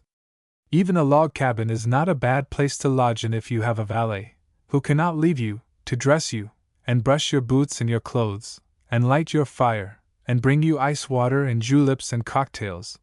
and anything else you happen to think of, who sleeps comfortably in a blanket across your door. In fact, without this the Virginia Springs could never have become a popular resort until railroads were opened. People used to take 20 days in reaching them from the coast, some in their own carriages with 4 horses, and a wagon for the baggage and darkies, and some in stages, sleeping in taverns on the roadside. But nothing could have made this practicable or tolerable but the band of Negroes by whom they were always accompanied. This, too, enabled them to make their plans with certainty for staying at the Springs all summer, which they could not have done had they been unable to count on their servants. One gentleman, a Charlestonian, telling me his reminiscences of these long journeys to the Springs taken with his parents in their own carriage, when he was a boy, said his mother was very delicate and her health required it. This at the North would have been a joke, as it would have killed the delicate woman to go into the woods with hired help, or without any service at all. Partly owing to the efficacy of the waters and partly to the absence of other southern watering places, the Springs became very early the resort of every Southerner who could afford to leave home in the summer, and they grew in favor owing to the peculiarities of Southern society and the delicate state of Southern relations with the North. In the first place, at the South people know each other, and know about each other, in a way of which the inhabitants of a denser and busier community have little idea. The number of persons in Illinois, or Ohio, or Michigan that a New Yorker knows anything about, or cares to see for social purposes, is exceedingly small. At the South, everybody with the means to travel has relatives or friends or acquaintances of longer or shorter standing, in nearly every Southern state, whom it is agreeable for him to meet, and he knows that they will probably, at some part of the season or other, appear at the Springs. They will not go north because the North is far away, is, in a certain sense, a strange community, and before the war a hostile or critical one. Then, too, the South abounded or abounds with local notables to a degree of which we have no idea at the North, with persons of a certain weight and consequence in their own state or county, and to whom this weight and consequence are so agreeable and important that they cannot bear to part with them when they go on a journey. They could always carry them with them to the Springs. There everybody was sure to know their standing, while if they had gone up north they would be lost in the crowd and be nobodies, and before the war, have been deprived of the services of their body servants, or labored under constant anxiety about their security. The Springs, too, became, very early, and are now, a great marrying place. The desirable young men, all riding on horses, as the prophet called the Assyrian swells, go there in search of wives, and are pretty sure to find there all the marriageable young women of the South who can be said in any sense to be in society. Widows abound at the Springs just now, by which I mean widows who would not object to trying the chances of matrimony again. I have been told that, since the war, it is not uncommon for families whose means are small to make up a purse to send one attractive youth or maid or forlorn widow to the Springs, in the hope that during the season they may find the unknown soul which is to complete their destiny, somewhat like the culture donations made to promising people at the North to enable them to visit Europe. Then, too, to that very large proportion of the population at the South who lead during the rest of the year absolutely solitary lives on plantations, the visit to the Springs gives the only society of any kind they ever see, and the one chance of showing their clothes and seeing what the other women wear. In short, I do not believe that any one place of summer resort serves so many purposes to any community as the Virginia Springs serve to that of the South, and by the Springs I mean that circle of mineral waters of various kinds which lie round the White Sulphur, and to which the White Sulphur acts as a kind of distributing reservoir of visitors. As regards the opinions of the very representative company at the Springs on the subject of slavery, it seemed, as well as I could get at it, to be that about 1% of the white people regretted the emancipation, but this was composed almost entirely of old persons, who were unable to accommodate themselves to a new order of things, and to whom it meant the loss of personal attendance. Perhaps the greatest inconvenience which elderly persons who have been used to valets and maids can undergo. Many such persons at the South were really killed by the social changes produced by the war, as truly as if they had been struck on the battlefield. The bewildered resignation of the survivors is sometimes touching to witness, and the calamity was generally embittered by the wholesale flight of the most trusted household servants, who it was supposed would have despised freedom even if offered in a gold box by Phillips, Garrison, and Greeley in person. Telling one old gentleman who was mourning over the change that the young men to whom I spoke did not agree with him, but thought it an excellent thing, he replied, that those fellows never had known what domestic comfort was, meaning that their experience did not run back beyond 1865. The traditions of the old system are, however, unquestionably a better basis for good hotel keeping than anything we have at the North. The first condition of excellence in all places of entertainment for man and beast is exactingness on the part of the public. To be well cared for you must expect it and be used to it, and this condition the Southerners fulfill in a much higher degree than we do. They look for more attention, and they therefore get it, and the waiter world, partly from habit and partly, no doubt, from race temperament, render it with a cheerfulness we are not familiar with here. But the superiority of manners in all classes is very striking. One rarely meets a man on a Virginia road who does not raise or touch his hat, and this not in a servile way either, but simply as politeness. The bearing of the men toward each other generally, too, has the ineffable charm, which northern manners are so apt to want, of indicating a recognition of the fact that even if you are no better than any other man, you are different, and that your peculiarities are respectable, and that you are entitled to a certain amount of deference for your private tastes and habits. At the North, on the other hand, manners, even as taught to children, are apt to concede nothing except that you have an immortal soul and a middling chance of salvation, and to avoid anything which is likely to lead you to forget that you are simply a human male. Chromo-civilization. The last statement, it is reasonable to hope, has been made in the Beecher-Tilton case previous to the trial at law, and it is safe to say that it has left the public mind in as unsettled a state as ever before. People do not know what to believe, but they do not want to hear any more newspaper discussion by the principal actors. We are not going to attempt any analysis or summing up of the case at present. It will be time enough to do that after the dramatis personae have undergone an examination in court, but we would again warn our readers against looking for any decisive result from the legal trial. The expectations on this point which some of the newspapers and a good many lawyers are encouraging are in the highest degree extravagant. The truth is that only a very small portion of the stuff contained in the various statements can, under the rules of evidence, be laid before the jury, not, we venture to assert, more than would fill half a newspaper column in all. What will be laid before the jury is, in the main, questions of veracity, between 3 or 4 persons whose credit is already greatly shaken, or, in other words, the very kind of questions on which juries are most likely to disagree, even when the jurymen are entirely unprejudiced. In the present case they are sure to be prejudiced, and are sure to be governed, consciously or unconsciously, in reaching their conclusions by agencies wholly foreign to the matter in hand, and are thus very likely to disagree. There are very few men whose opinions about Mr. Beecher's guilt or innocence are not influenced by their own religious and political beliefs, or by their social antecedents or surroundings. A curious and somewhat instructive illustration of the way in which a man's fate in such cases as this may be affected by considerations having no sort of relation to the facts is afforded by the attitude of the Western press toward the chief actors in the present scandal. It may be said roughly that while the press east of the Alleghanies has inclined in Beecher's favor, the newspapers west of them have gone somewhat savagely and persistently against him, and have treated Tilton as a martyr. The cause of such a divergence of views, considering that both Tilton and Beecher are Eastern men, is of course somewhat obscure, but we have no doubt that it is due to a vague feeling prevalent in the West that Tilton's cause is the democratic one, that is, the cause of the poor, friendless man against the rich and successful one. A feeling somewhat like that which in England enlisted the working classes in London on the side of the Tichborne claimant, in defiance of all reason and evidence, as a poor devil fighting a hard battle with the high and mighty.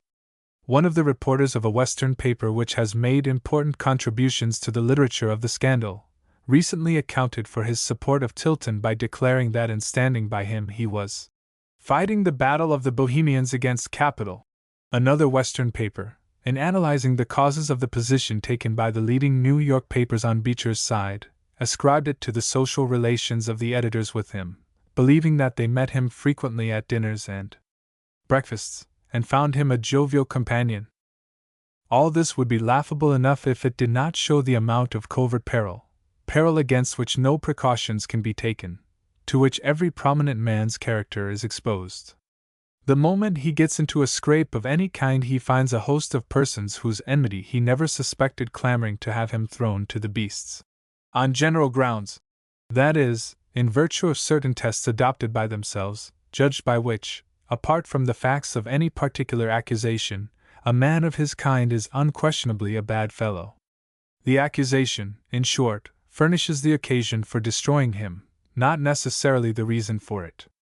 In Europe there are already abundant signs that the scandal will be considered a symptomatic phenomenon, that is, a phenomenon illustrative of the moral condition of American society generally, for it must not be overlooked that, putting aside altogether the question of Beecher's guilt or innocence, these statements furnish sociological revelations of a most singular and instructive kind. The witnesses, in telling their story, although their minds are wholly occupied with the proof or disproof of certain propositions, describe ways of living, standards of right and wrong, traits of manners, codes of propriety, religious and social ideas, which, taken together, form social pictures of great interest and value. Now, if these were really pictures of American society in general, as some European observers are disposed to conclude, we do not hesitate to say that the prospects of the Anglo-Saxon race on this continent would be somewhat gloomy. But we believe we only express the sentiment of all parts of the country when we say that the state of things in Brooklyn revealed by the charges and countercharges has filled the best part of the American people with nearly as much amazement as if an unknown tribe worshipping strange gods had been suddenly discovered on Brooklyn Heights.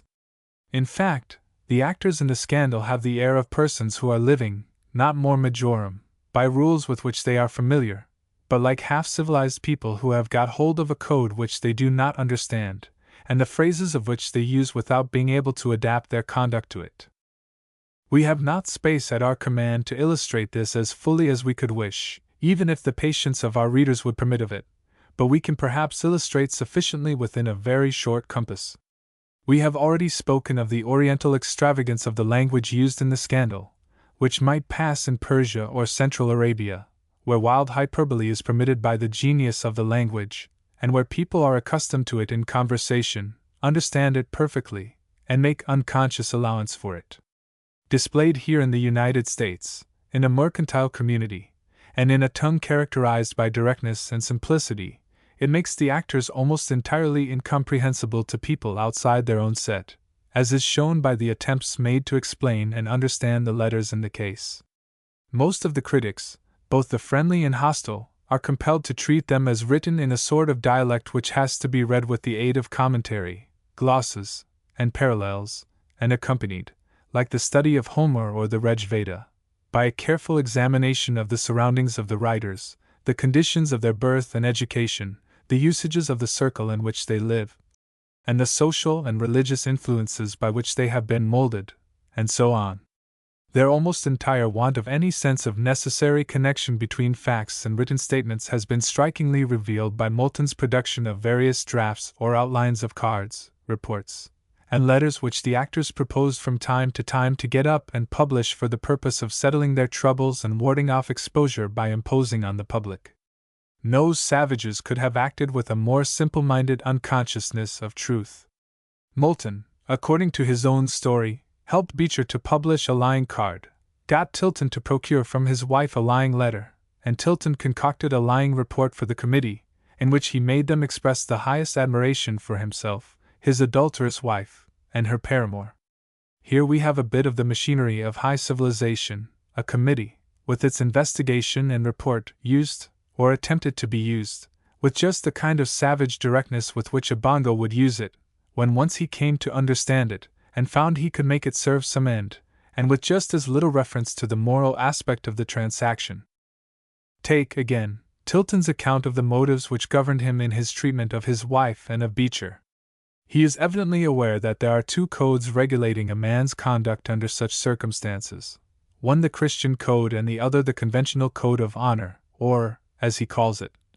clubhouse morality. But it soon became clear that he had no distinct conception of their difference.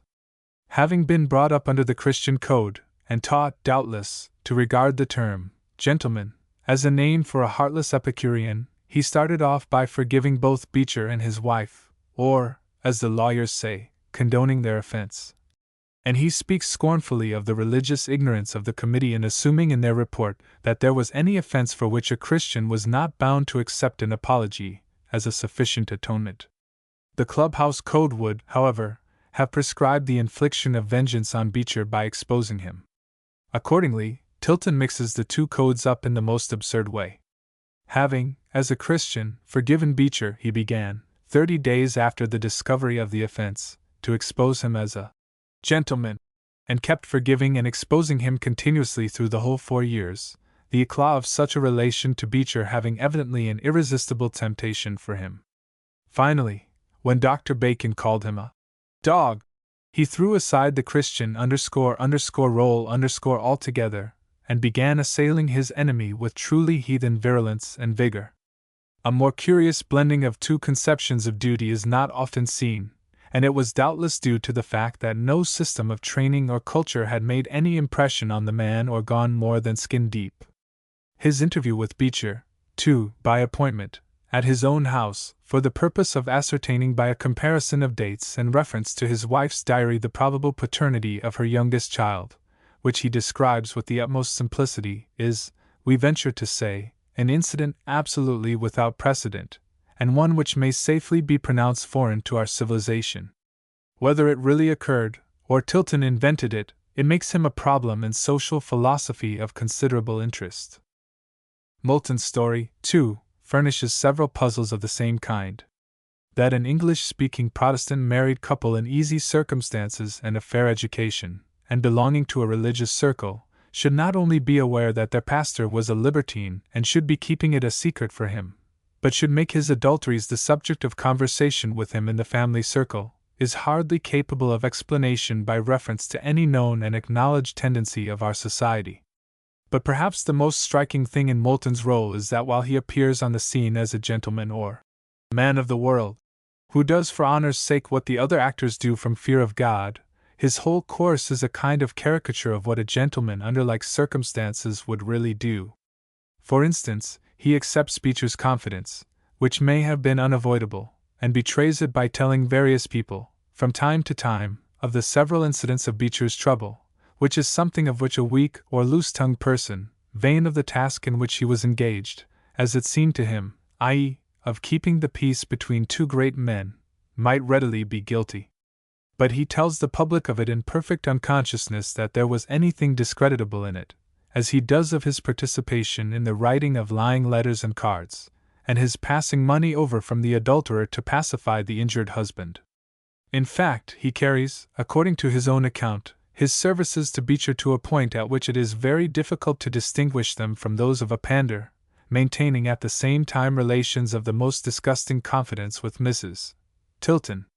Finally, too, when greatly perplexed as to his course, he goes publicly and with eclat for advice to a lawyer, with whom no gentleman, in the proper sense of the term, could maintain intimate personal relation or safely consult on a question of honor.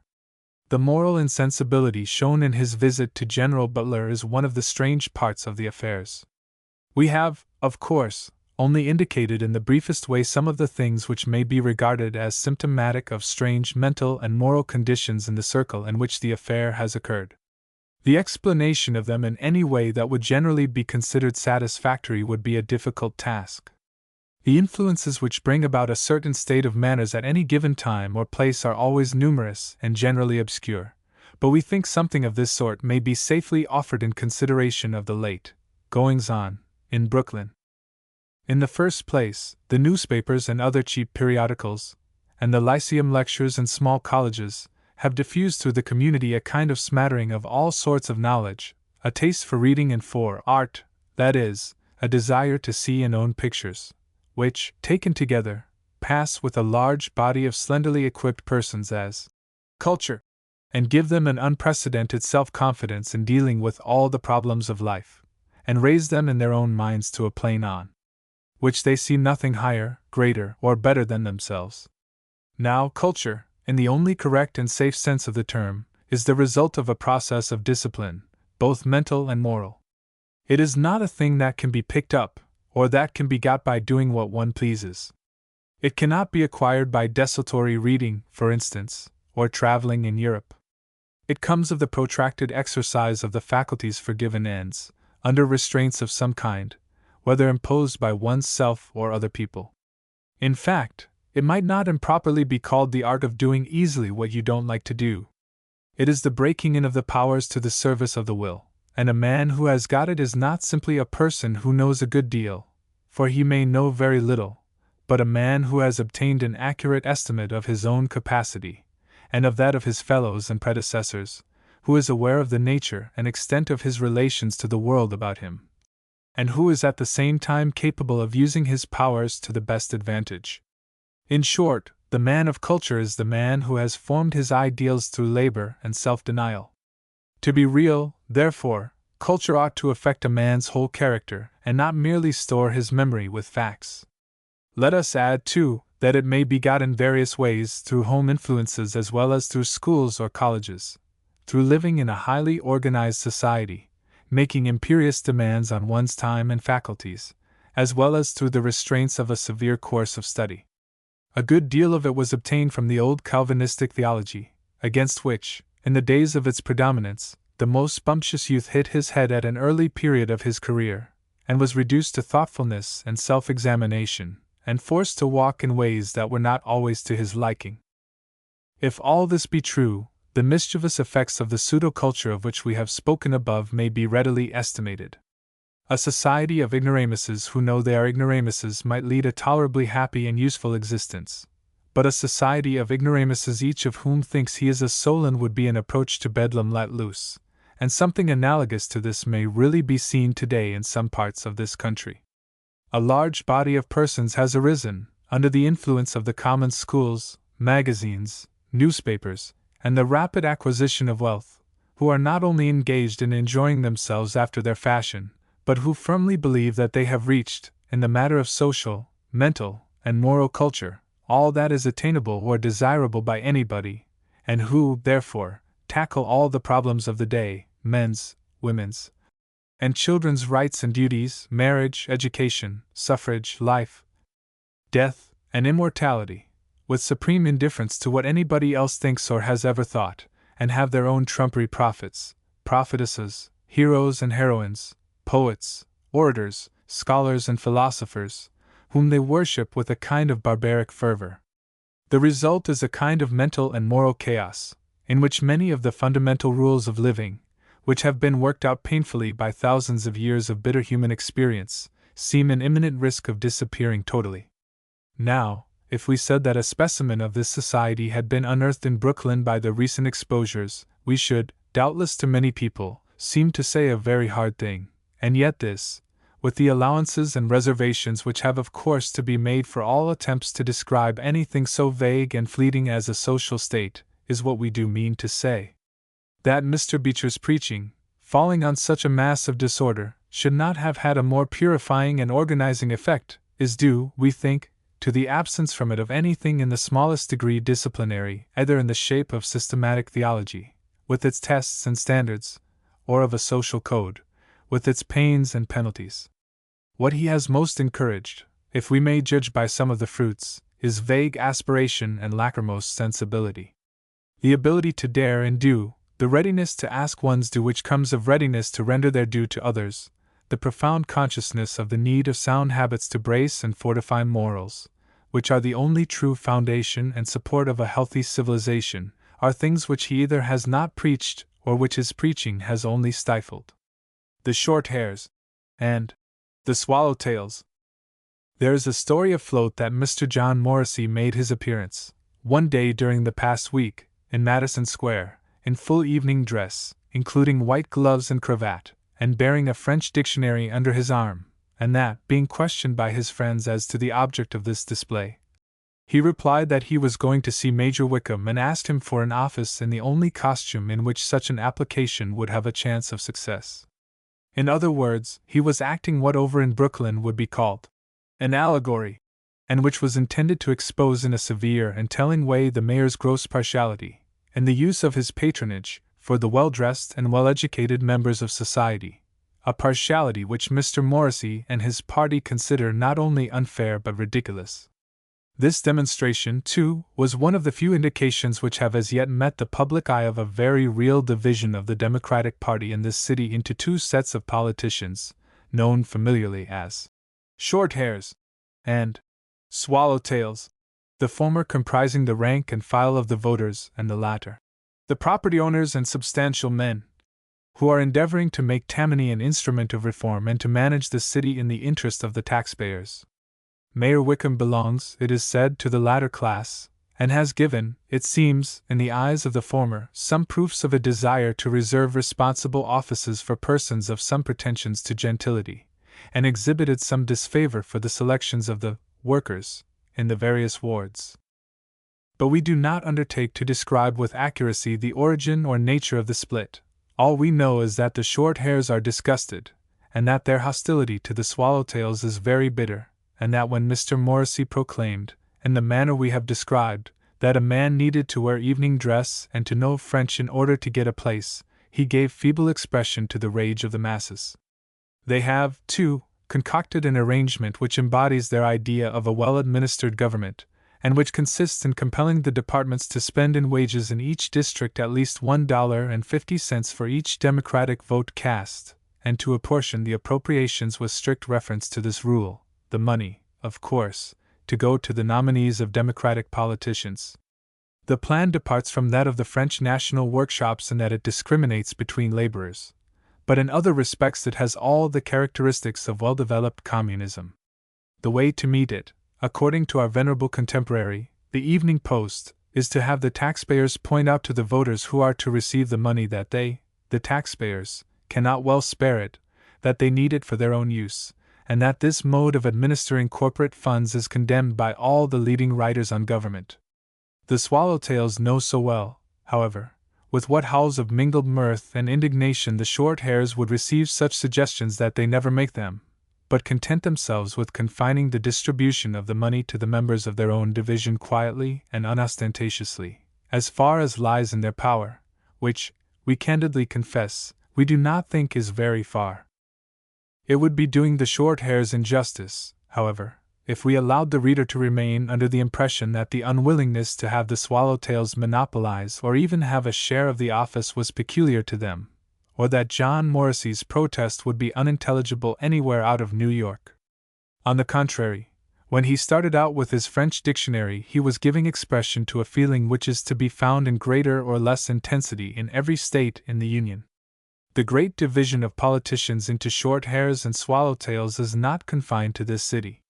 It is found in every city in the country in which there is much diversity of condition among the inhabitants. Nor did Morrissey mean simply to protest against training as a qualification for the work of administration, as the Tribune assumed in a sharp and incisive lecture which it read him the other day. We doubt if any pugilist in his secret heart despises training. He knows how much depends on it, and as he is not apt to possess much discriminating power, he is not likely to mark off any particular class of work as not needing it.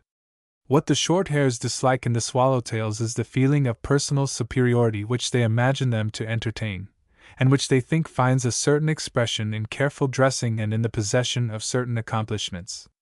In fact, the swallowtails whom the New York rough detests, and would like to keep out of public life, belong to the class known in Massachusetts as the white cravat and daily bath gentlemen,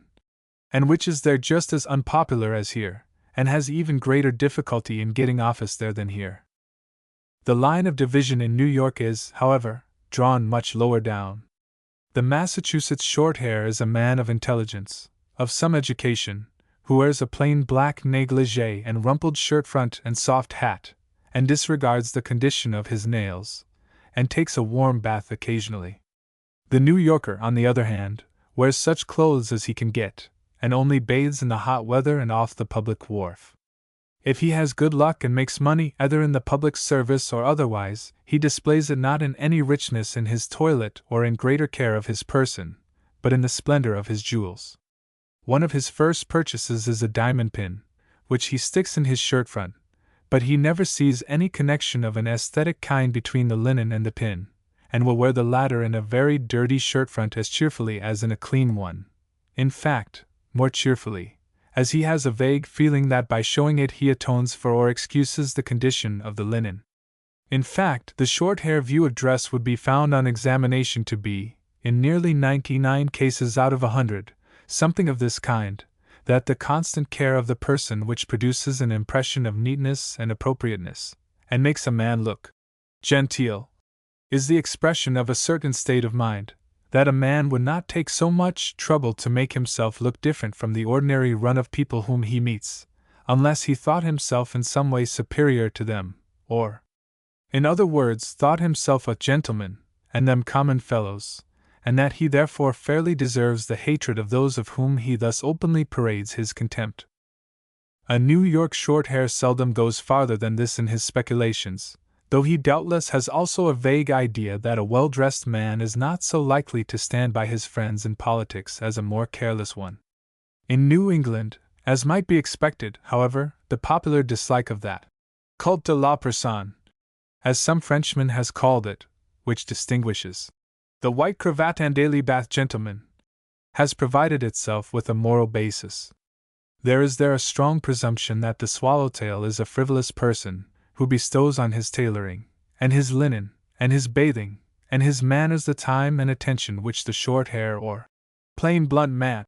reserves for reflection on the graver concerns of life, and especially on the elevation of his fellow-men, and this presumption even a career of philanthropy and the composition of the Principia would not in many minds suffice to overthrow. We believe it is authentic that General Grant never got over the impression produced on him by seeing that Mr. Motley parted his hair in the middle, and it is said, and if not true is not unlikely, that Mr. R. H. Dana's practice of wearing kid gloves told heavily against him in his memorable contest with Butler in the Essex district. We may all remember, too, the gigantic efforts made by Mr. Sumner and others in Congress to have our representatives abroad prohibited from wearing court dress. What dress they wore was, of course, per se, a matter of no consequence, provided it was not immodest.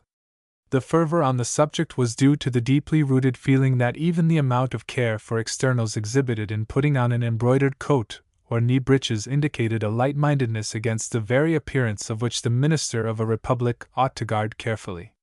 It is partly to produce the effect of seriousness of purpose, but mainly to avoid the appearance of airs of social or mental superiority, that nearly all skillful politicians dress with elaborate negligence. In most country districts no complaints can be made of men in office such as the New York short-hair makes against the swallowtail. They fling on their easy-fitting black clothes in a way that leaves them their whole time for the study of public affairs and attention to the wants of their constituents, and at the same time recalls their humble beginnings. What strikes one, however, as most curious in the controversy between the short-hairs and the swallowtails is the illustration it affords of the rigidity with which every class or grade in civilization treats its own social conventions, whatever they may be, as final, and as having some subtle but necessary connection with morals. When the Indian squats round the tribal pot in his breech-clout, and eats his dinner with his dirty paw, he is fully satisfied that he is as well equipped, both as regards dress and manners, not only as a man need be, but as a man ought to be. The toilet, the chamber, and the dinner table of a plain New England farmer he treats as wasteful and ridiculous excess, and if good for anything, good only for plunder. The farmer, on the other hand, loathes the Indian and his ways, and thinks him a filthy beast, and that he, the farmer, has reached the limits of the proper as regards clothes and food and personal habits, and that the city man who puts greater elaboration into his life is a fribble, who is to be pitied, if not despised and distrusted. In short, We can hardly go one step into the controversy without coming on the old question: what are luxuries and what necessities? And, as usual, the majority decides it in the manner that best suits itself. It may be said without exaggeration that the progress of civilization has consisted largely in the raising of what is called the standard of living, or, in other words, the multiplication of the things deemed necessary for personal comfort, and, as this raising of the standard has always been begun by the few, the many have always fought against it as a sign of selfishness or affectation until they themselves were able to adopt it. The history of the bath furnishes a curious though tolerably familiar illustration of this. The practice of bathing disappeared from Western Europe with the fall of the Roman Empire. The barbarians were themselves dirty fellows, like the Indians, and their descendants remained dirty in spite of the growth of civilization among them, putting their money, like the short hair, mainly into jewels and other ornaments. As long as linen was scarce and dear, changes were, of course, seldom made, and the odor of even the best society was so insupportable that perfumes had to be lavishly used to overcome it. The increased cheapness of linen and more recently of cotton, and the increased facilities for bathing, have in our own day made personal cleanliness a common virtue, but an occasional bath is still, as much as is thought through the greater part of the world, compatible with moral earnestness and high aims. Of late, indeed within the memory of the present generation, persons mainly belonging to the wealthier class in England have boldly begun to bathe every day, and they have finally succeeded in establishing the rule that a gentleman is bound to bathe, or tub, as they call it, every day, and that the usage cannot be persistently neglected without loss of position.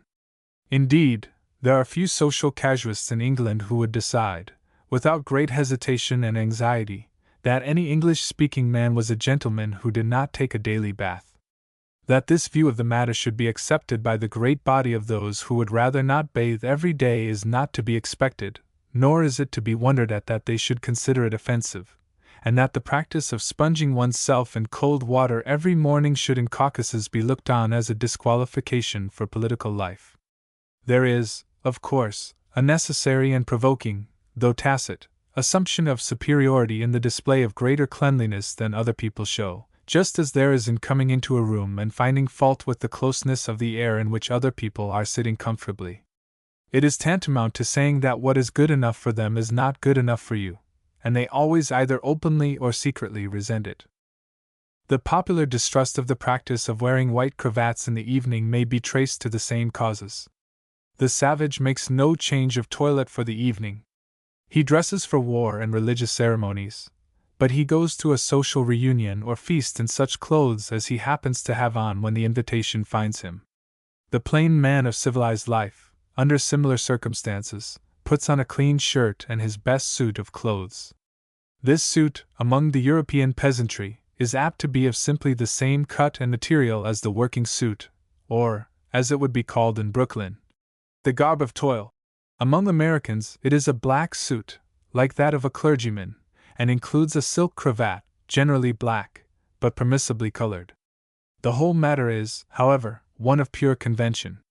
Now, it has been found of late years a matter of convenience, and of great convenience especially to hard-worked men and men of moderate means who are exposed to the constant social demands of the great cities of the world, to have a costume in which one can appear on any festive occasion, great or small, which all, gentle or simple, are alike expected to wear, which is neither rich nor gaudy, and in which every man may feel sure that he is properly dressed, and the dress fixed on for this purpose now throughout the civilized world is the plain suit of black, with the swallow-tailed coat, commonly called evening dress. Nothing can be simpler or less pretentious, or more democratic.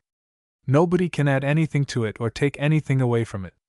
Many attempts to modify it have been made during the last 30 years by leaders of fashion, and they have all failed, because it meets one of the great wants of human nature. It is only within the last 15 years that it has obtained a firm foothold in American cities.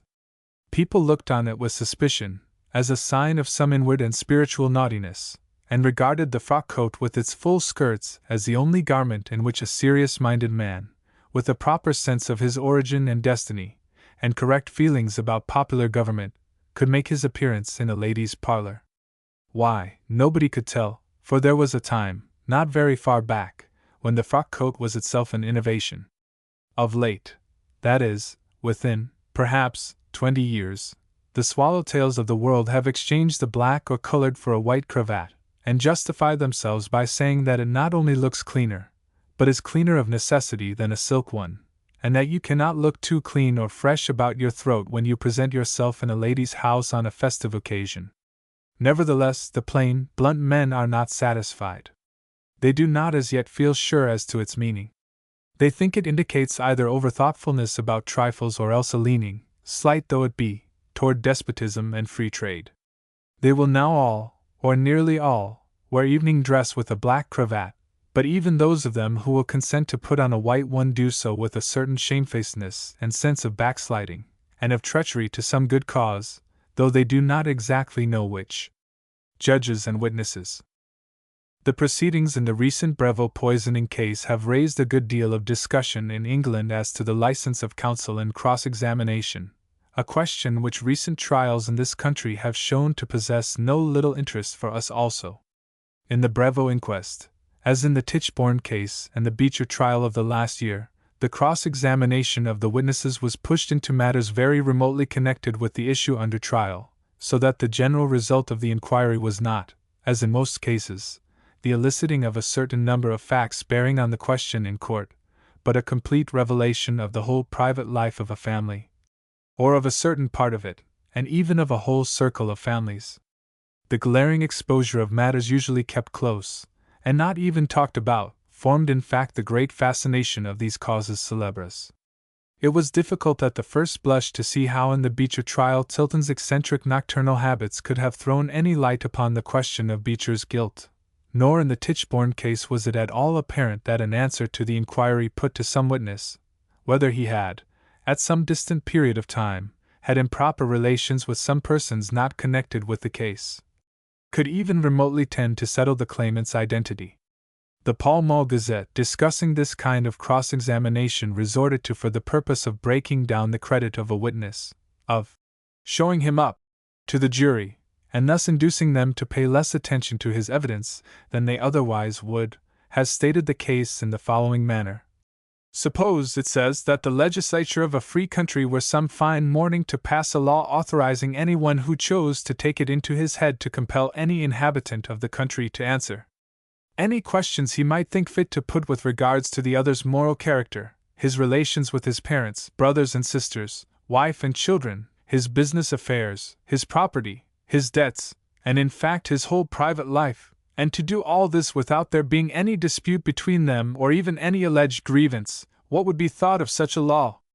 Would it be endured for an instant? Now this, the Pall Mall Gazette continues, is today the law of England. It is just to this odious tyranny which anyone, by bringing a suit, can, under the vague and almost unlimited power to punish for contempt of court, force submission. The law on this subject is, generally speaking, the same in the United States as in England, and this tyranny, if it really exists, weighs upon us as heavily as it does upon Englishmen. The first question that suggests itself is whether this is really a fair statement of law, and of course, the Pall Mall Gazette admits that there exist limitations of the right of cross-examination, but it contends that these are so undefined as to amount to little or nothing in the way of protection. The authorities contain little on the subject, except that cross-examination as to credit is allowed to go very far, and that judges may in their discretion stop it when it goes too far. But judicial discretion is proverbially an uncertain thing.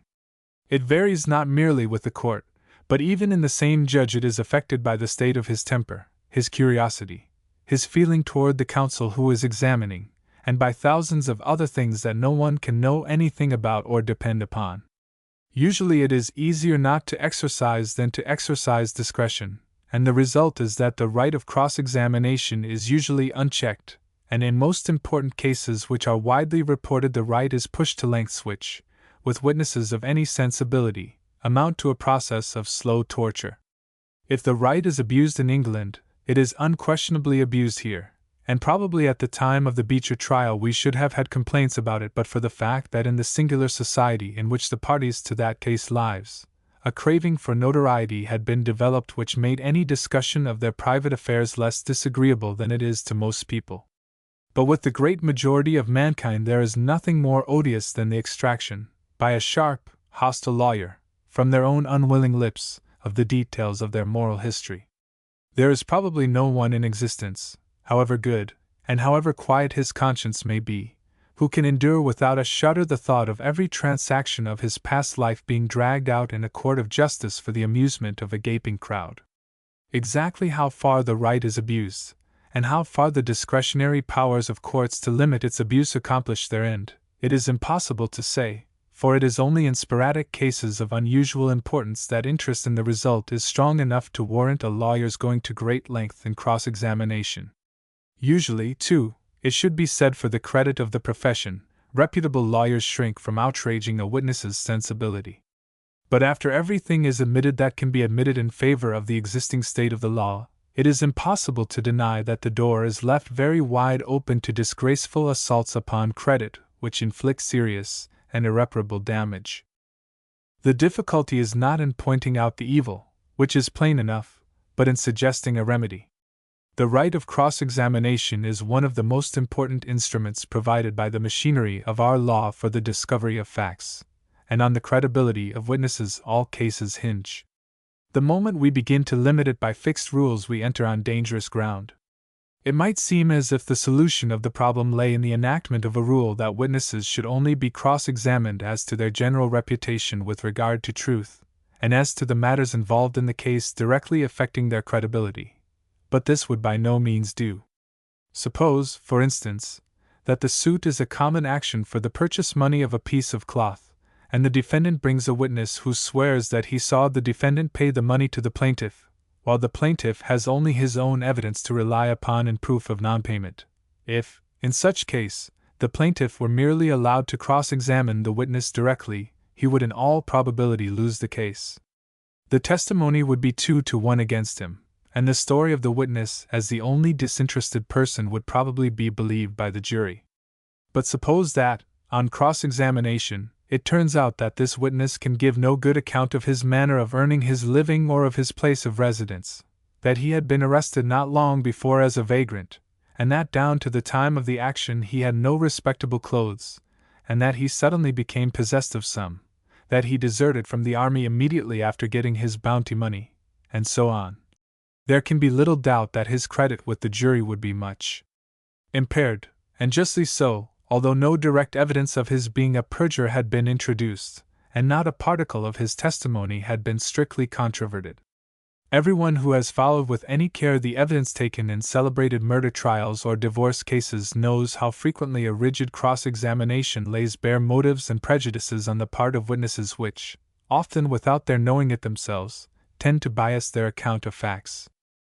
The problem, therefore, is to devise some means by which these benefits of a searching cross-examination may be retained and yet the abuse got rid of. The only feasible way of meeting the difficulty yet proposed is that of drawing up a series of rules or general directions as to evidence which shall not attempt to prescribe formal limits for cross-examination, but shall lay down in explicit words the general principles which should govern a judge in such cases. These rules would practically be a definition of the discretion he is now supposed to exercise. They would, for example, direct him not to allow an examination into matters so remote in time from the case in hand that they can have no bearing on the credibility of the witness, not to allow questions to be put which are plainly malicious and asked for the purpose of irritating the witness, and not to allow any examination into transactions which, though they may have a bearing on the character of a witness, have none on his credibility, e.g., an inquiry, in a murder case, of a witness in good standing, as to domestic difficulties with a deceased wife. It is not easy to lay down beforehand any rules by which we can discriminate the kind of evidence as to transactions involving moral character which ought not to affect credibility, but every one can easily imagine instances of such evidence. General directions of the kind we have just suggested are no more than a formal enunciation of the manner in which the discretion of a good judge would be and is exercised. They do not change the law, but they remind judges of what they may forget, and they may be appealed to by a persecuted witness with far more certainty than judicial discretion. In the Indian Code, which is probably the best body of law that the legal reform movement begun by Bentham in the last century has yet produced. Rules of this kind have been laid down, and we believe have been found to work with success. The debtor class. A Washington correspondent, describing, the other day, the motives which animated the majority in Congress in its performances on the currency question, said, and we believe truly, that most of the inflationists in that body knew very well what the evils of paper money were, so that argument on that point was wasted on them. But they knew also that large issues of irredeemable paper would make it easier for debtors to pay off their creditors, and came to the conclusion that as the number of debtors in the country was greater than the number of creditors, it was wise policy for a politician to curry favor with the former by helping them to cheat the persons who had lent them money or sold them goods. This explanation of the conduct of the majority may be a startling and sad one, but that it is highly probable nobody can deny. All the debates help to confirm it. In every speech, made either in opposition to resumption or in favor of inflation, a portion of the community known as the debtor class has appeared as the object of the orator's tenderest solicitude. The great reason for not returning to specie payments hitherto has been the fear that contraction would press hard on the debtor class. It is for the debtor class we need more paper per capita. And indeed, no matter what proposal we make in the direction of financial reform, we are met by pictures of the frightful effects which will be produced by it on the debtor class. Moreover, in listening to its champions, a foreigner might conclude that in America debtors either all live together in a particular part of the country, or worse, a particular costume, like medieval Jews, and are divided from the rest of the community by tastes and habits, so that it would be proper for an American to put debtor or creditor on his card as a description of his social status. He might, too, not unnaturally begin to mourn over the negligence of the framers of the Constitution in not recognizing this marked distribution of American society. Truly, he would say, the debtors ought to have representatives in the Senate and House to look after their special interests. These unfortunate and helpless men ought not to be left to the charitable care of volunteers like Messrs. Morton and Logan and Kelly. The great sham and pretense with which America has so long tried to impose on Europe,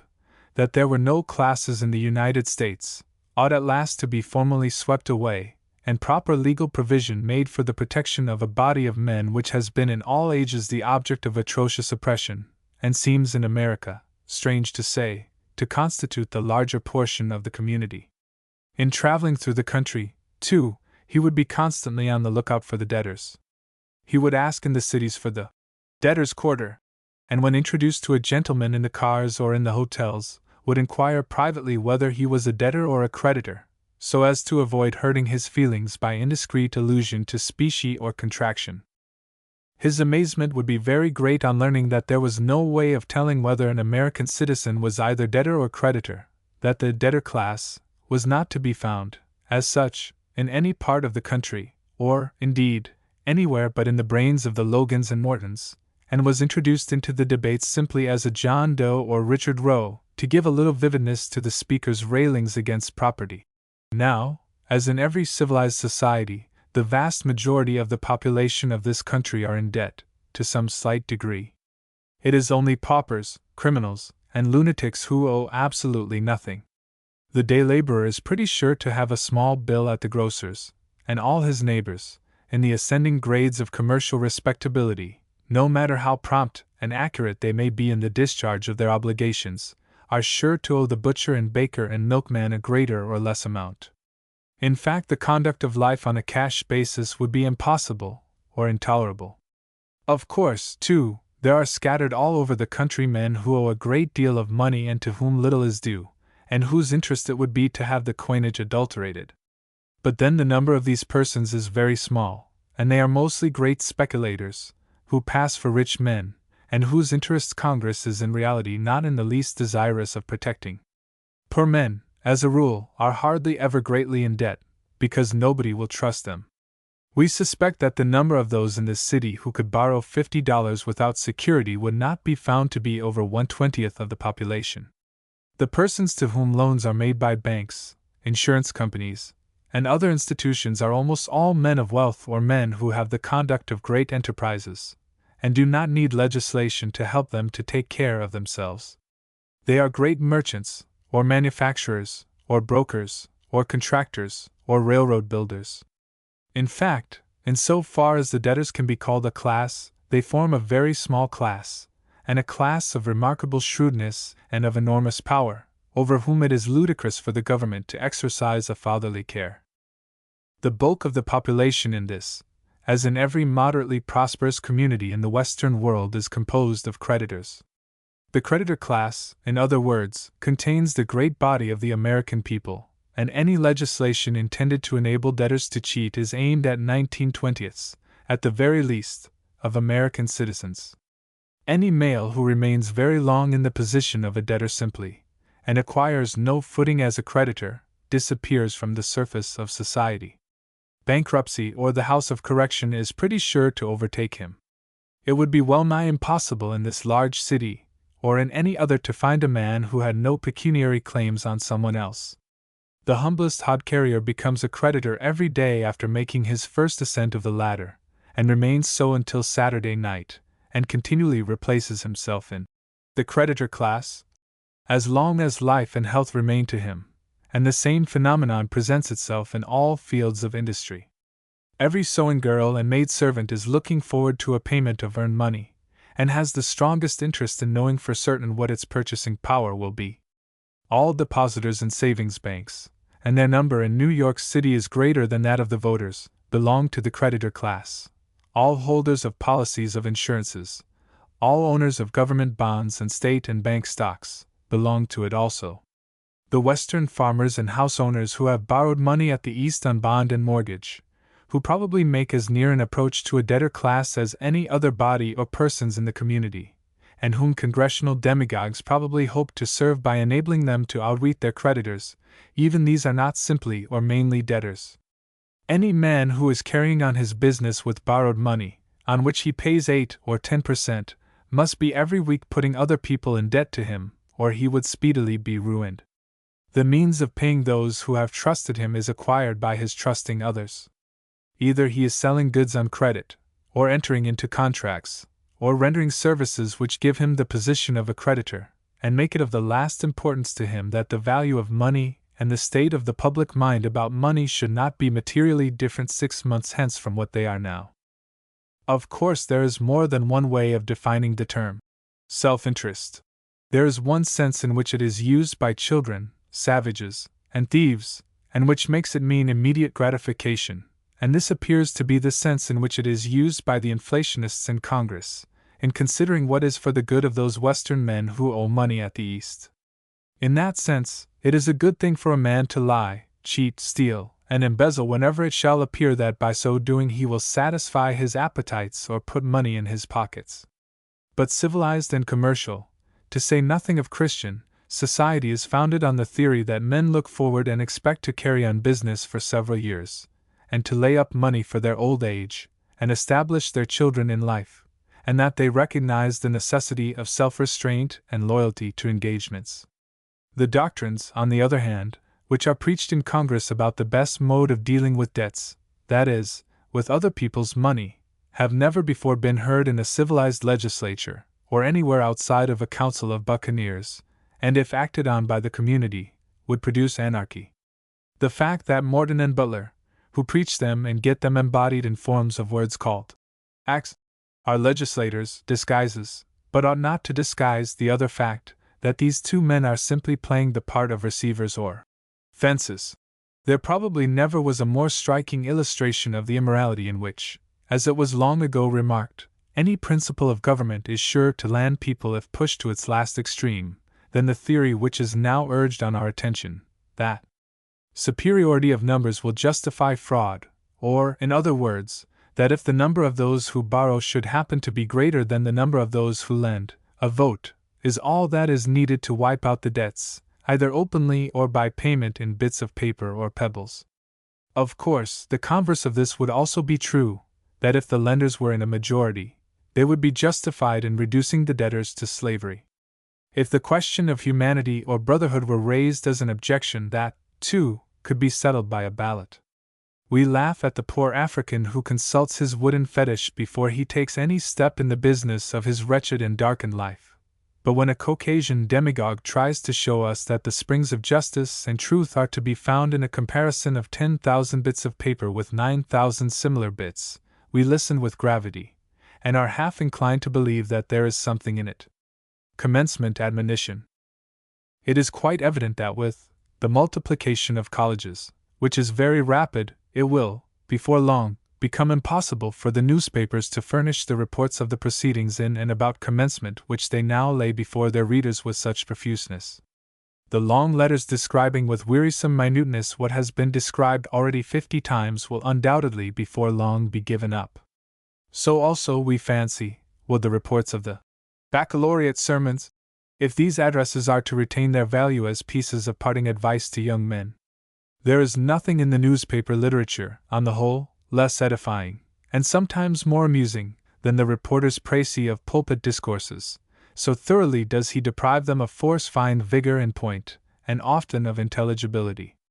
The ordinary sermon addressed on Sunday to the ordinary congregation deals with a great variety of topics, and from many different points of view, and with more or less diversity of method.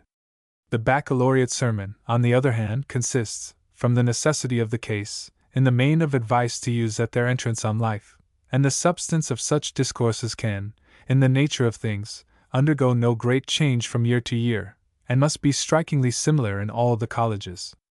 Any freshness they may have they must owe to the rhetorical powers of particular preachers, and even these cannot greatly vary in dealing with so familiar a theme. What the old man has to say to the young man, the teacher to the pupil, the father to the son, at the moment when the gates of the great world are flung open to the college graduate, has undergone but little modification in 1,000 years, and has become very well known to all collegians long before they take their degree. To make the parting words of warning and encouragement tell on ears that are now eager for other and louder sounds, everything that can be done needs to be done to preserve their freshness and their pathos, and certainly nothing could do as much to deprive them of both one and the other as hashing them up annually in a slovenly report as part of the news of the day. It is not, however, the advice contained in baccalaureate sermons, but all advice to young men, that needs in our time to be dealt out with greater circumspection and economy. Authority has within the last 100 or even 50 years undergone a serious loss of power, and this loss of power has shown itself nowhere more markedly than in the work of education. It has indeed almost completely changed the relation of parents and children, and teachers and scholars, so that it is now almost as necessary to prove the reasonableness and utility of any course of action which is required of boys as of mature men.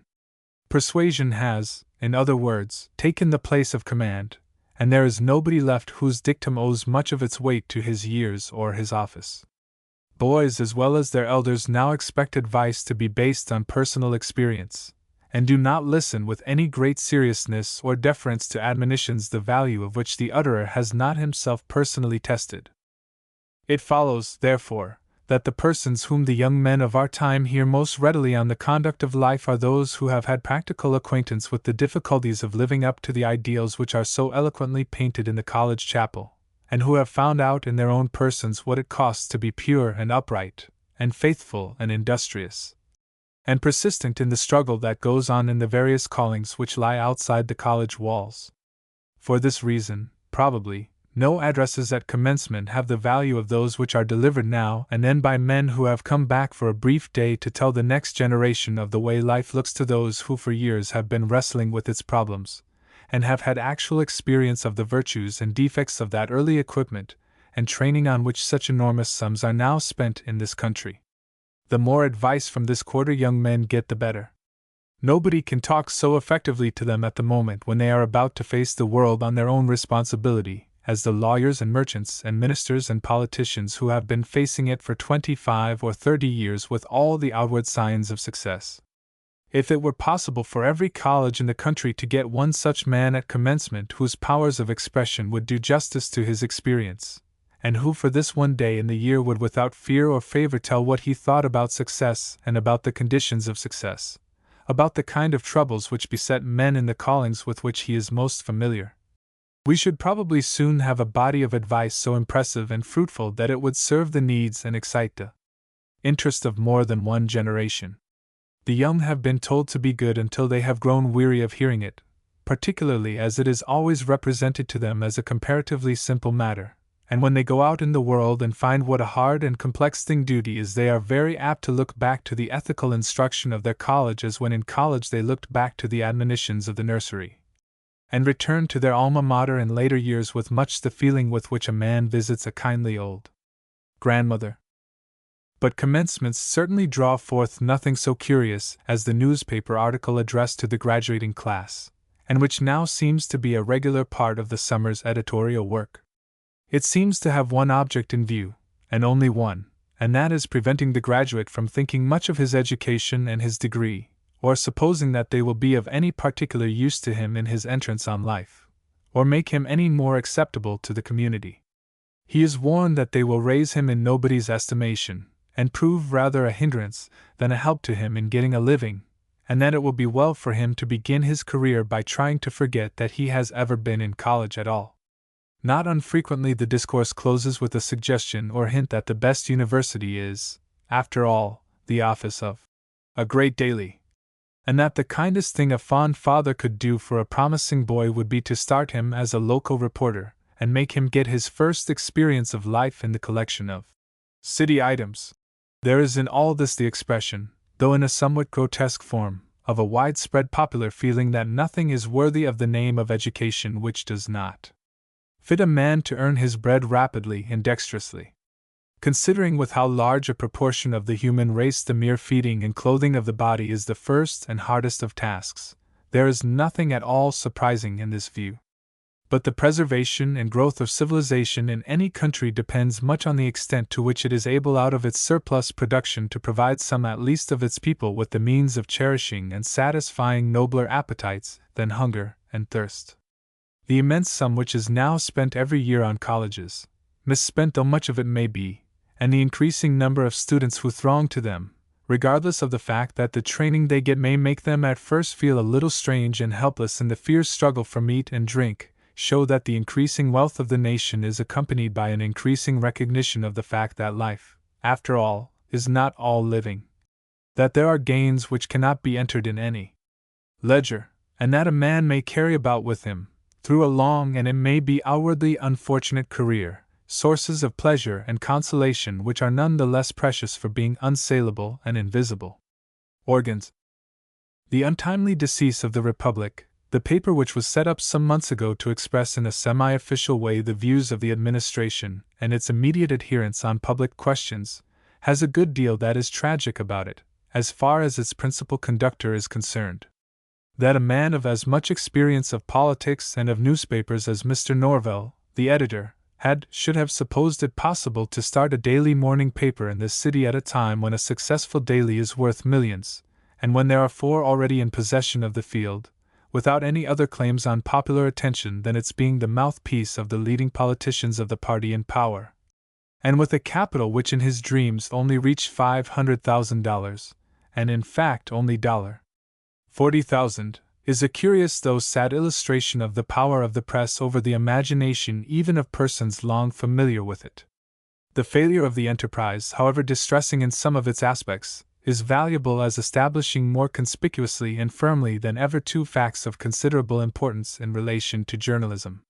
One is that when politicians so deeply desire an organ as to be willing to set one up for the exclusive use of the party, it is a sure sign that the party is in serious danger of extinction. The other is that the public mind is so fully made up that the position of a newspaper ought to be a judicial one, that all attempts to make a paper avowedly partisan can only be saved from commercial failure by large capital, extraordinary ability, and well-established prestige. Organs took their rise when the sole use of a newspaper was to communicate intelligence, and when men in power found it convenient to have a channel through which they could let out certain things which they wished to be spread abroad. Out of this kind of relation to the government a small paper, which did not object to the humble role of a sort of official gazette, from which the earlier newspapers indeed differed but little, could, of course, always get a livelihood, and perhaps a little of the dignity which comes from having or being supposed to have state secrets to keep. but the gradual addition to the newsletter of the sermon known as a leader, or editorial article, made the relation more and more difficult and finally impossible. The more pompous, portentous, and prophetic in their character the editor's comments on public affairs became, the less disposed was the public to allow him to retain the position of a paid agent of the state. It began to feel toward him as it would have felt toward the town crier if he had put on a gown and bands, and insisted on accompanying his announcement of thefts and losses with homilies on the vanity of life and the right use of opportunities. The editor had, in short, to conduct his business in a manner befitting his newly assumed duties as a prophet, and to pretend at least that his utterances were wholly independent, and were due simply to a desire for the public good, as a prophet's ought to be. It is now very rare indeed that a government is able to induce a well-established newspaper of the first class to act as its organ in the proper sense of that term, except by working on the vanity of editors. Almost all editors are a little sensitive about the imputation of being mere commentators or critics, and a little desirous of being thought practical men by those engaged in the actual working of political machinery. The old editor, in this country in fact, preferred to be thought a working politician, and liked to use his paper as a piece of political machinery for producing solid party gains, and in this way to be received into the circle of workers and managers as one of themselves, and to retain this position he was always willing to write up any view they suggested. His successor, though he cares less about being a worker, and is able to secure the attendance of politicians at his office without running after them, is, nevertheless, more or less flattered by the confidences of men in power, and it often takes only a small amount of these confidences to make him surrender the judicial position and accept that of an advocate, and stand by them through thick and thin. But no leading journal has ever tried this position in our day very long without being forced out of it by the demand of the public for impartiality, and the consequent difficulty of avoiding giving offense in official quarters. Every administration does things either through its chief or subordinates which will not bear defense, and which its judicious friends prefer to pass over in silence. But a journalist cannot keep silent. The government may require him to hold his tongue, but the reader demands that he shall speak, and as the public supplies the sinews of war, and pays for the prophet's robes, he is sooner or later compelled to break with the government and to reproach it for not listening to the advice of its friends in time.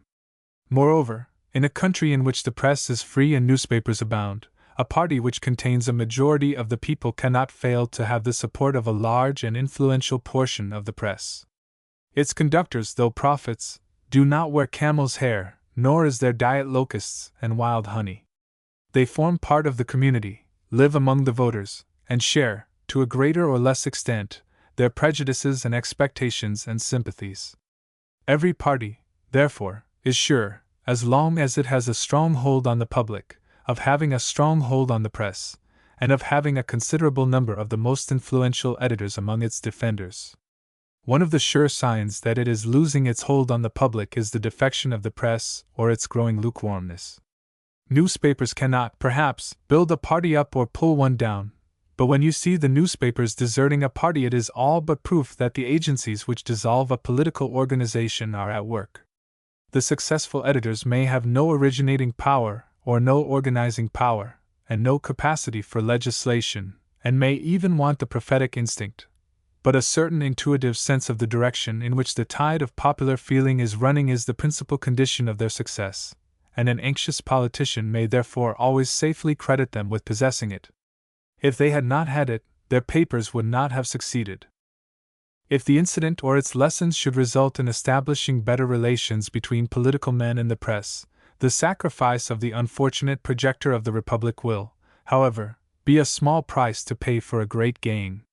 We do not, as our readers know, set up to be champions of the press, and have certainly never shown any disposition to underrate its defects or shortcomings. But there is one thing which no candid and careful observer can avoid seeing, and that is that the press of the country, as an instrument of discussion and popular education, has undergone within 20 years an improvement nothing analogous to which is to be found in the class of politicians. The newspapers are now, in the vast majority of cases in all our leading cities, conducted by men who are familiar with the leading ideas of our time and with the latest advances in science and the art, including the art of government, and who write under the influence of these ideas and these advances, and who have consequently got a standard of efficiency in legislative administration which has not yet made its way into the political class. The result is that, after making all possible allowance for the carelessness and recklessness and dishonesty of reporters, and the personal biases and enmities of editors, the men who carry on the government, excepting a few experts, have become objects of criticism on the part of the daily press, the depreciatory tone of which is not wholly unjustifiable or unnatural. And politicians repay this contempt with a hatred which is none the less fierce for having no adequate means of expression. Evidence about character. There has been during the week a loud and increasing demand for the application of the legal process of discovering truth to the Tilton Beecher case. People ask that it be carried into court, not only because all witnesses might thus be compelled to appear and testify, but because apparently there is, in the minds of many, a peculiar virtue in the rules of evidence used by lawyers. Witnesses examined under these rules are supposed to receive from them a strong stimulus in veracity and explicitness, while they at once expose prevarication or concealment. One newspaper eulogist went so far the other day as to pronounce the rules the product of the wisdom of all ages, beginning with the Phoenicians and coming down to our own time. There is, however, only one good reason that we know of for carrying any attack on character into court, and that is the obvious one, that the courts only can compel those who are supposed to know anything about a matter of litigation to appear and state it. But we do not know of any other advantage which can be claimed for a trial in court, in such a case, over a trial before a well-selected lay tribunal. The rules of evidence in use in our courts are not, as too many persons seem to suppose, deductions from the constitution of the human mind, or, in other words, natural rules for the discovery of truth under all conditions. On the contrary, they are a system of artificial presumptions created for the use of a tribunal of a somewhat low order of intelligence, and are intended to produce certain well-defined and limited results, which the law considers generally beneficial. They have, that is to say, grown up for the use of the jury. The large number of exclusions which they contain are due simply to a desire to prevent jurymen's being confused by kinds of testimony which they are not supposed to have learning or acumen enough to weigh. If anyone will go into the City Hall and listen to the trial of even a trifling cause, he will find that the proceedings consist largely in the attempt of one lawyer to have certain facts laid before the jury and the attempts of the other to prevent it, the judge sitting as arbiter between them and applying the rules of admission and exclusion to each of these facts as it comes up. If he examines, too, in each instance what it is that is thus pugnaciously offered and pugnaciously opposed, he will find that it almost invariably has something to do with the controversy before the court. It may be near or more remote, but still something. Consequently, it has, logically, a certain bearing on the case, or is, under the constitution of the human mind, proper evidence. When the judge says it is irrelevant, he does not mean that it is logically irrelevant. He means that it has been declared irrelevant on certain grounds of expediency by the system of jurisprudence which he administers.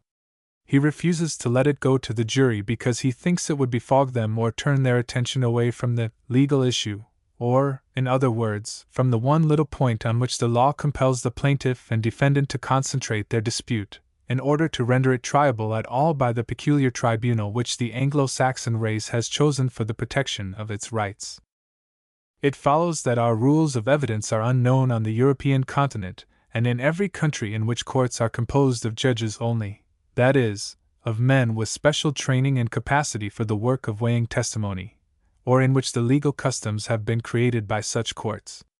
There the litigants follow the natural order, and carry with them before the bench everything that has any relation to the case whatever, and leave the court to examine it and allow it its proper force. Our own changes in the law of evidence are all in this direction. The amount of excluded testimony, that is, of testimony with which we are afraid to trust the jury, has been greatly diminished during the last few years, and considering the growth of popular intelligence, properly diminished.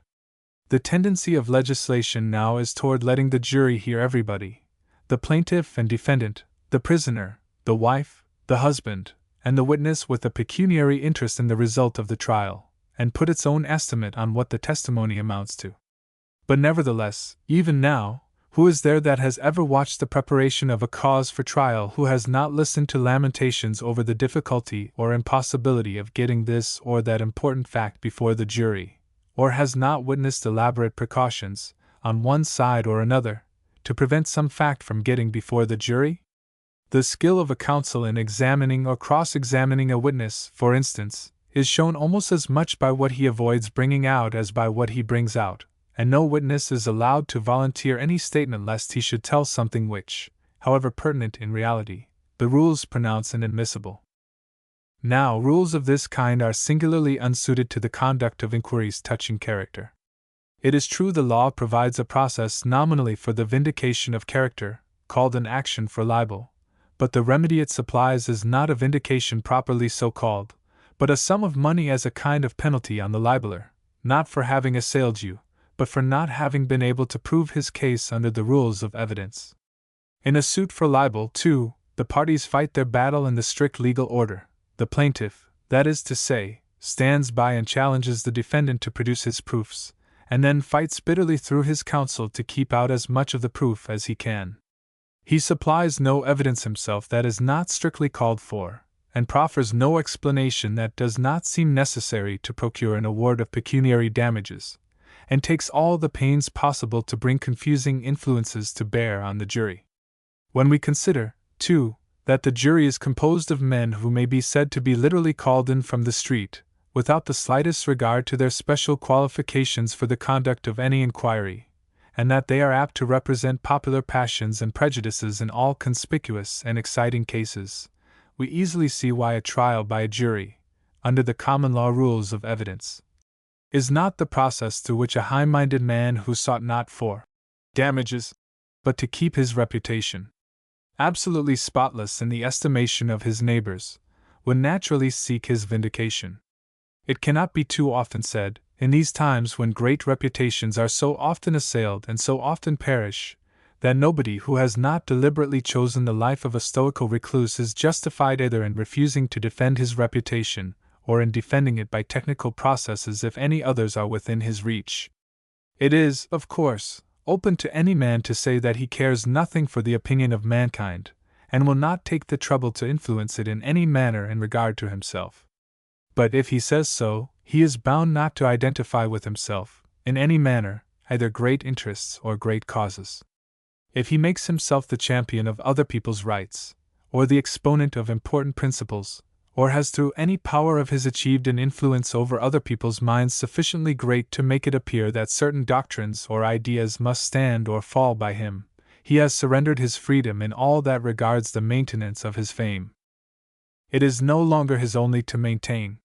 It has become, as it were, embodied in popular morality, been made the basis of popular hopes, and a test under which popular faith or approval is bestowed on a great variety of ways and means of living. Such a man is bound to defend himself from the instant at which he finds the assaults on him begin to tell on the public conception of his character. Dignified reserve is a luxury in which it is not permitted to him to indulge, and when he comes to defend himself, it must not be with the calculating shrewdness of the strategist or tactician. The only rules of evidence of which he can claim the benefit are the laws of the human mind. The tribunal, too, before which he seeks reparation should not be what the state supplies only, but the very best he can reach, and it should, if possible, be composed of men with no motive for saving him and with no reason for hating him, and with such training and experience as may best fit them for the task of weighing his enemies' charges and his own excuses and explanations. His course before such a tribunal, too, should be marked by ardor rather than by prudence. He should chafe under delay, clamor for investigation, and invite scrutiny, and put away from him all advisers whose experience is likely to incline them to chicane or make them satisfied with a technical victory. Such men are always dangerous in delicate cases. He should not wait for his accuser to get in all his case if the substantial part of it is already before the court, because his answer ought not, as in a court of law, to cover the complaint simply and no more. It ought to contain a plain, unvarnished tale of the whole transaction, and not those parts only which the accusation may have touched, because his object is not only to wrest the verdict of not proven from his judges, but to satisfy even the timid and sensitive souls whose faith in their idols is so large a part of their moral life, not only that he is not guilty, but that he never even inclined toward guilt. Physical force in politics. The late discussion on the possibility or expediency of maintaining governments at the South which had no physical force at their disposal has not failed to attract the attention of the friends of women's suffrage. They see readily what, indeed, most outsiders have seen all along, that the failure of the numerical majority in certain Southern states to hold the power to which the law entitled them simply because they were unable or unwilling to fight, has a very important bearing on the fitness of women to participate in the practical work of government, and a well-known writer, T. W. H., in a late number of the Woman's Journal, endeavors to show that what has happened at the South is full of encouragement for the woman suffragists. His argument is in substance this: you, the opponents, have always maintained as the great objection to the admission of women to the franchise, that if women voted, cases might arise in which the physical force of the community would be in the hands of one party and the legal authority in those of the other, and we should then witness the great scandal of a majority government unable to execute the laws. We have just seen at the South, however, that the possession of physical force is not always sufficient to put the majority even of the male voters in possession of the government. In South Carolina and Louisiana, the government has been seized and successfully held by a minority, in virtue of their greater intelligence and self-confidence. To use his own language, the present result in South Carolina is not a triumph of bodily strength over weakness, but on the contrary, of brains over bodily strength. And however this reasoning affects the condition of South Carolina, which is not here my immediate question, it certainly affects, in a very important degree, the argument for woman's suffrage. If the ultimate source of political power is muscle, as is often maintained, then woman's suffrage is illogical. But if the ultimate source of political power is, as the nation implies, the intelligence, sagacity, and the social and political experience of the population, then the claims of women are not impaired.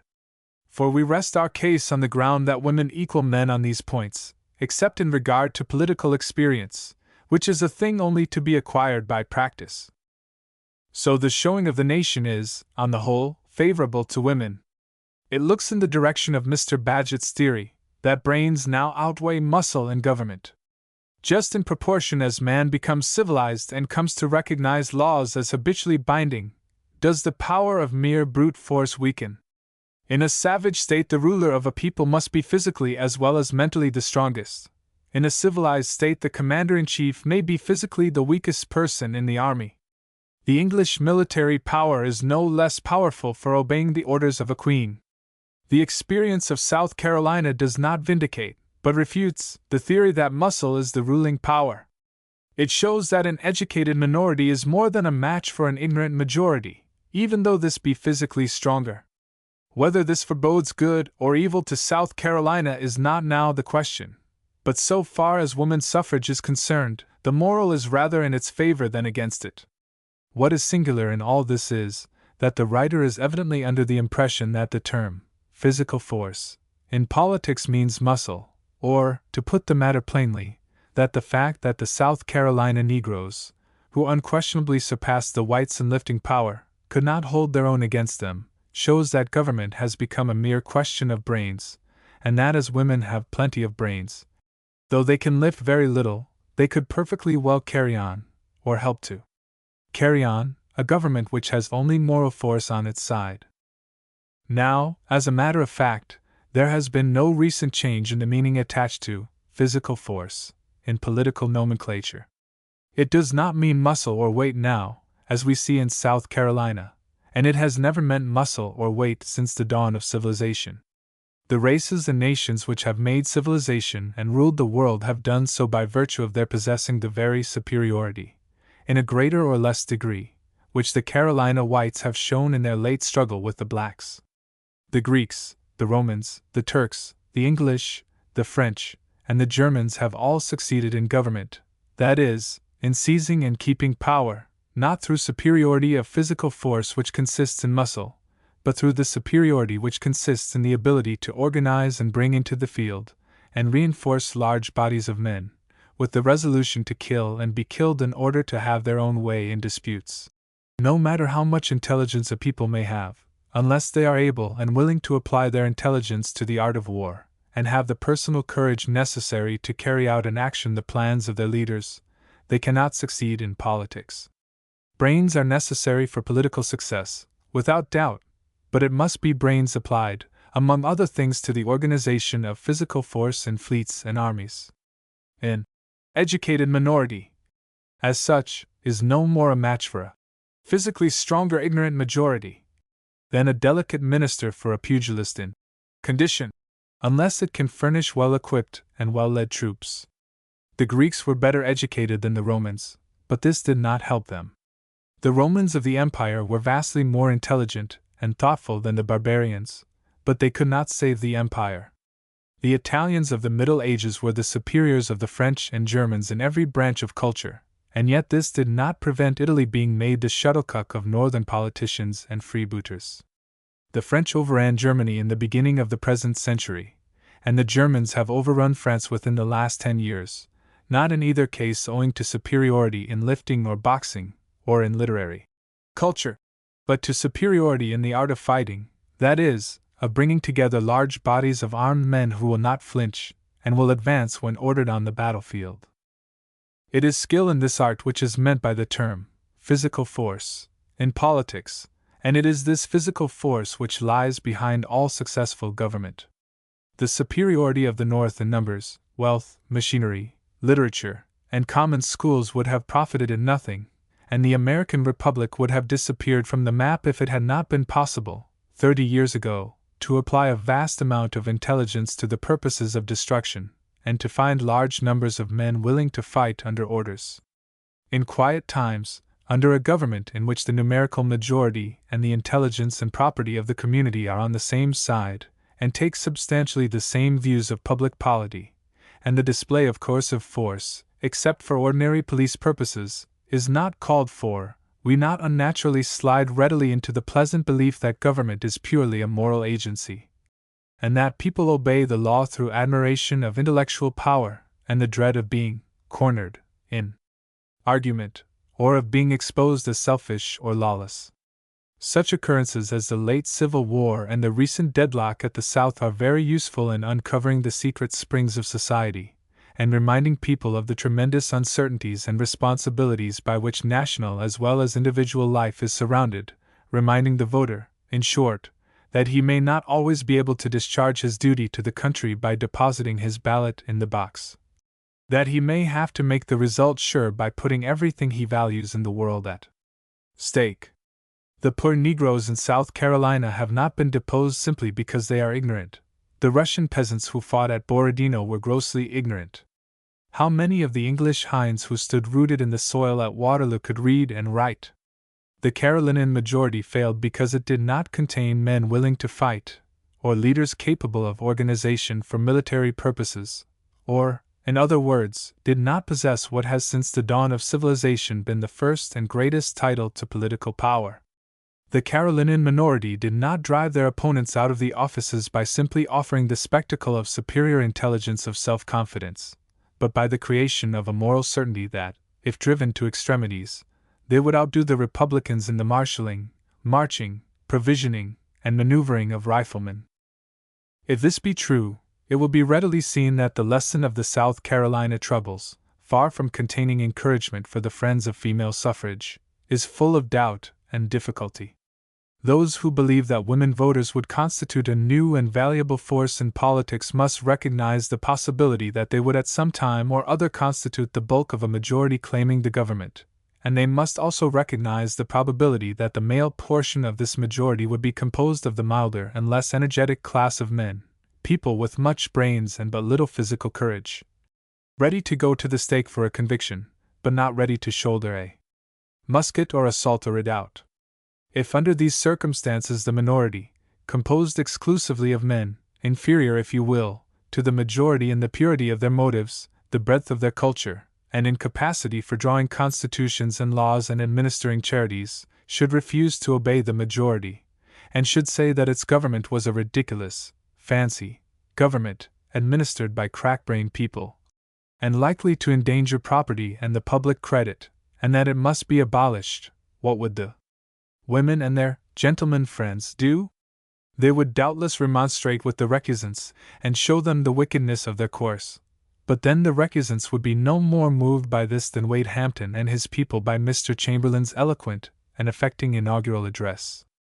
They would tell the ladies that their intelligence was doubtless of a high order, and their aims noble, but that as they were apparently unable to supply policemen to arrest the persons who disobeyed their laws, their administration was a farce, and its disappearance called for in the interest of public safety. Accordingly, it would be removed to the great garret of history, to lie side by side with innumerable other disused plans for human improvement. The cause of much of the misconception about the part played by physical force in modern society now current in reformatory circles is doubtless to be found in the disappearance of sporadic and lawless displays of it, such as, down to a very recent period, seriously disturbed even the most civilized communities. The change that has taken place, however, consists not in the total disuse of force as a social agency, but in the absorption of all force by the government, making it so plainly irresistible that the occasions are rare when anything approaching to organized resistance or defiance of it is attempted. When it lays its commands on a man, he knows that obedience will, if necessary, be enforced by an agency of such tremendous power that he does not think of revolt. But it is not the high intelligence of those who carry it on that he bows to. It is to their ability to crush him like an eggshell.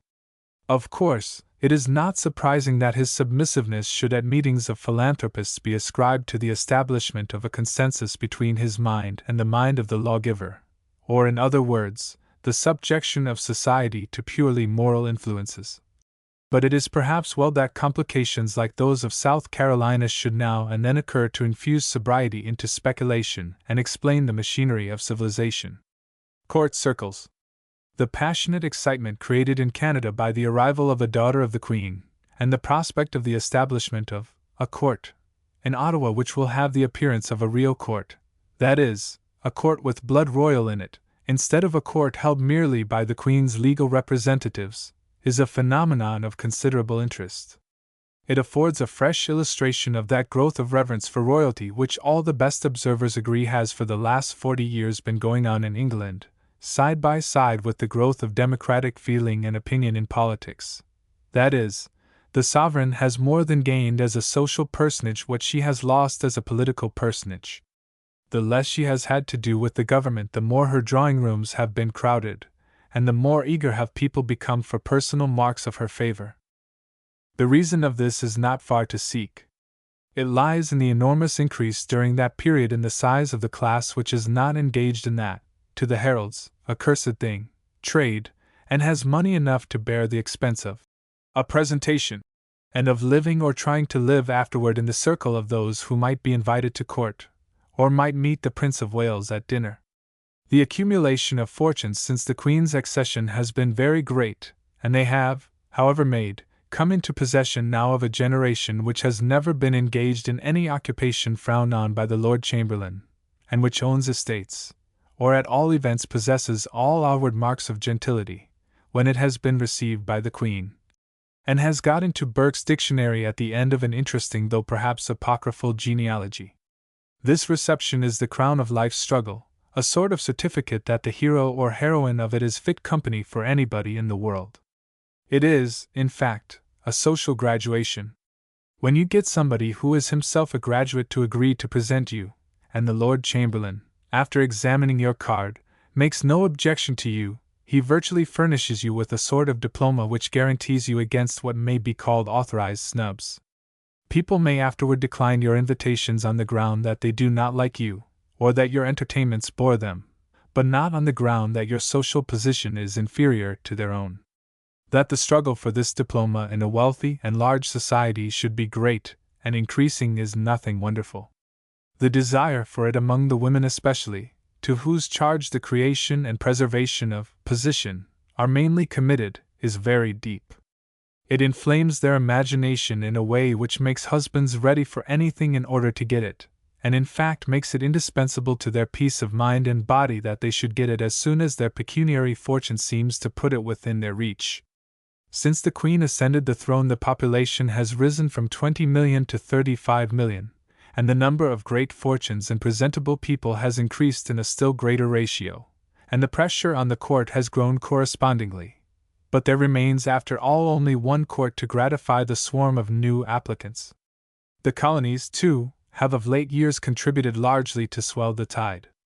Every year London society and the ranks of the landed gentry are reinforced by returned Australians and New Zealanders and Cape of Good Hopers and China and India merchants, who feel that their hard labors and long exile have left life empty and joyless until they see the names of their wives and daughters in the Gazette among the presentations at a drawing-room or levee.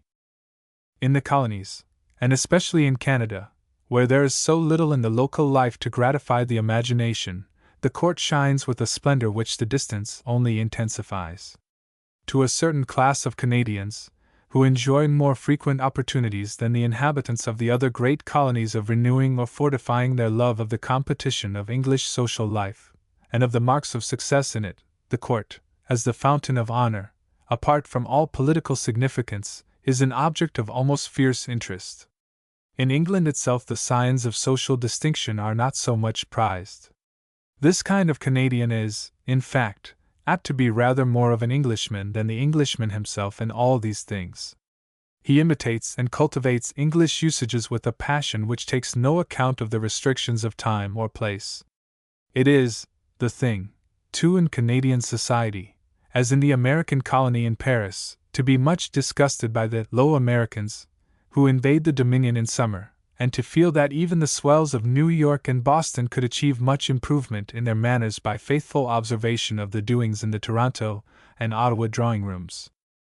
As far as admiration of courts and a deep desire for court life and a belief in the saving grace of contact with royalty can go, therefore, there are Canadians fully prepared for the establishment of a court. In their midst, the society of the province was, in fact, in an inflammable eagerness to kiss hands, and back out from the presence of royalty, and perform the various exercises pertaining to admission to court circles, and in a proper state of jingo distrust of the wicked Tsar and his minions, which in the colonies is now one of the marks of gentility, when the magician, Lord Beaconsfield, determined to apply the match to it by sending out a Rio princess. In spite of his contempt for the flat-nosed Franks, however, he can hardly have been prepared for the response which he elicited. He cannot have designed to make monarchy and royalty seem ridiculous, and yet the articles and addresses and ceremonies with which the new Governor-General and his wife have been received look as if the minister had determined, before he died, to have the best laugh of his farcical career over the barbarians who have called him in to rule over them. A court is a very delicate thing, and a strong capacity for enjoying it does not of itself make good courtiers. In England the reasons which prevent a man's being received at court, such as active prosecution of the dry goods business, are 1,000 years old. In fact, they may be said to have come down from the ancient world along with the Roman law.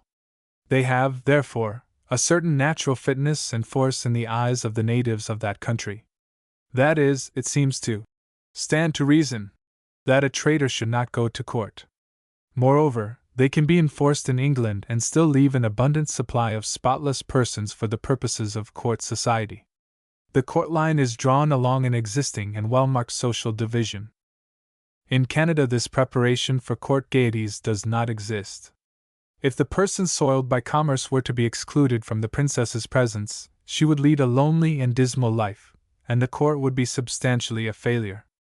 If, on the other hand, the court is to be made up exclusively of rich traders, it will not only excite the fiercest jealousies and bitterness among those who are excluded, but it will be very difficult to provide a rule for passing on claims for presentation when once the line of official position is passed.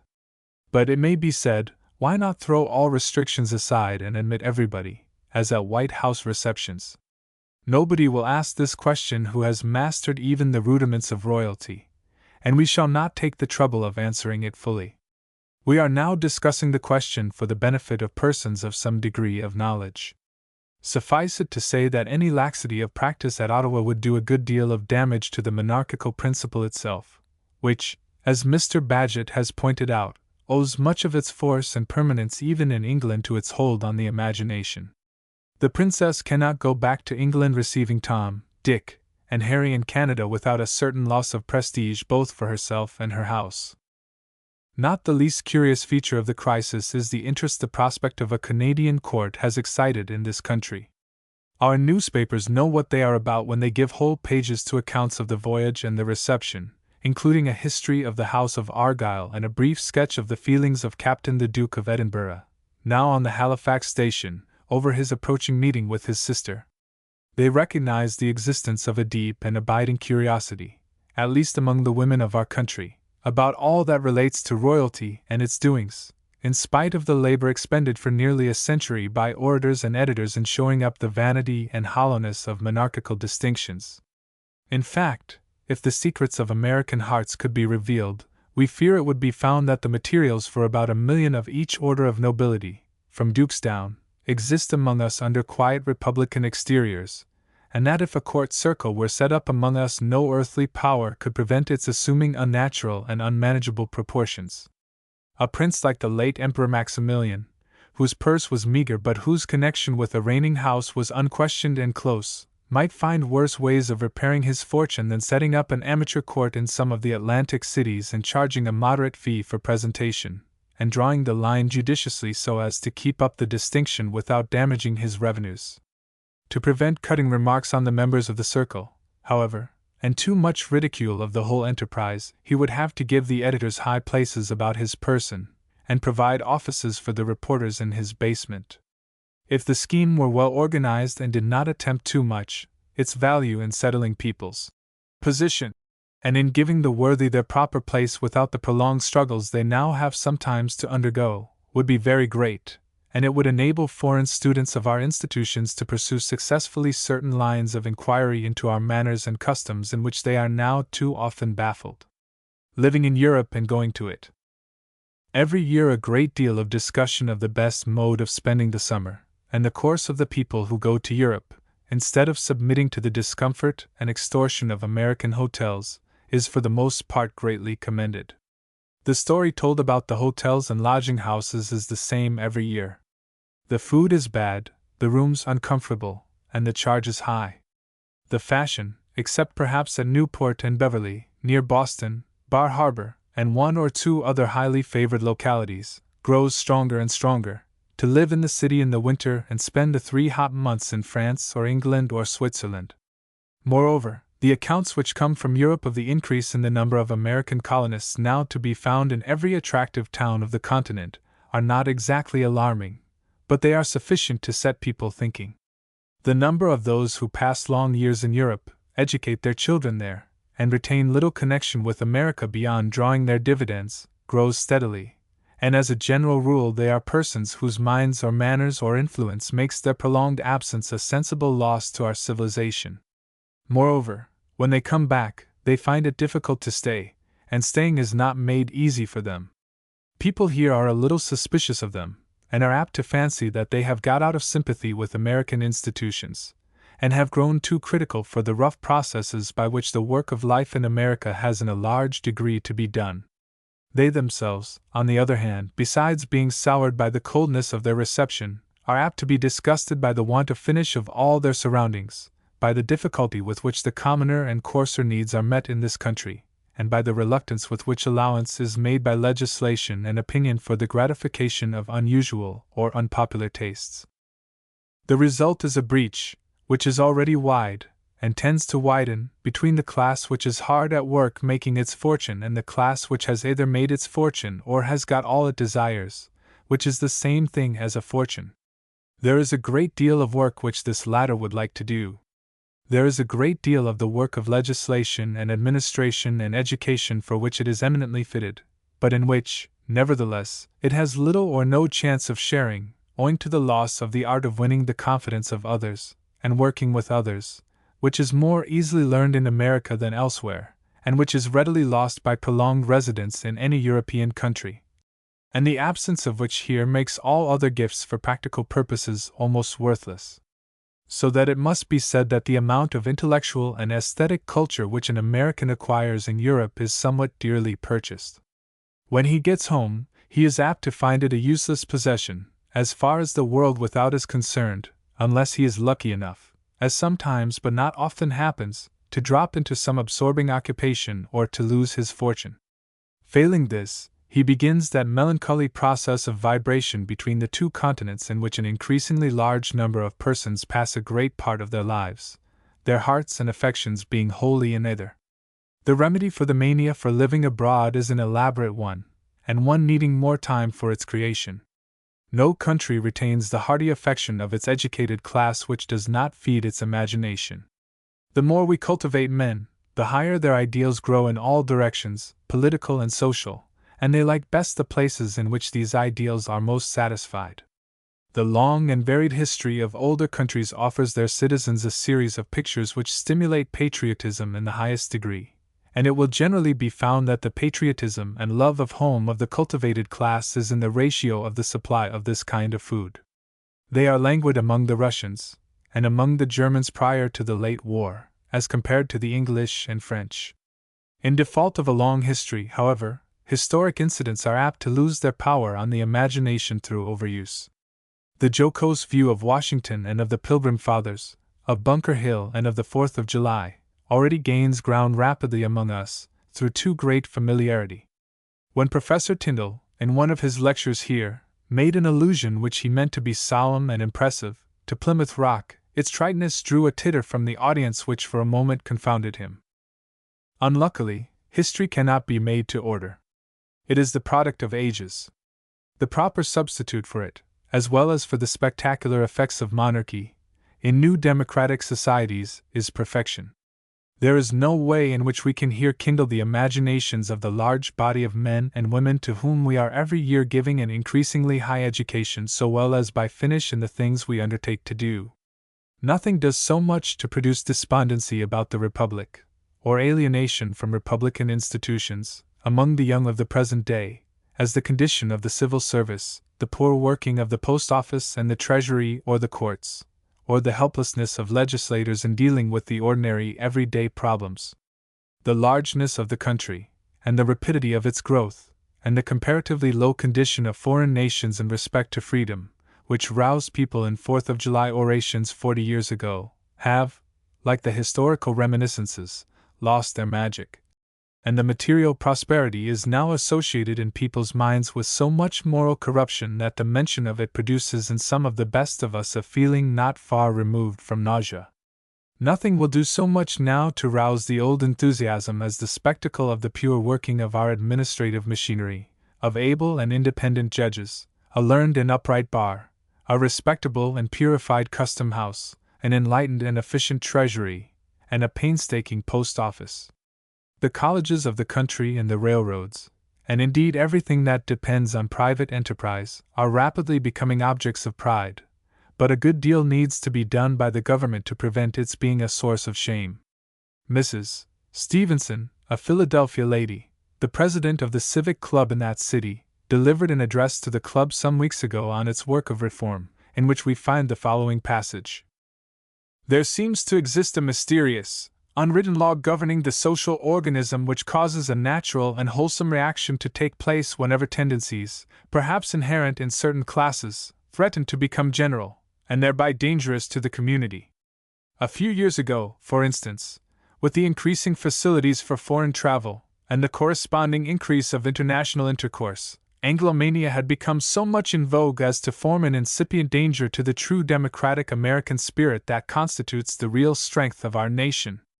It was fast becoming a national habit to extol everything European, from monarchy and its aristocratic institutions down to the humblest article of dress or of household use, to the detriment of everything American, and from the upper 400 this habit was fast extending to the upper 40,000.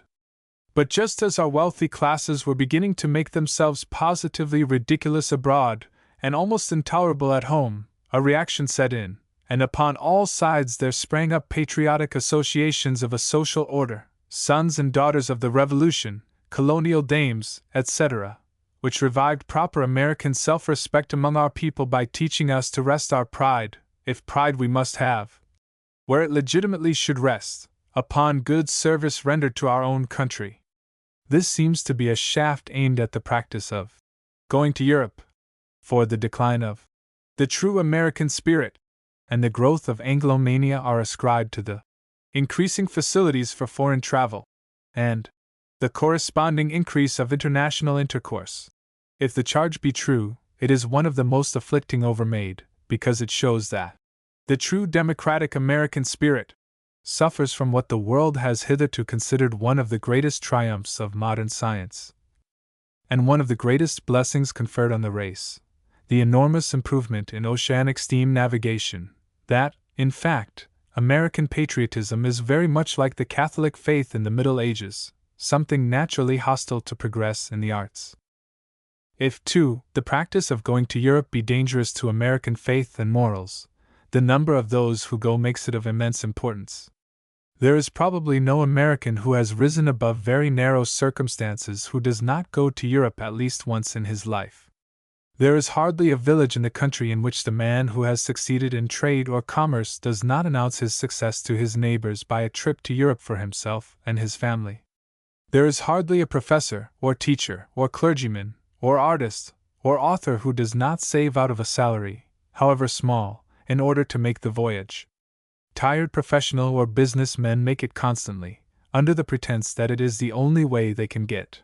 a real holiday. Journalists make it as the only way of getting out of their heads such disgusting topics as Croker and Gilroy, and Hill and Murphy.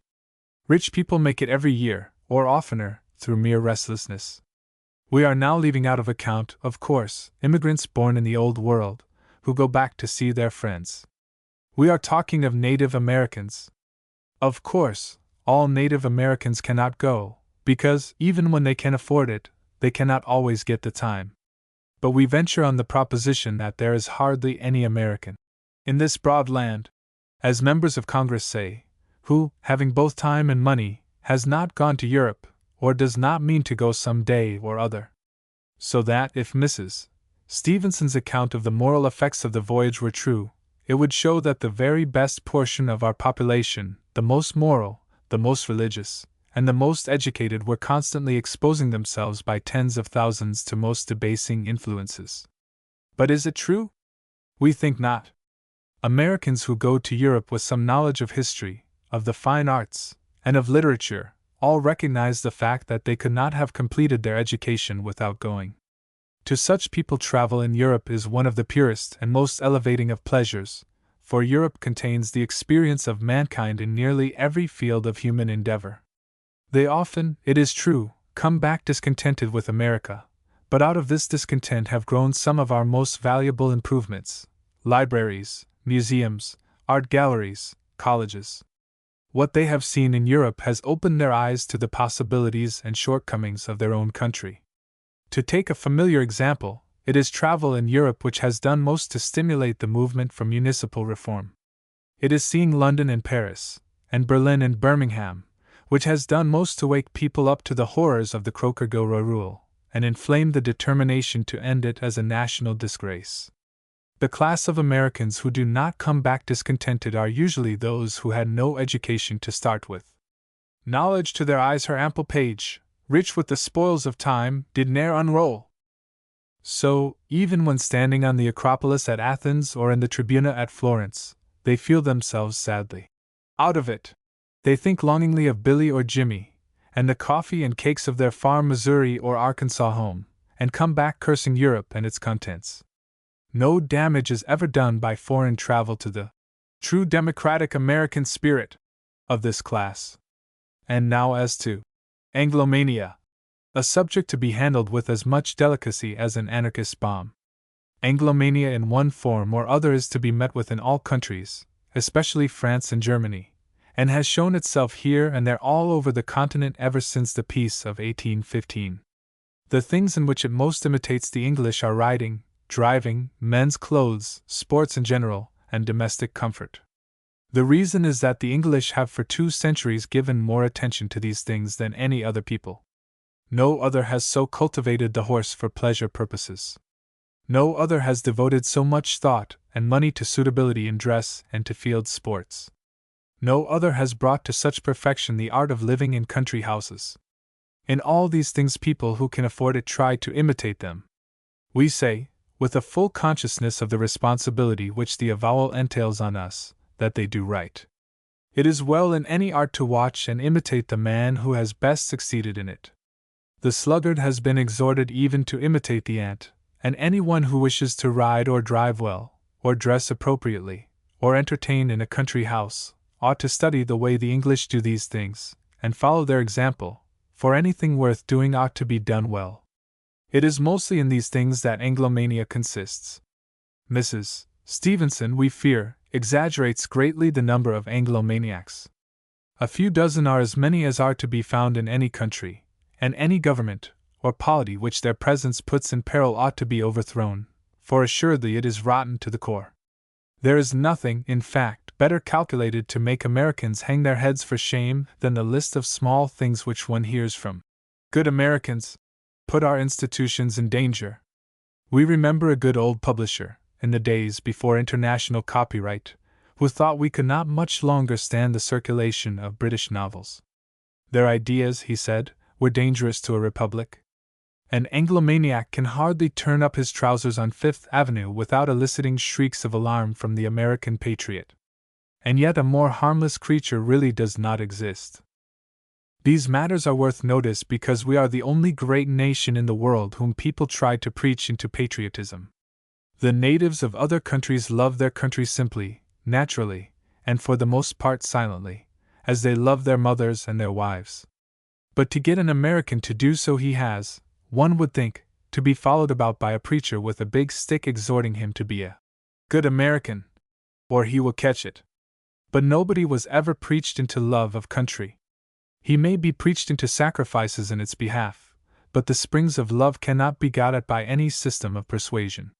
No man will love his country unless he feels it to be lovable, and it is to making it lovable that the exertions of those who have American patriotism in charge should be devoted. Every good American may take comfort in the fact that very few people indeed of any social or political value who have once lived in America ever want again to live in Europe, unless they go for purposes of study or education. For there is no question that there is no country in the world in which the atmosphere is so friendly, and in which one is so sure of sympathy in misfortune, of acceptance on his own merits independently of birth or money, and has so many opportunities of escape from the slings and arrows of outrageous fortune, as America. These are the things which, after all, in the vast majority of cases, win and hold the human heart, and a country which has them can well afford to let its citizens travel, and even let some of them be early English if they can. Carlyle's political influence. The numerous articles called forth by Carlyle's reminiscences, both in this country and in England, while varying greatly in the proportions in which they mix their praise and blame, leave no doubt that there has occurred a very strong revulsion of feeling about him, so strong in England that we are told that the subscriptions for a proposed memorial to him have almost if not entirely ceased. The censure which Carlyle's friends are visiting on Mr. Froude for his indiscretion in printing the book, though deserved, has done but little to mitigate the severity of the judgment passed on the writer himself. In fact, we are inclined to believe that Mr. Froude's want of judgment rather helps to deepen the surprise and disappointment with which the book has been received, as affording an additional proof of the feebleness of Carlyle's own powers in estimating the people about him. That, after heaping contempt on so many of whom the world has been accustomed to think highly, he should have retained to the last his confidence in, and respect for, a person capable of dealing his fame such a deadly blow as Mr. Froude, not unnaturally increases the irritation with which the public has read his recollections of his friends and contemporaries. The disillusion and disenchantment worked by the book, in so far as it affects Carlyle's fame as a prophet, is, of course, a misfortune, and a very serious one.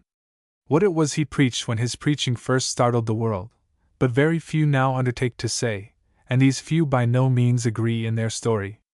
His influence, apparently, was not of the kind which reaches a man through articulate speech, but rather that which comes through the blast of a trumpet or the marching tune of a good band, and fills the heart with a feeling of capacity for high endeavor, though one cannot say in what particular field it is to be displayed.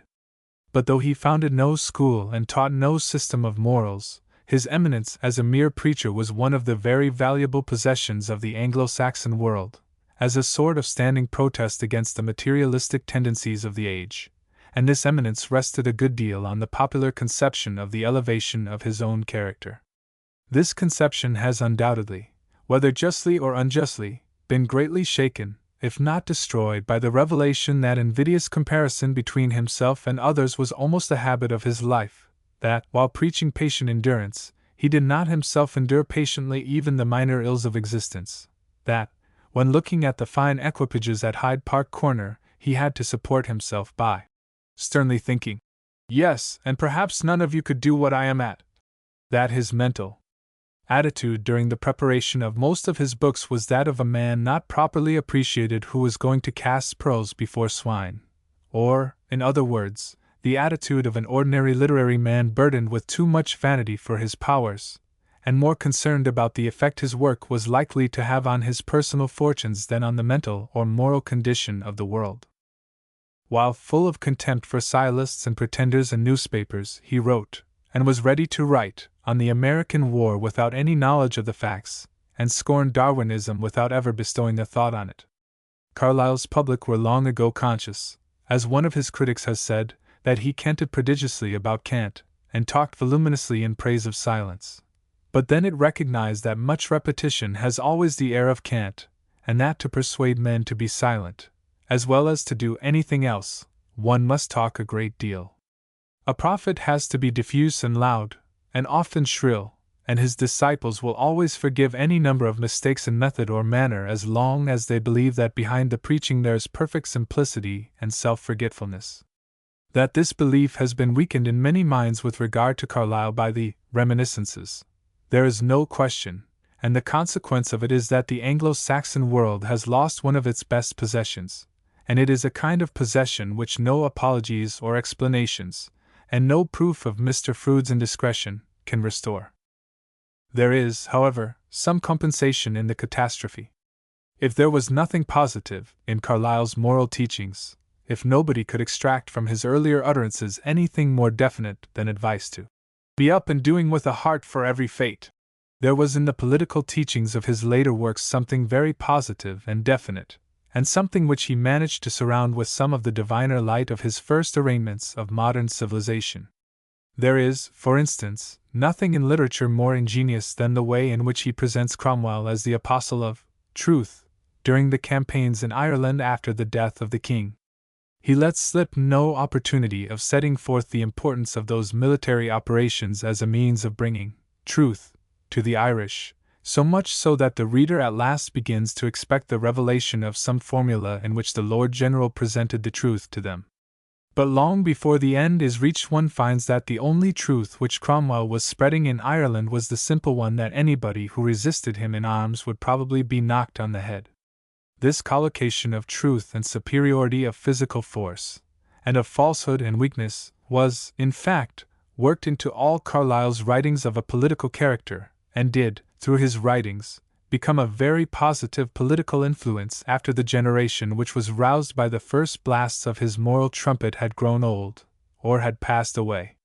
To most men under 50, in fact, Carlyle is more known as a very truculent political philosopher than as a moralist, and most of his later imitators, Mr. Froude for one, have imitated him rather in preparing the way of the strong man in government, and recommending the helpless and forlorn to strip for a salutary dozen on the bare back, than in preaching self-knowledge or the inner worship of the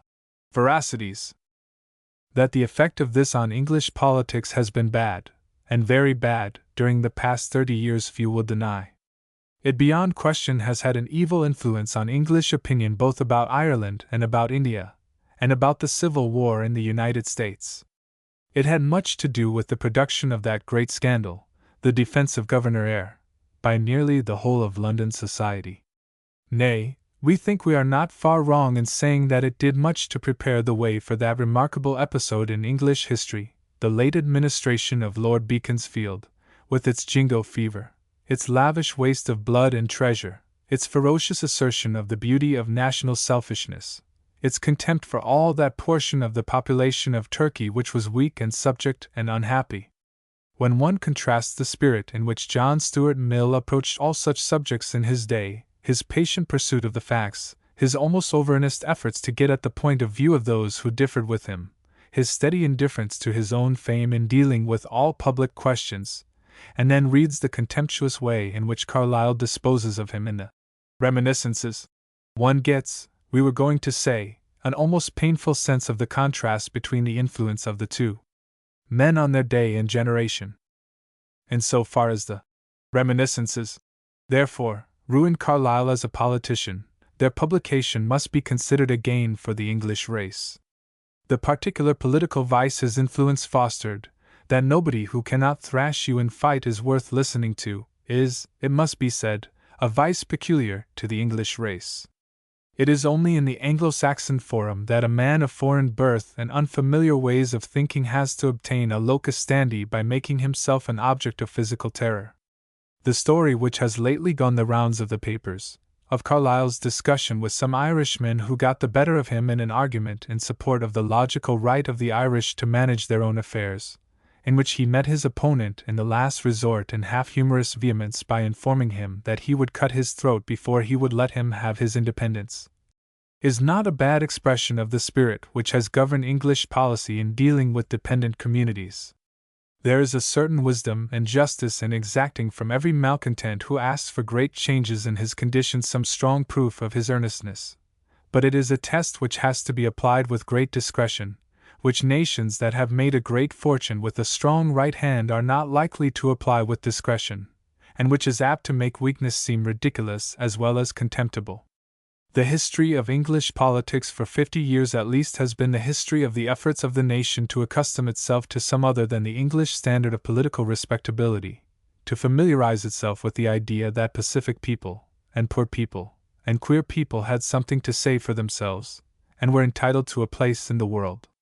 To the success of that effort it is safe to say that Mr. Carlyle's political writings have been more or less of an obstacle, and that the destruction of his influence will contribute something to the solution of some of the more serious pending problems of English politics.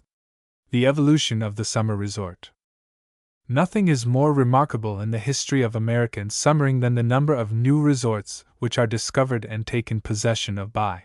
the city people. Every year, the rapid increase in the means of transportation both to the mountains and the sea, and the steady encroachments of the Catawba on the border and all the more desirable resorts. The growth of the American watering place, indeed, now seems to be as much regulated by law as the growth of asparagus or strawberries, and is almost as easy to foretell. The place is usually first discovered by artists in search of sketches, or by a family of small means in search of pure air, and milk fresh from the cow, and liberty, not to say license, in the matter of dress. Its development then begins by some neighboring farmers agreeing to take them to board, a thing he has never done before, and does now unwillingly, and he is very uncertain what to charge for it. But at a venture he fixes what seems to him an enormous sum, say $5 to $7 a week for each adult. His ideas about food for city people are, however, very vague. The only thing about their tastes of which he feels certain is that what they seek in the country is, above all things, change, and that they accordingly do not desire what they get at home. Accordingly he furnishes them with a complete set of novelties in the matter of food and drink, forgetting, however, that they might have got them at home if they pleased. The tea and coffee and bread differ from what they are used to at home simply in being worse. He is, too, at the seaside, very apt to put them on an exclusively fish diet, in the belief that it is only people who live by the sea who get fish, and that city people, weary of meat, must be longing for fish. The boarders, this first summer, having persuaded him to take them, are of course too modest to remonstrate, or even to hint, and go on to the end eating what is set before them, and pretending to be thankful, and tried to keep up their failing strength by being a great deal in the open air, and admiring the scenery. After they leave, he is apt to be astonished by the amount of cash he finds himself possessed of, probably more than he ever handled before at one time, except when he mortgaged his farm, and comes to the conclusion that taking summer boarders is an excellent thing, and worth cultivating. In the next stage he seeks them, and perhaps is emboldened by the advice of somebody to advertise the place, and try to get hold of some editors or ministers whose names he can use as references, and who will talk it up. He soon secures one or two of each, and they then tell him that his house is frequented by intellectual or cultured people, and he becomes more elated and more enterprising, enlarges the dining room, adds on a wing, relieves his wife of the cooking by hiring a woman in the nearest town, and gives more meat and stronger coffee, and little by little grows into a hotel keeper, with an office and a register. His neighbors, startled by his success, follow his example, it may be only longo intervallo, and soon the place becomes a regular resort, with girls and boys in white flannel, lawn tennis, which succeeds croquet, a livery stable, stages, an ice cream store with a soda water fountain, a new church, and with strange names taken out of books for the neighboring hills and lanes and brooks. This stage may last for years. In some places it has been known to last 30 or 40 without any change, beyond the opening of new hotels, and it becomes marked by crowds of people, who go back every year in the character of old boarders, get the best rooms, and are on familiar terms of friendship with the proprietor and the older waiter girls. But it may be brought to a close, and is now being brought to a close in scores of American watering places, by the appearance of the cottager, who has become to the boarder what the red squirrel is to the gray, a ruthless invader and exterminator. The first cottager is almost always a boarder, so that there is no means of discovering his approach and resisting his advances. In 9 cases out of 10 he is a simple guest at the farmhouse or the hotel, without any discoverable airs or pretensions, on whom the scenery has made such an impression that he quietly buys a lot with a fine view. The next year he builds a cottage on it, and gradually, and it may be at first imperceptibly, separates himself in feeling and in standards from his fellow boarders. The year after he is in the cottage, and the mischief is done. The change has come. Caste has been established, with all its attendant evils. The community, once so simple and homogeneous, is now divided into 2 classes, one of which looks down on the other. More cottages are built, with trim lawns and private lawn tennis grounds with shandygaff and tennis cup concealed on tables and tents. Then the dog cart with the groom in buckskin and boots, the Irish red setter, the saddle horse with the banged tail, the phaeton with the 2 ponies, the young men in knickerbockers carrying imported rackets, the girls with the banged hair, the club, ostensibly for newspaper reading, but really for secret gin fizzes and soda cocktails, make their appearance, with numerous other monarchical excrescences. The original farmer, whose pristine board was the beginning of all this, has probably by this time sold enough land to the cottagers to enable him to give up taking boarders and keeping a hotel, and is able to stay in bed like a gentleman most of the winter, and sit on a bench in his shirt sleeves all summer. Very soon the boarder, unable to put up with the growing haughtiness of the cottager, and with exclusion from his entertainments, withdraws silently and unobtrusively from the scenes he once enjoyed so much, to seek out another unsophisticated farmer, and begin once more, probably when well on in life, with hope and strength abated, the heavy work of opening up another watering place and developing its resources. The silent suffering there is in this process, which may be witnessed today in hundreds of the most beautiful spots in America, probably none know but those who have gone through it. In fact, the dislodgment along our coast and in our mountains of the border by the cottager is today the great summer tragedy of American life. Winter has tragedies of its own, which may be worse, but summer has nothing like it, nothing which imposes such a strain on character and so severely tests early training. The worst of it, the pity of it, we might say, is that this is not the expulsion of the inferior by the superior race, which is going on in so many parts of the world, and which Darwin is teaching us to look upon with equanimity. The boarder is often, if not generally, the cottager's superior in culture, in acquirements, and in variety of social experience. He does not board because he likes the food, but simply because it enables him to live in the midst of beautiful scenery. He eats the farmer's poor fare contentedly, because he finds it is sufficient to maintain his sense of natural beauty and the clearness of all his moral perceptions unimpaired, and to brace his nerves for the great battle with evil which he has been carrying on in the city, and to which he means to return after a fortnight or a month or 6 weeks, as the case may be.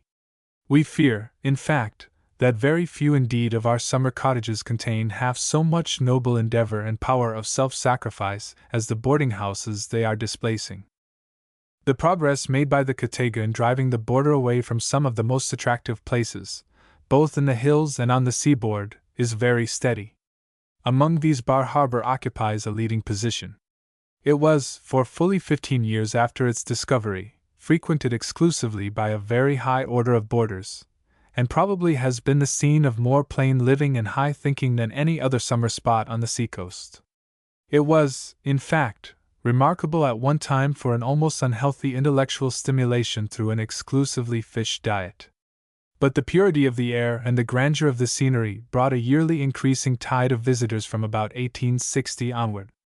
These visitors were, until about 5 years ago, almost exclusively boarders, and the development of the place as a summer resort was prodigious. The little houses of the original half-farmers, half-fishermen, who welcomed, or rather did not welcome, the first explorers, grew rapidly into little boarding houses, then into big boarding houses, then into hotels with registers. Then the hotels grew larger and larger, and the callings of the steamer more frequent, until the place became famous and crowded. All this while, however, the hold of the boarder on it remained unshaken. He was monarch of all he surveyed. No one on the island, except the landlords, held his head higher. There was one distinction between boarders, but it was not one to wound anybody's self-love. Some were mealers, or persons eating in the hotel where they lodged, and others were hall-mealers,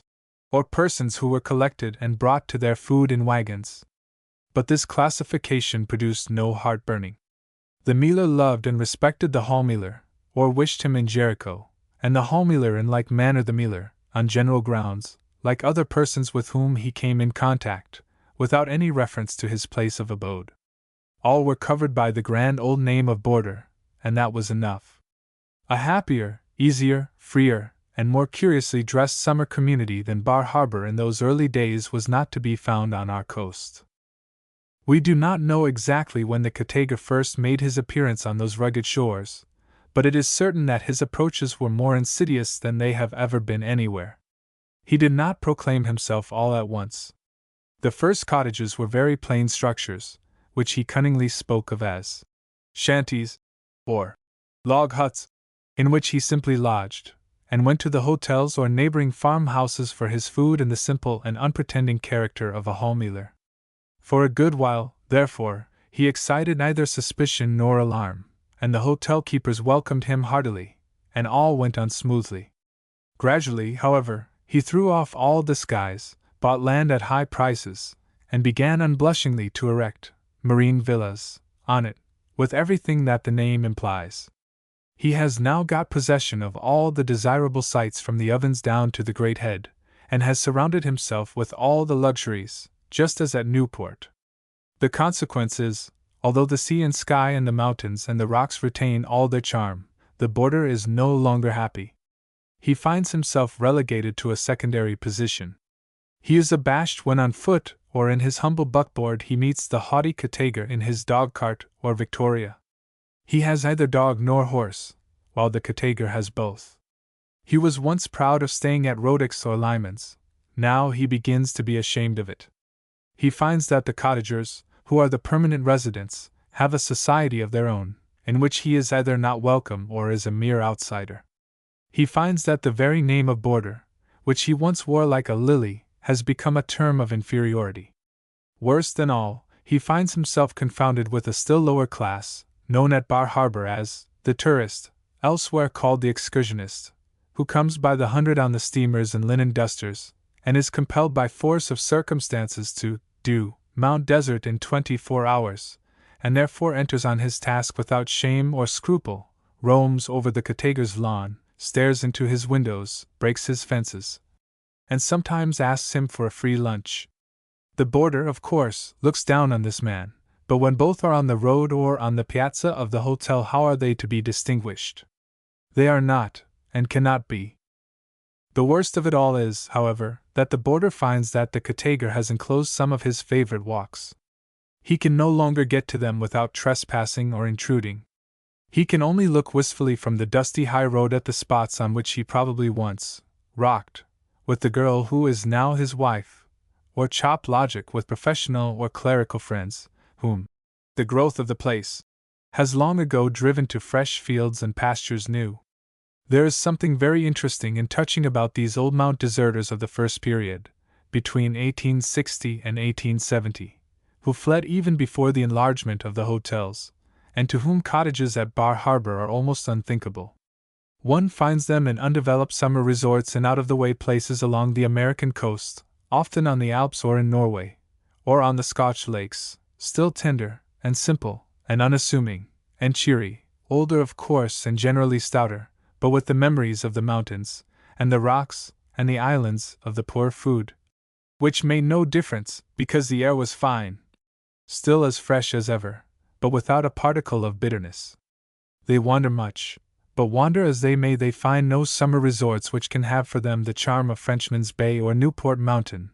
and no vehicle which touches so many chords in their hearts as the primeval buckboard, in the days when it could only be hired as a great favor. The Katager, too, sets no bounds to his pretensions as to territory. His policy, apparently the old policy of the conqueror everywhere, is to let the boarder go up the coast and discover the most attractive resorts, and allow him to report on them in the newspapers, write poetry about them, lay the scene of novels and plays in them, and then pursue him and eradicate him from the soil as a burden if not a nuisance. That he makes a resort far more beautiful to the eye than the boarder there is no denying. He covers it with beautiful houses. He converts the scraggy, yellow pastures into smooth, green lawns. He fills the rock crevices with flowers. He introduces better food and neater clothing and the latest dodges in plumbing. But these things are only for the few, in fact, the very few. An area which supports 100 happy boarders will only bring one Katager to perfection. Moreover, it is impossible, no matter how much the country may flourish, that all Americans who leave the city in summer should by any effort become cottagers. The mass of them must always be boarders and remain boarders, and we would warn the cottagers that it may become dangerous to push them too hard and too far. Much farther east or north on the coast they will not go without turning on their persecutors. They will not put up with the shores of Labrador or Greenland, no matter how hot the season may be. The survival of the fittest is a great law, and has worked wonders in the animal world, but it must be remembered that it has to work in our day in subordination to that greater law of morality which makes weakness itself a strong tower of defense. The future at all our leading seashore places, in truth, belongs to the Katager, and it is really useless to resist him. His march along the American coast is nearly as resistless as that of the hordes who issued from the plains of Scythia to overthrow the Roman Empire. He moves on all the choice sights, without haste, with the calm and remorselessness of the man who knows that the morrow is his. He has two tremendous forces at his back, against which no boarder can stand up. One is the growing passion, or fashion, if any one likes to call it so, of Americans to live in their own houses, both summer and winter. This is rapidly taking possession of all classes, from the New England mechanic, who puts up his shanty or tent on the seashore, to the millionaire who builds his $100,000 villa on his $30,000 lot. Everybody who can seeks to be at home all the year round, let the home be never so small or humble, and the life in it never so rough. This is a change in the national manners which nobody can regret, but it is a change from which the boarder must suffer, and which must cost him much wandering and many tears. The other is the spread of the love of the seashore among the vast population of the Mississippi Valley, whose wealth is becoming great, for whom long railroad journeys have no terrors, and who are likely now to send their thousands every year to compete with the money kings of the East for the best villa sites along the coast. And be it remembered that although our population doubles every 25 years, our rocky Atlantic shore, which is what all most love to seek, the sand is tame and dreary in comparison, remains a fixed quantity. It only extends from New York to Eastport, Maine, and it only contains a limited number of building lots. These are now being rapidly bought up and built on, or hold on speculation, and in some places, where land only brought $10 an acre 15 years ago, are held at monstrous prices. To fight against these tendencies is useless. The wise boarder will not so do, nor waste his time in bewailing his fate. It is absurd for him to expect that long stretches of delightful shore will be left wild and uninhabited and unimproved, for him to walk over for 3 or 4 weeks every summer. Not even the Henry George regime would oust the Katager, for under it he would simply rent what he owns, a cottager he would still remain. Finally, the boarder must remember that though the cottager, like woman, when he is bad is very bad, when good is delightful. Nothing the American summer has to show can surpass a cottager, and we rejoice to know that the number of good cottagers every year grows larger. At his best, though he may be stern in the assertion of his rights of property, there is no simpler, honester gentleman than he, and the moral earnestness with the want of which the more austere boarder has been apt to reproach him, grows very rapidly after he gets his lawn made and his place in order. Summer rest. The question has occurred to a good many, and has been more than once publicly asked, when do the people who frequent summer schools of philosophy, theology, and the like, which are now showing themselves at some of the watering places, get their rest or vacation? At these schools both the lecturers or paper readers and the audience are engaged in the same or nearly the same work as during the rest of the year, and therefore in summer get no rest. We have been asked, for instance, whether a clergyman or professor who has a period of leisure allotted to him in summer, in order that he may recruit, as it is called, is not guilty of some sort of abuse of confidence, if, instead of amusing himself or lying fallow, he goes to a summer school, and passes several weeks in discussions which, to be profitable either to himself or his hearers, must put some degree of strain on his faculties. The answer undoubtedly is, that nobody goes to a summer school who could get refreshment through sheer idleness. One of the greatest mistakes of the Middle Ages, and one which has come down to our own time in education, in theology, and in medicine, was that all men's needs, both spiritual, mental, and physical, are the same, and it long made the world a dreadful place for the exceptional or peculiar. In most things we have given up the theory. It was soonest given up as regards food, because the evidence against it was their plainest and most overwhelming, in the severe suffering inflicted on some people by things disagreeing with them, as it was called, which others relished and profited by. It has only been surrendered with regard to children and youths, however, after a hard struggle. The idea of a young person being entitled to special treatment of any kind, that is, having in any respect a marked individuality, remains to this day odious to a great many of our theologians and teachers. It is, however, rapidly making its way, and has already obtained a secure footing in some of the colleges. It is the hotels, perhaps, which are now the strongholds of the old doctrine, and in which a person who wants what nobody else wants is considered most odious. Partly, of course, because he gives extra trouble, but mainly because he is considered to be given up to a delusion about himself and his constitution.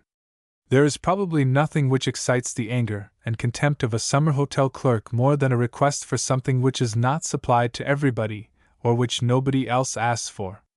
We remember once irritating a White Mountain hotel keeper extremely by asking to be allowed to ride up Mount Washington alone, instead of in a party of 40. He not only refused our request, but he punished us for making it by selecting for our use the worst pony in his stable, and watching us mounting it with a diabolical sneer. There is, however, still a good deal of intolerance about people's mode of spending their vacation. Those who take it by simply sitting still or lounging with no particular occupation are more or less worried by the people who take their rest actively, and with much movement and bustle. So also the young man who goes off fishing and hunting, on the other hand, scorns the young man who hangs about the hotels and plays lawn tennis, or goes to picnics with the girls, a rapidly diminishing class, let us add. A correspondent, who takes a low view of sermons, wrote to us the other day complaining of some mention which recently appeared in our columns of Mount Desert as a good place for tired clergymen, and wished to know what there was to tire them, seeing that they did nothing but produce 2 essays a week, which need not be very original. The truth is, however, that everybody's occupation, including that of the young man who does nothing at all, does a great deal to tire him. What probably tires a minister most is not the sermons, but his parishioners, and we suspect that 9/10 of the ministers, if they made a clean breast of it, would confess that rest to them meant getting away from their parishioners, and not in getting away from the sermons.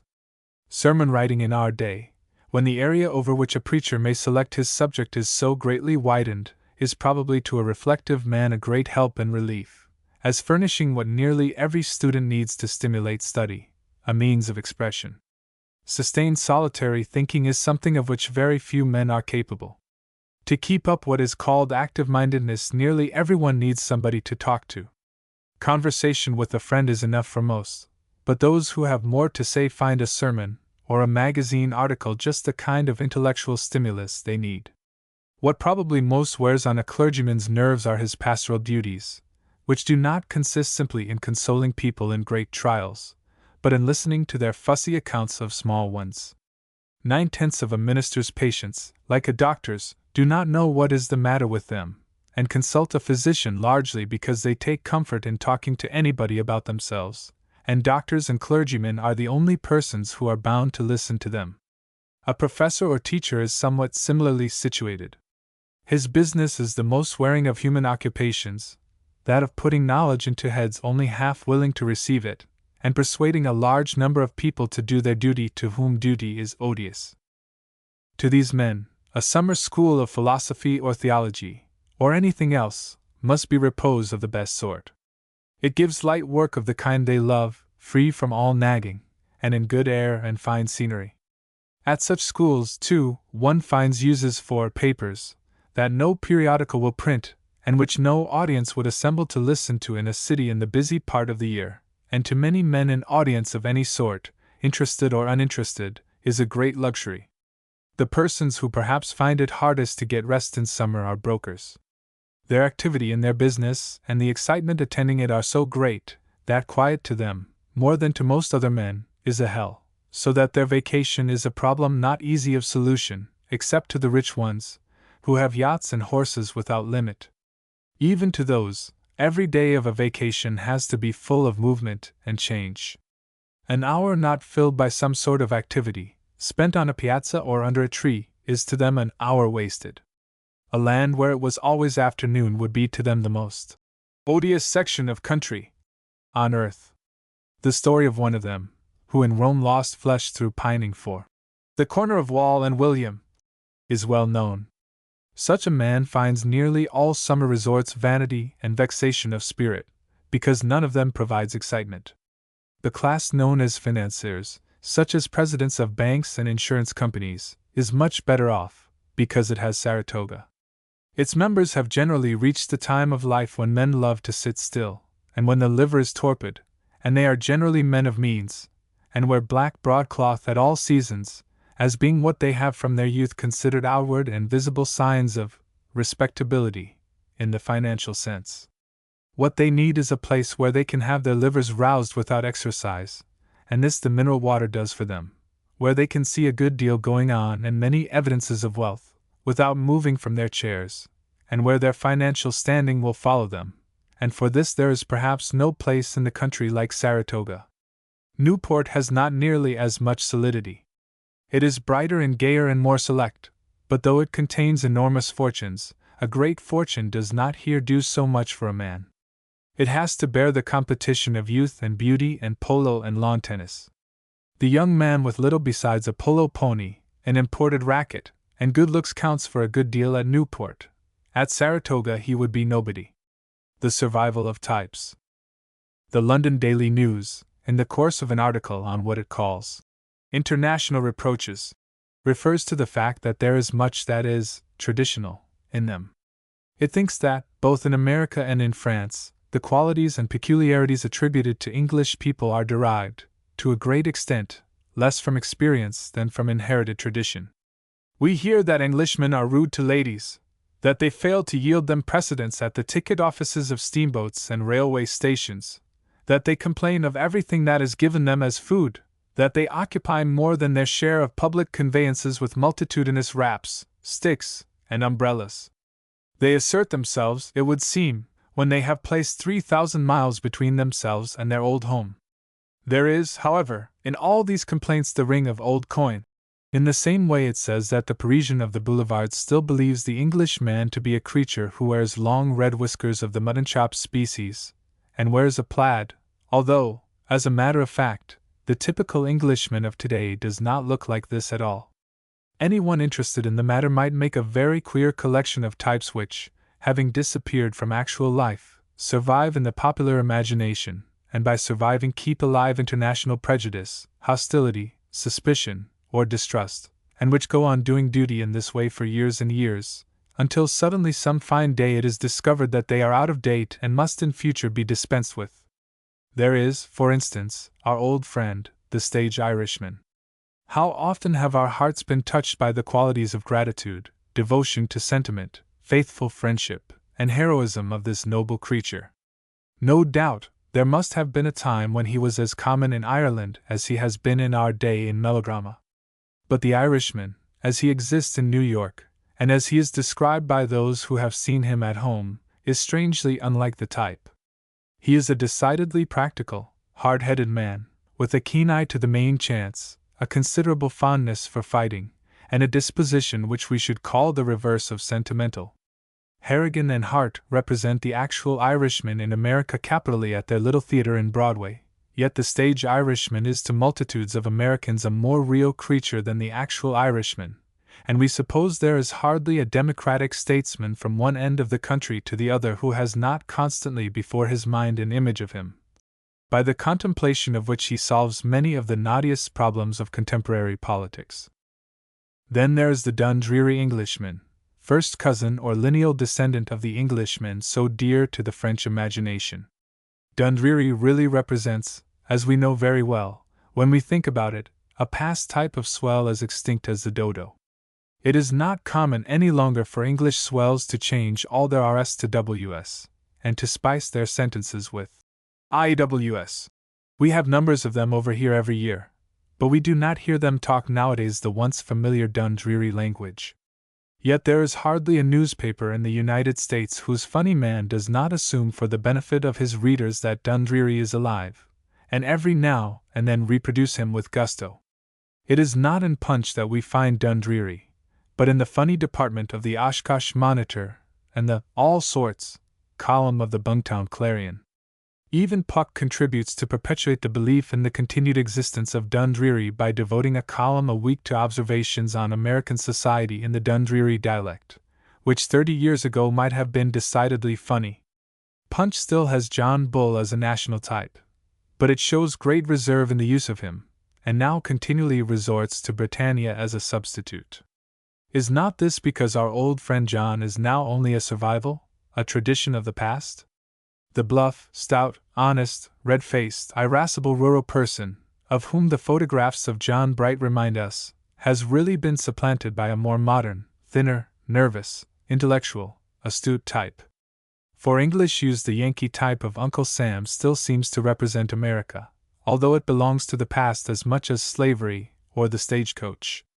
He would be a bold man who should undertake to say what the national type is now, but it is safe to say that it is not a long, thin, cute Yankee, dressed in a swallow-tailed coat with brass buttons, whittling a stick, and interlarding his conversation with "I swan!"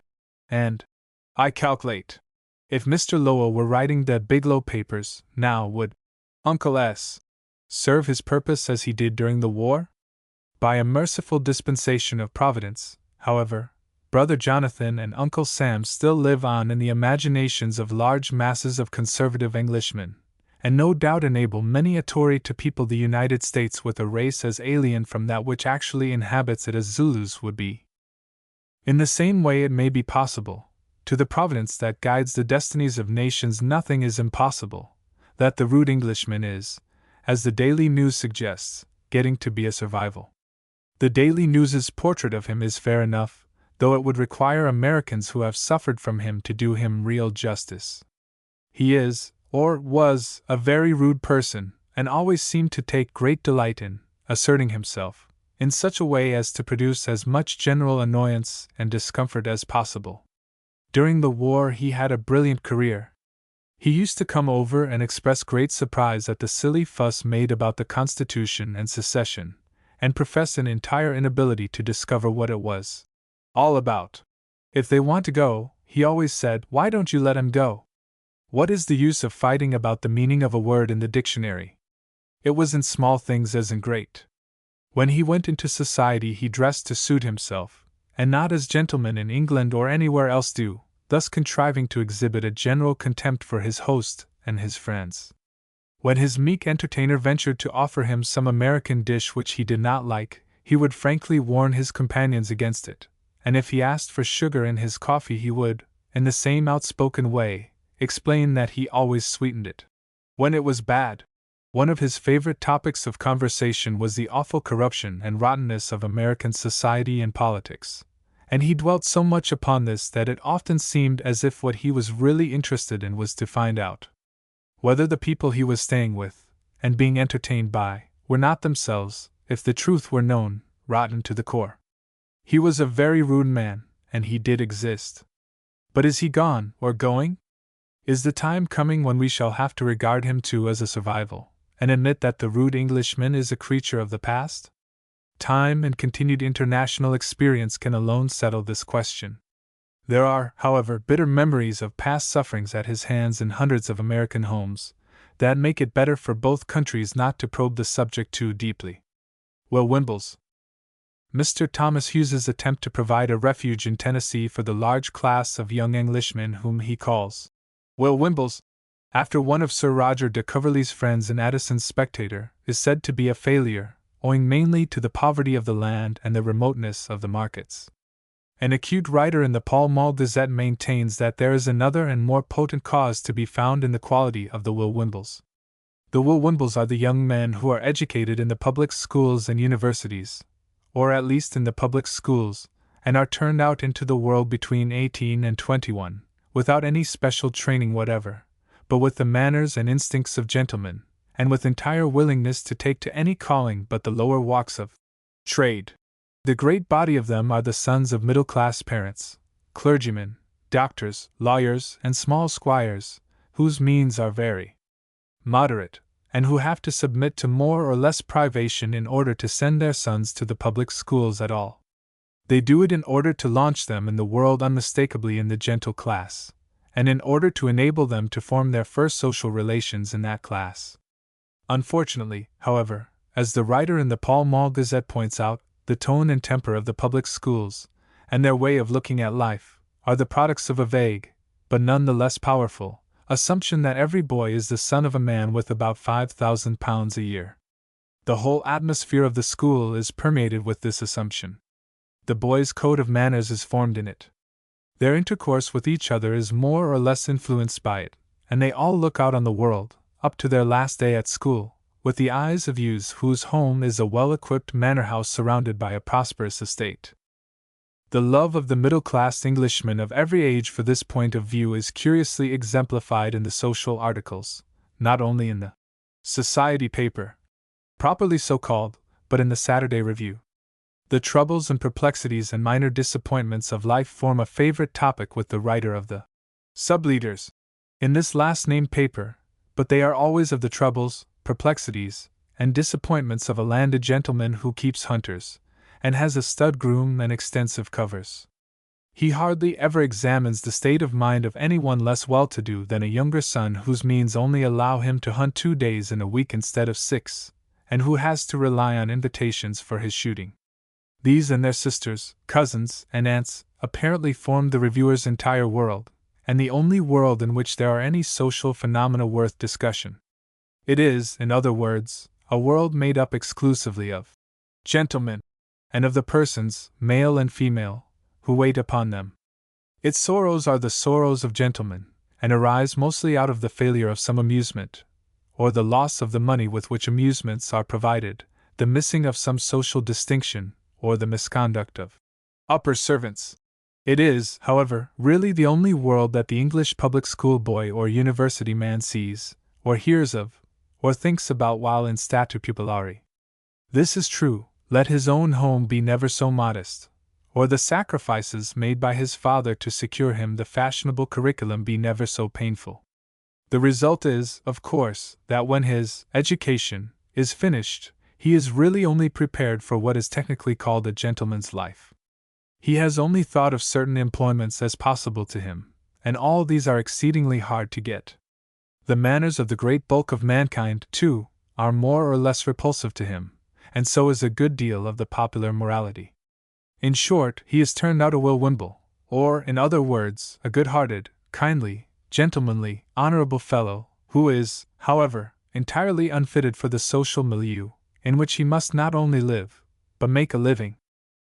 Mr. Hughes's idea has been that, though he dislikes trade, and is a little too nice for it as now carried on, at least on the retail side, he has an innate liking and readiness for agriculture, and that, if enabled to till the soil under pleasant, or at least not too novel, social conditions, he would do it successfully.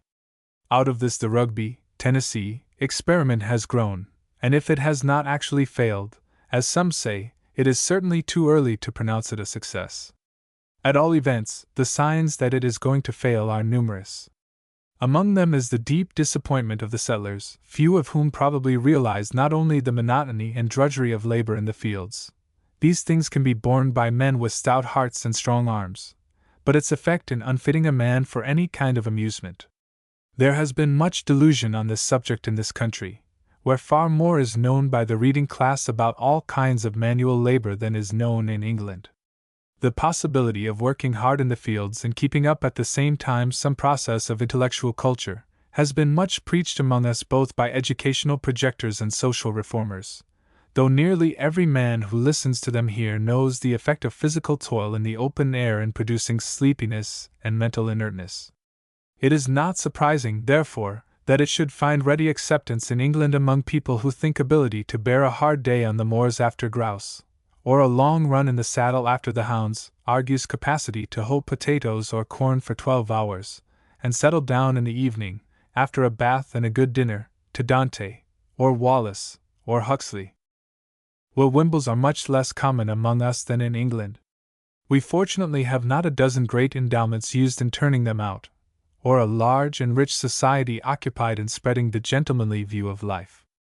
But they, nevertheless, are more numerous than is altogether pleasant.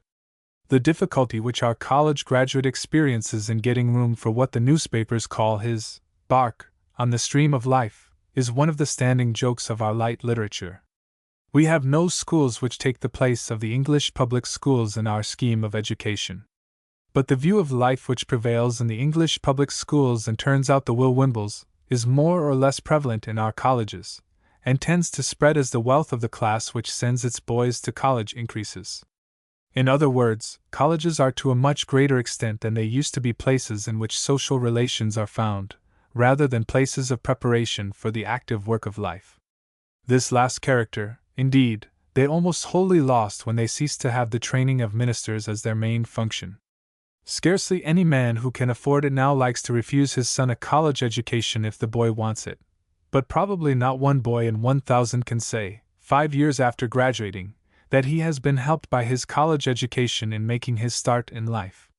It may have been never so useful to him as a means of moral and intellectual culture, but it has not helped to adapt him to the environment in which he has to live and work, or, in other words, to a world in which not one man in 1,000 has either the manners or cultivation of a gentleman,